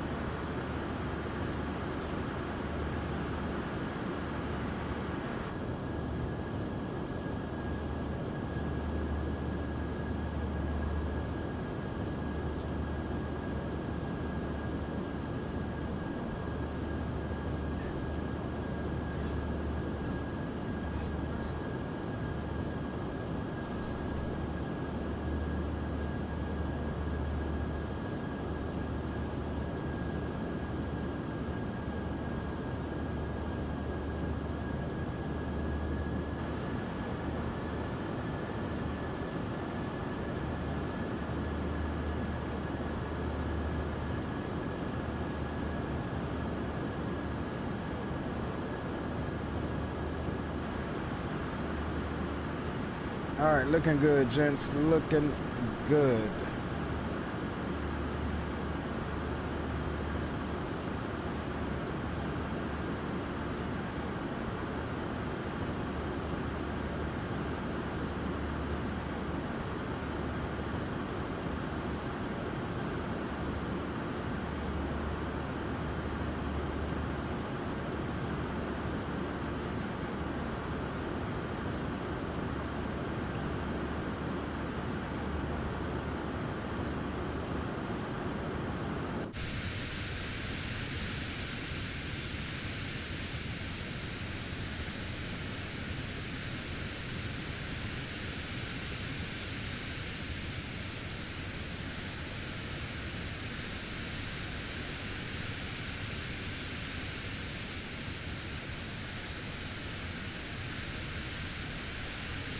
So next few waypoints we'll be holding here at 5,000.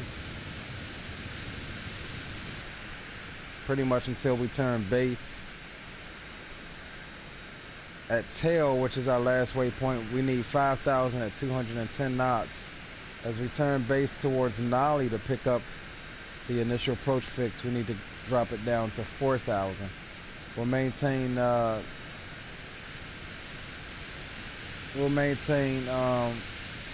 180 or greater until inside 10 miles, which will get fully configured for the approach. 22 left is a 10,000 foot runway, so we got plenty of runway to spare. We'll plan on exiting stage right at probably, we'll say Papa, which is a high speed off to the right. And then we'll cross 22 left at Echo, Papa to Echo, and taxi back Echo Bravo, and we'll take Bravo all the way up to the ramp.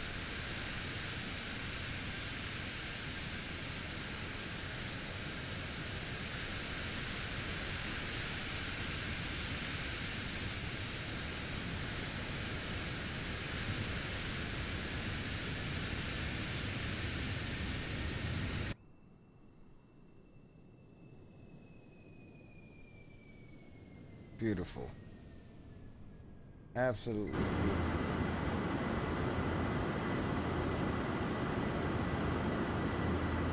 Sammy says I'll be watching, hopping into the seat now as I start your top of drop. Roger that, bro.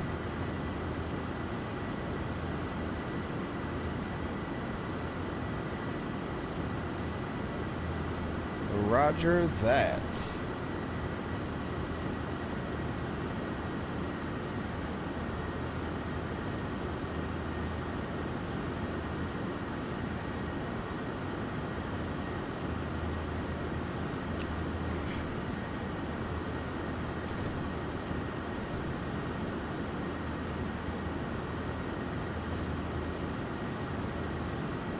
I think my what's her name froze.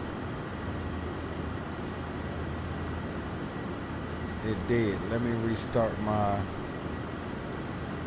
overlay here.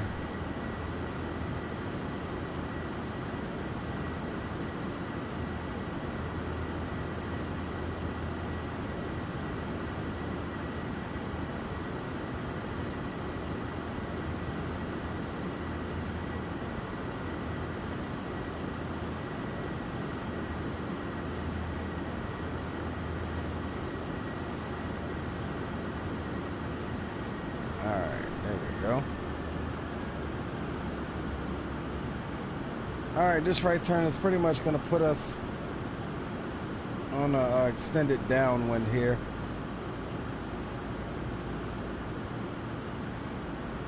And we'll go ahead and bug for 4,000.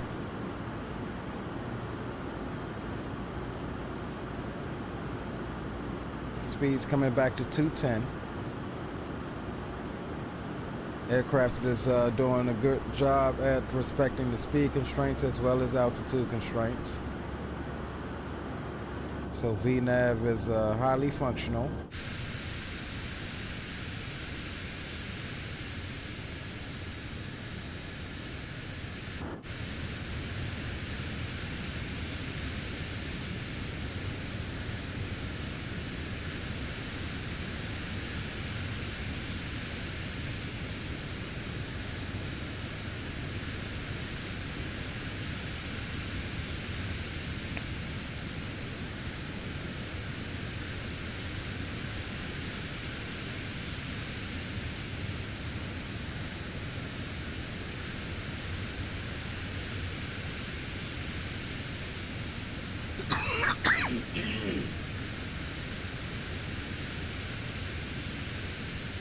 Boston traffic, Citation November 826 Lima overhead P-Trick at 5,000, entering the right downwind for the ILS runway 22 left approach, Boston.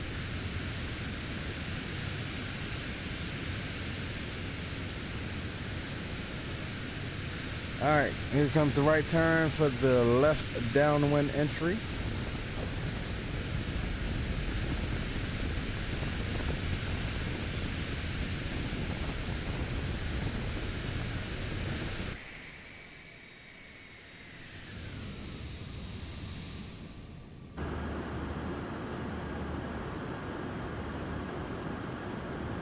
Let's get ourselves locked in.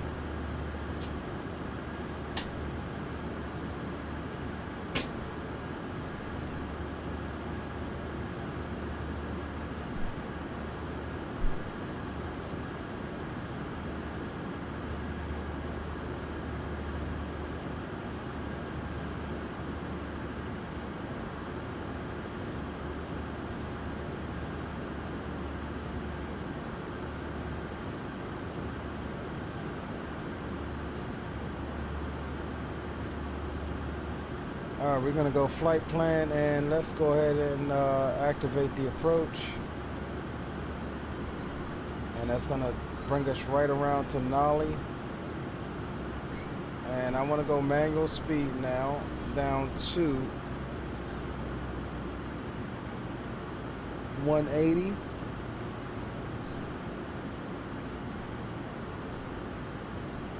And we wanna arm the approach as well. Once we get leveled off here, we'll it should swap automatically, but I don't think it's gonna over to Loke. As soon as we get leveled off here, we will swap it on over.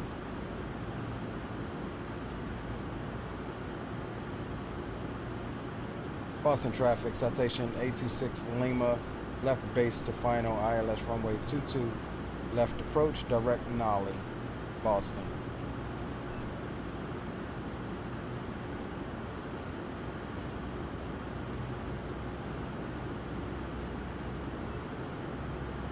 All right, there's the rollout. We'll come here and swap it over to the ILS. Make sure the approach is armed. We've got White Loke armed and Glass Slope armed, and we are looking good. Altitude's coming down, and our bottom altitude 1700. There's the intercept.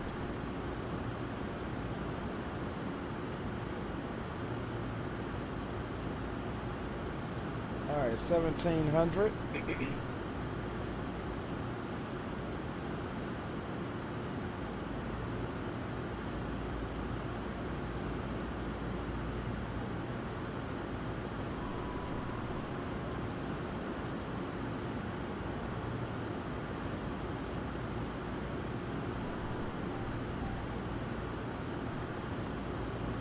And Boston traffic, Citation 826 Lima, 12-mile final, ILS runway 22 left approach, Boston.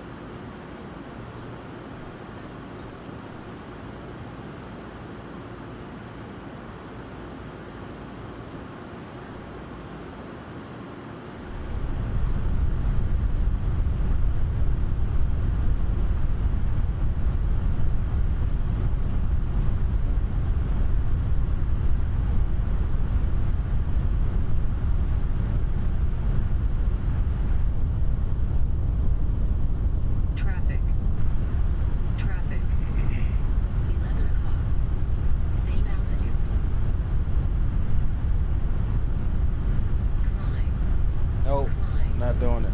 Oh, I see him. There he is. Clear of conflict. Traffic. Traffic. 11 o'clock. Same altitude.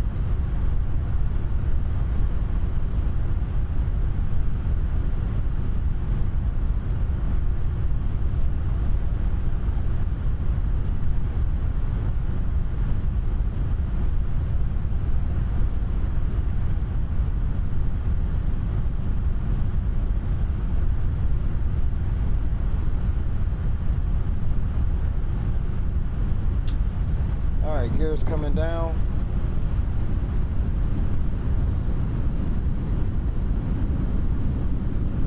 Boston traffic, Citation 826 Lima, 6-mile final, ILS runway 22 left, Boston.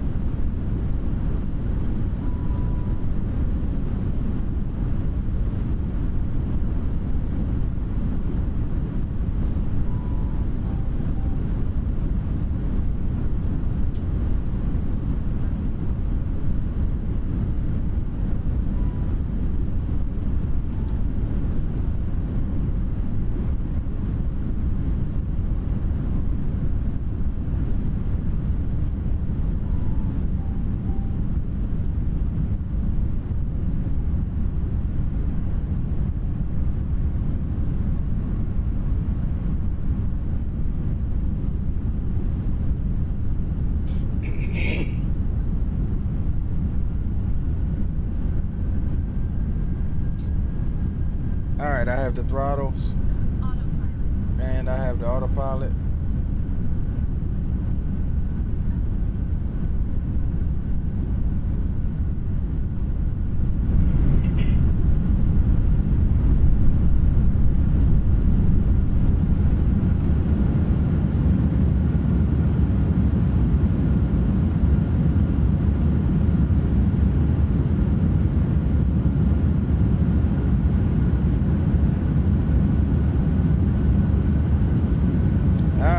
Hand flying lovely. We're right on glide path, right on VREF speed, 2 red, 2 whites.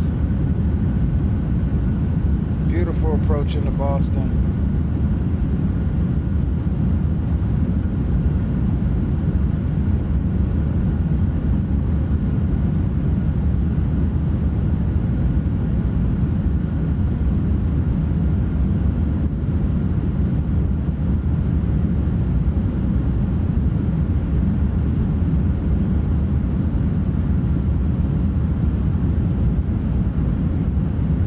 Look at how beautifully she hand flies.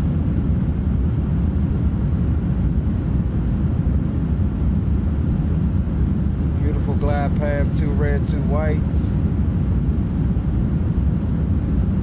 Throttle manipulation is smooth. Slightly low.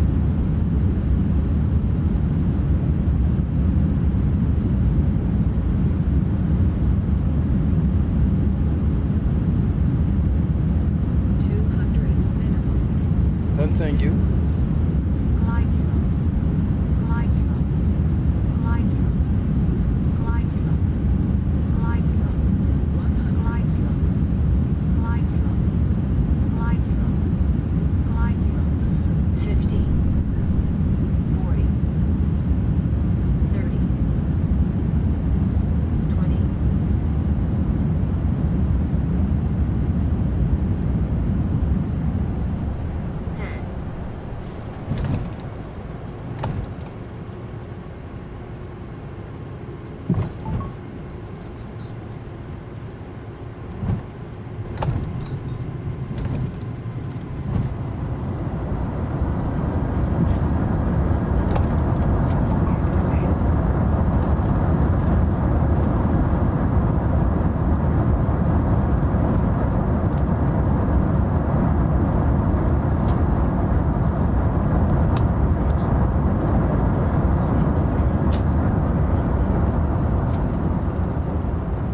And here we go, right at Papa, just like we briefed.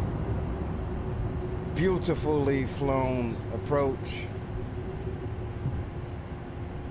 I will say that that is probably my favorite part of the aircraft is landing her. She flies really nicely. All right, and we're clear of 22 left. Let's get the aircraft cleaned up. Boston traffic, citation November 8, 26 Lima, clear of 22 left. At Papa, we'll be taxiing to General Aviation ramp via Echo, crossing 22 right at Echo, Bravo, up to the ramp, Boston. Welcome to Boston Logan, gents.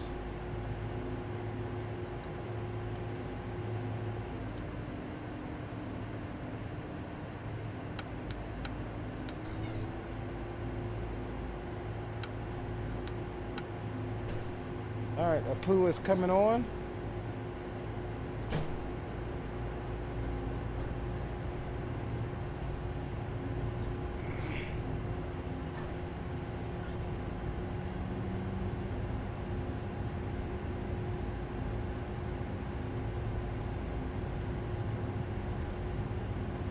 Daniel, welcome aboard. Says, hey there, how you finding this bird? Thinking of purchasing it?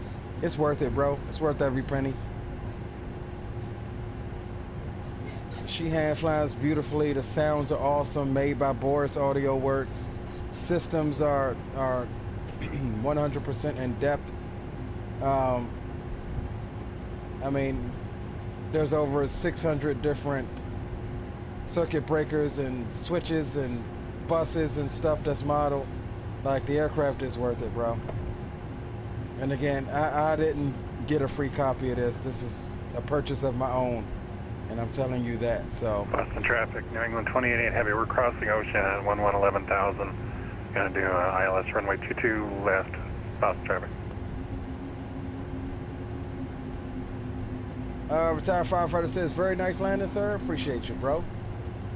Green says the same, very nice landing. Nice, still got my yak in the glass.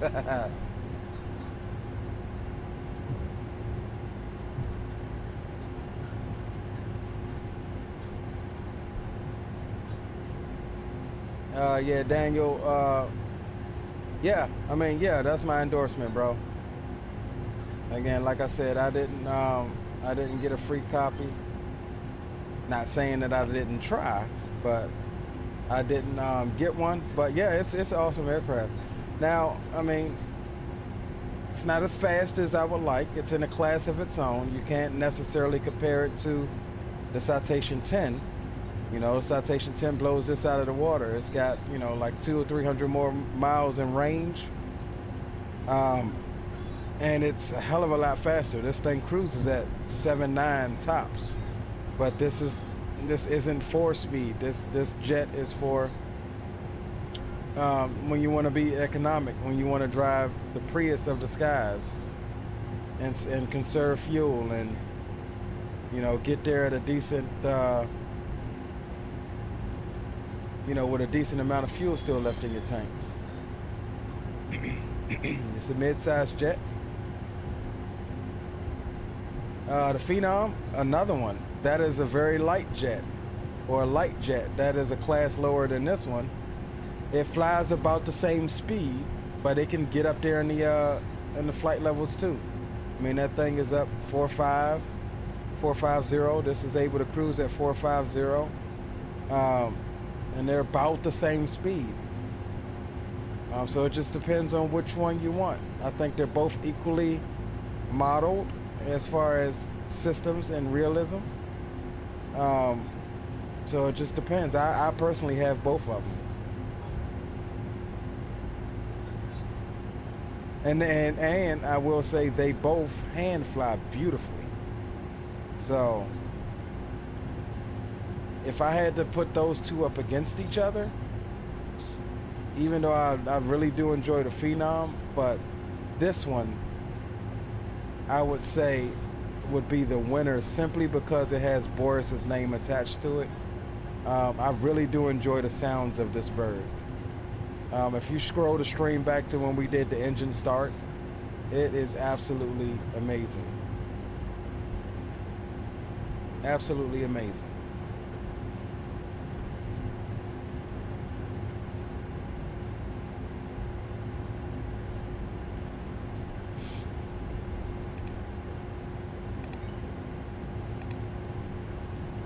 Let me see if I have any GSX parking with this thing.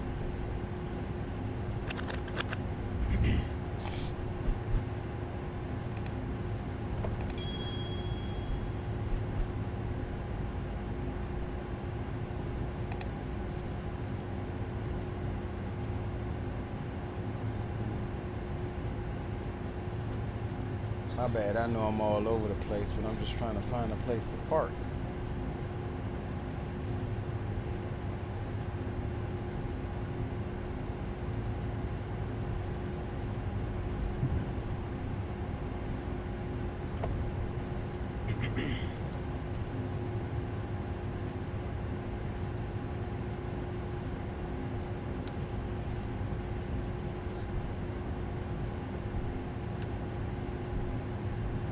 Alright, APU bleed air and APU gen is on. Let's get back on center line here, trying to do everything else.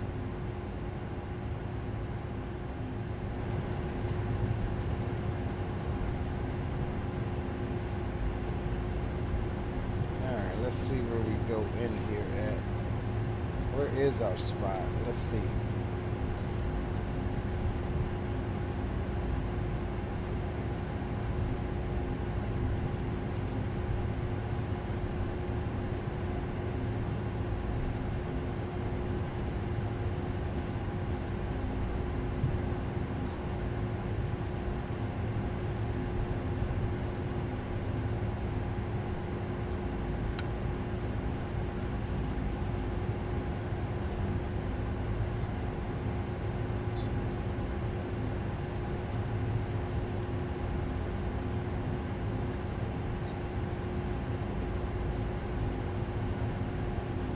Alright, this is going to be another weird one.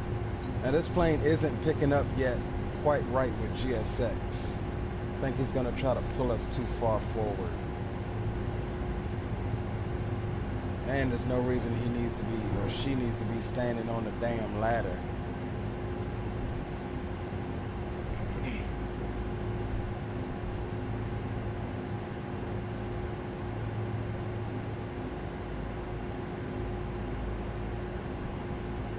Yeah, that's close enough. That's close enough. Alright, parking brakes are set. And let's see what the engine shutdown sounds like.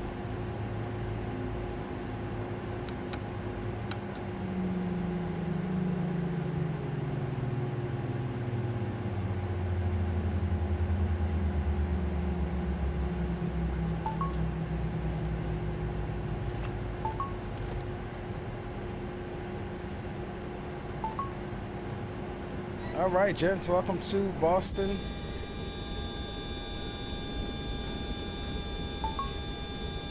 And let me get, or better yet, I'll bring it up and let's go ahead and show you guys. We'll get that out of the way. We'll disconnect from VATSIM. And let me stop the recording here. And we'll slide that over to the side.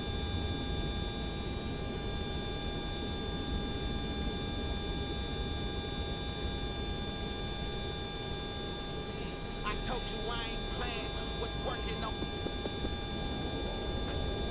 All right, let's see. Let's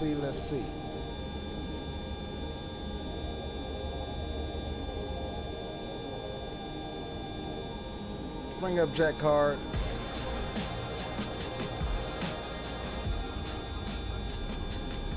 And let's get them situated, passenger car, crew car, and store it in the hangar.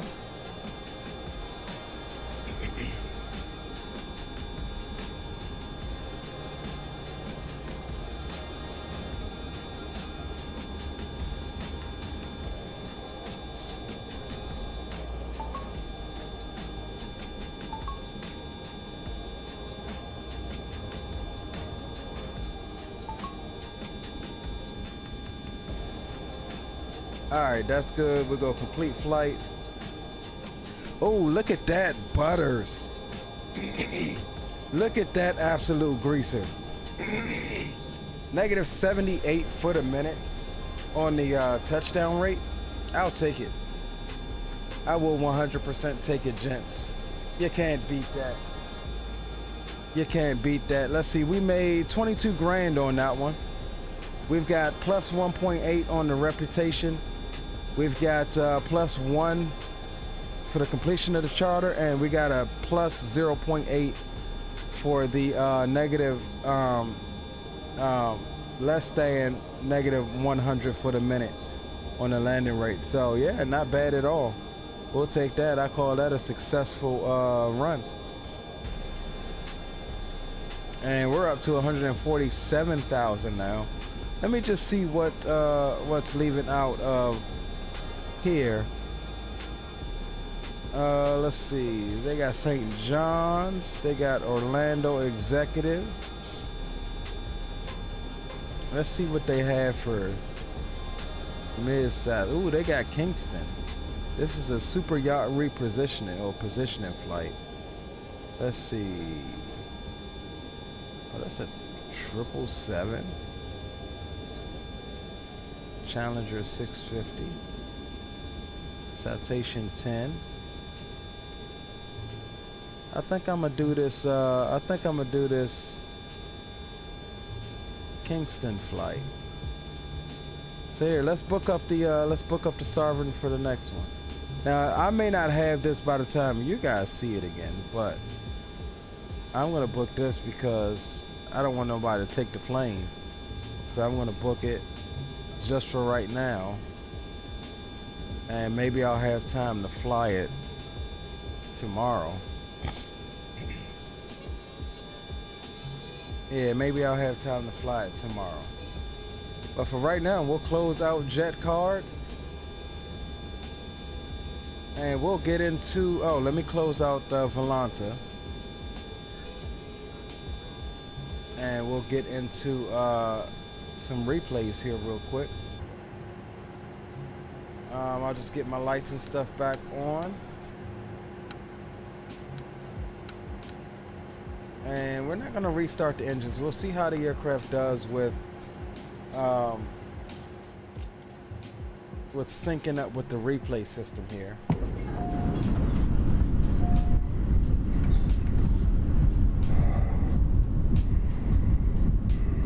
Okay, flaps seem to be syncing up.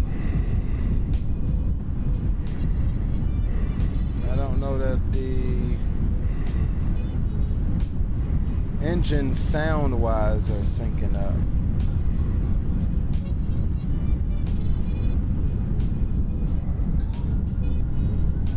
Spoilers aren't necessarily syncing up.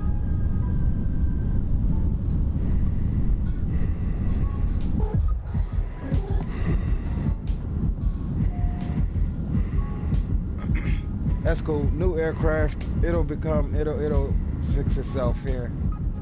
But yeah, we'll get a couple of beautiful buttery replays here.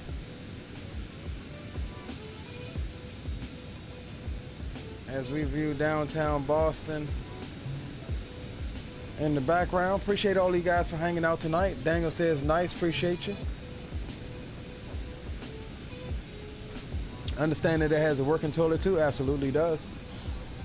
Spawner says, dope flight, just flew this offline in the Citation. Yeah, I saw you, bro. I was gonna tell you to jump in Discord or something. I saw you, bro. You was right there with me.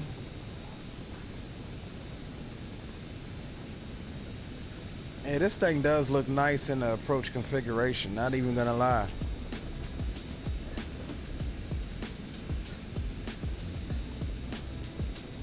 Not even gonna lie to yous on this one, gents.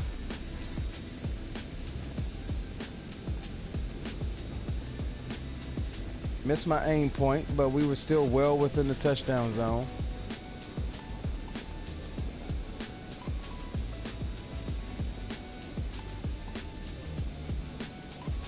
Ooh, that was so goddamn smooth. I didn't even notice I touched down.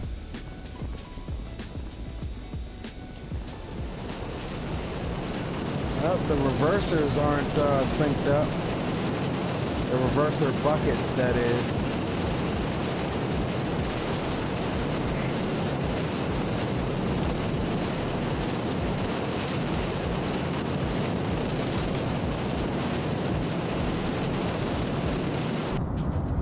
All right, let's watch one from here.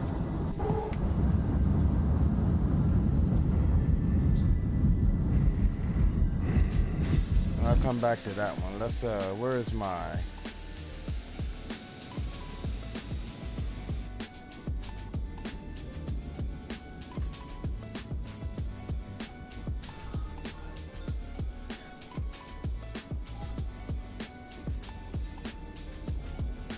as zoomed in nasty ass damn photogrammetry.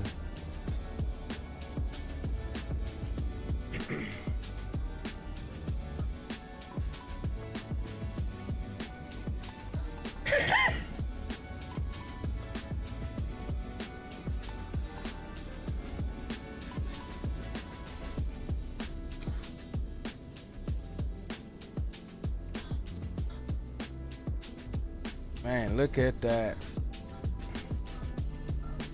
Beautiful, beautiful landing.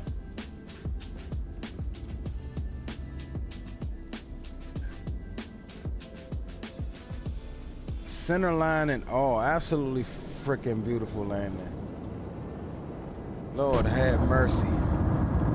If I do say so myself.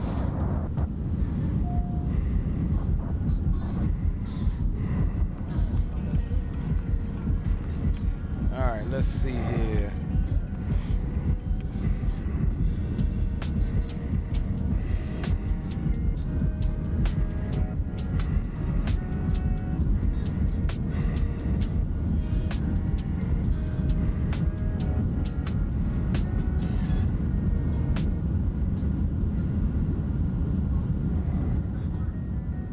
All right, gents. That's gonna do it for us for tonight. I'm gonna go and get me some rest. I appreciate each and every one of you for hanging out with us tonight. All of the new guys, do make sure that you drop a thumbs up if you're new here and you enjoy the content. Consider subscribing to the channel. It's the easiest way that it could help us out, continue to grow. And I'll see you guys on the next one. If not tomorrow, then it will definitely be Friday. Until then, take care of yourselves, guys. Enjoy the last replay, and I'll see you on the next one. Peace out.